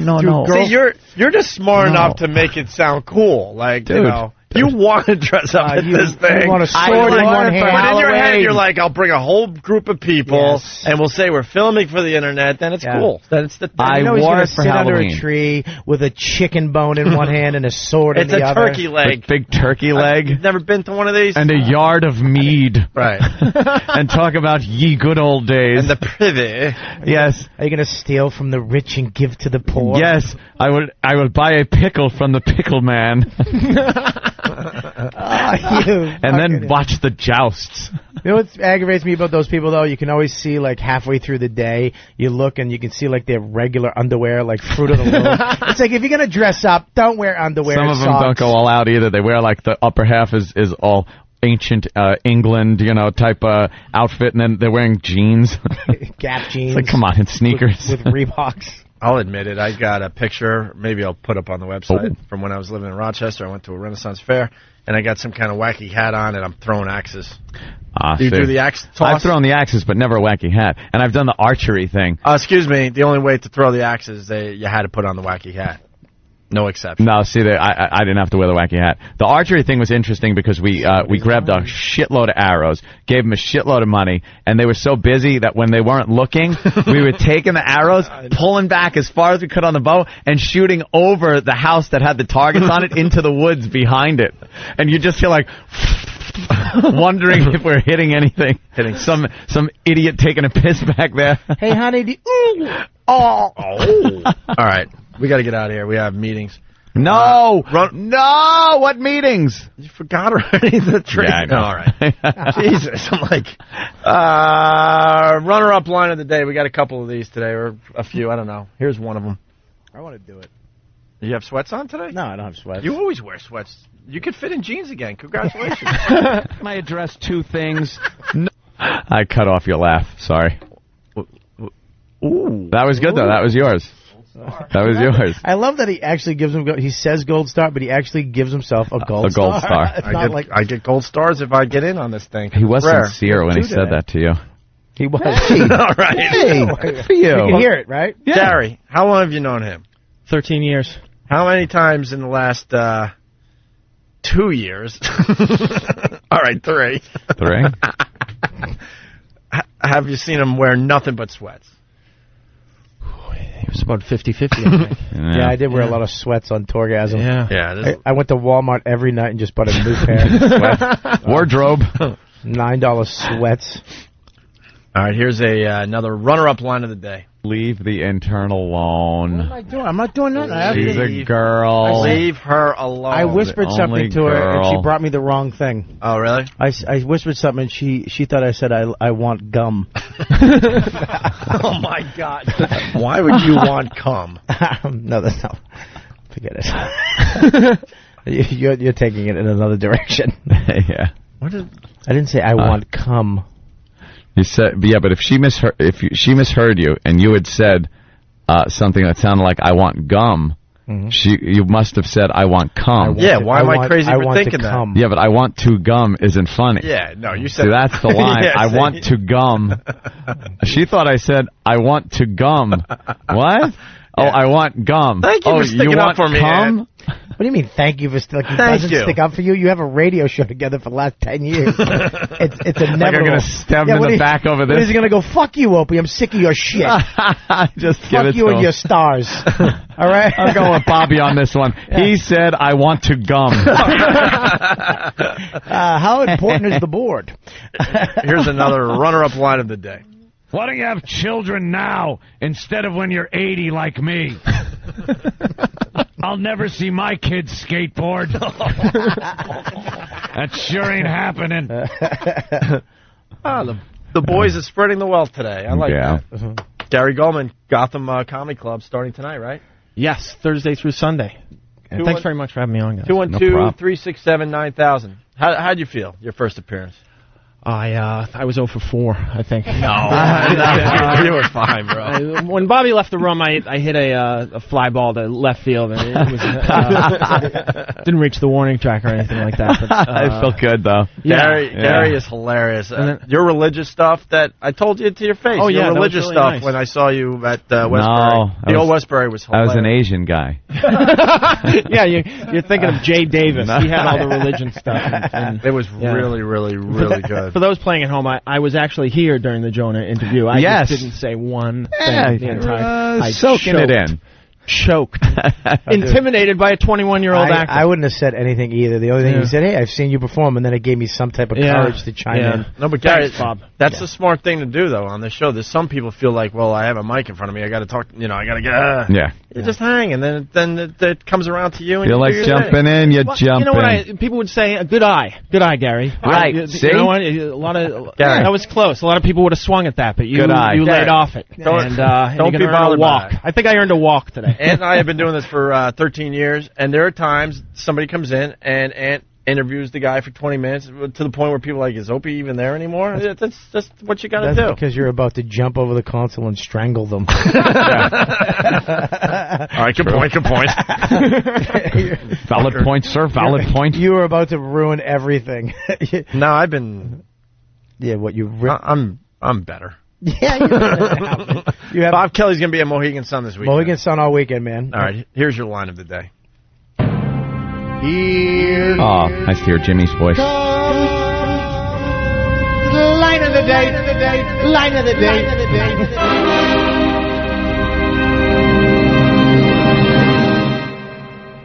Here's Otto George. So here's Mujan. An apple in a pool for a week. There you go. Brilliant. I'm queer every day. Oh. That's the outro. That was very good, Bobby. Steve. All right. Yes. We're out of here. Everyone had fun today. It was a good show. Hey, we're going to do the Strauss read? The Spanish Strauss read bit next? Okay. Yeah, for you people that speak Spanish, listen and laugh. Nah, well, yeah, back in the day, they thought we were hitting a Spanish audience for some reason with our radio show, so they actually, this is a true story. They wanted Anthony to do a commercial in Spanish, but Anthony doesn't speak Spanish. Yeah. So it was a whole thing. It's like a 12-minute bit. So they spelt the spot out phonetically for me in Spanish, and I just aborted it. It was just an aborted fetus coming out of my mouth. And there you go. Isolate that clip. And it doesn't even resemble Spanish. It's a mess. Funny. We'll play the whole thing next after the quick break. Right. Thanks, guys. The Anthony Show.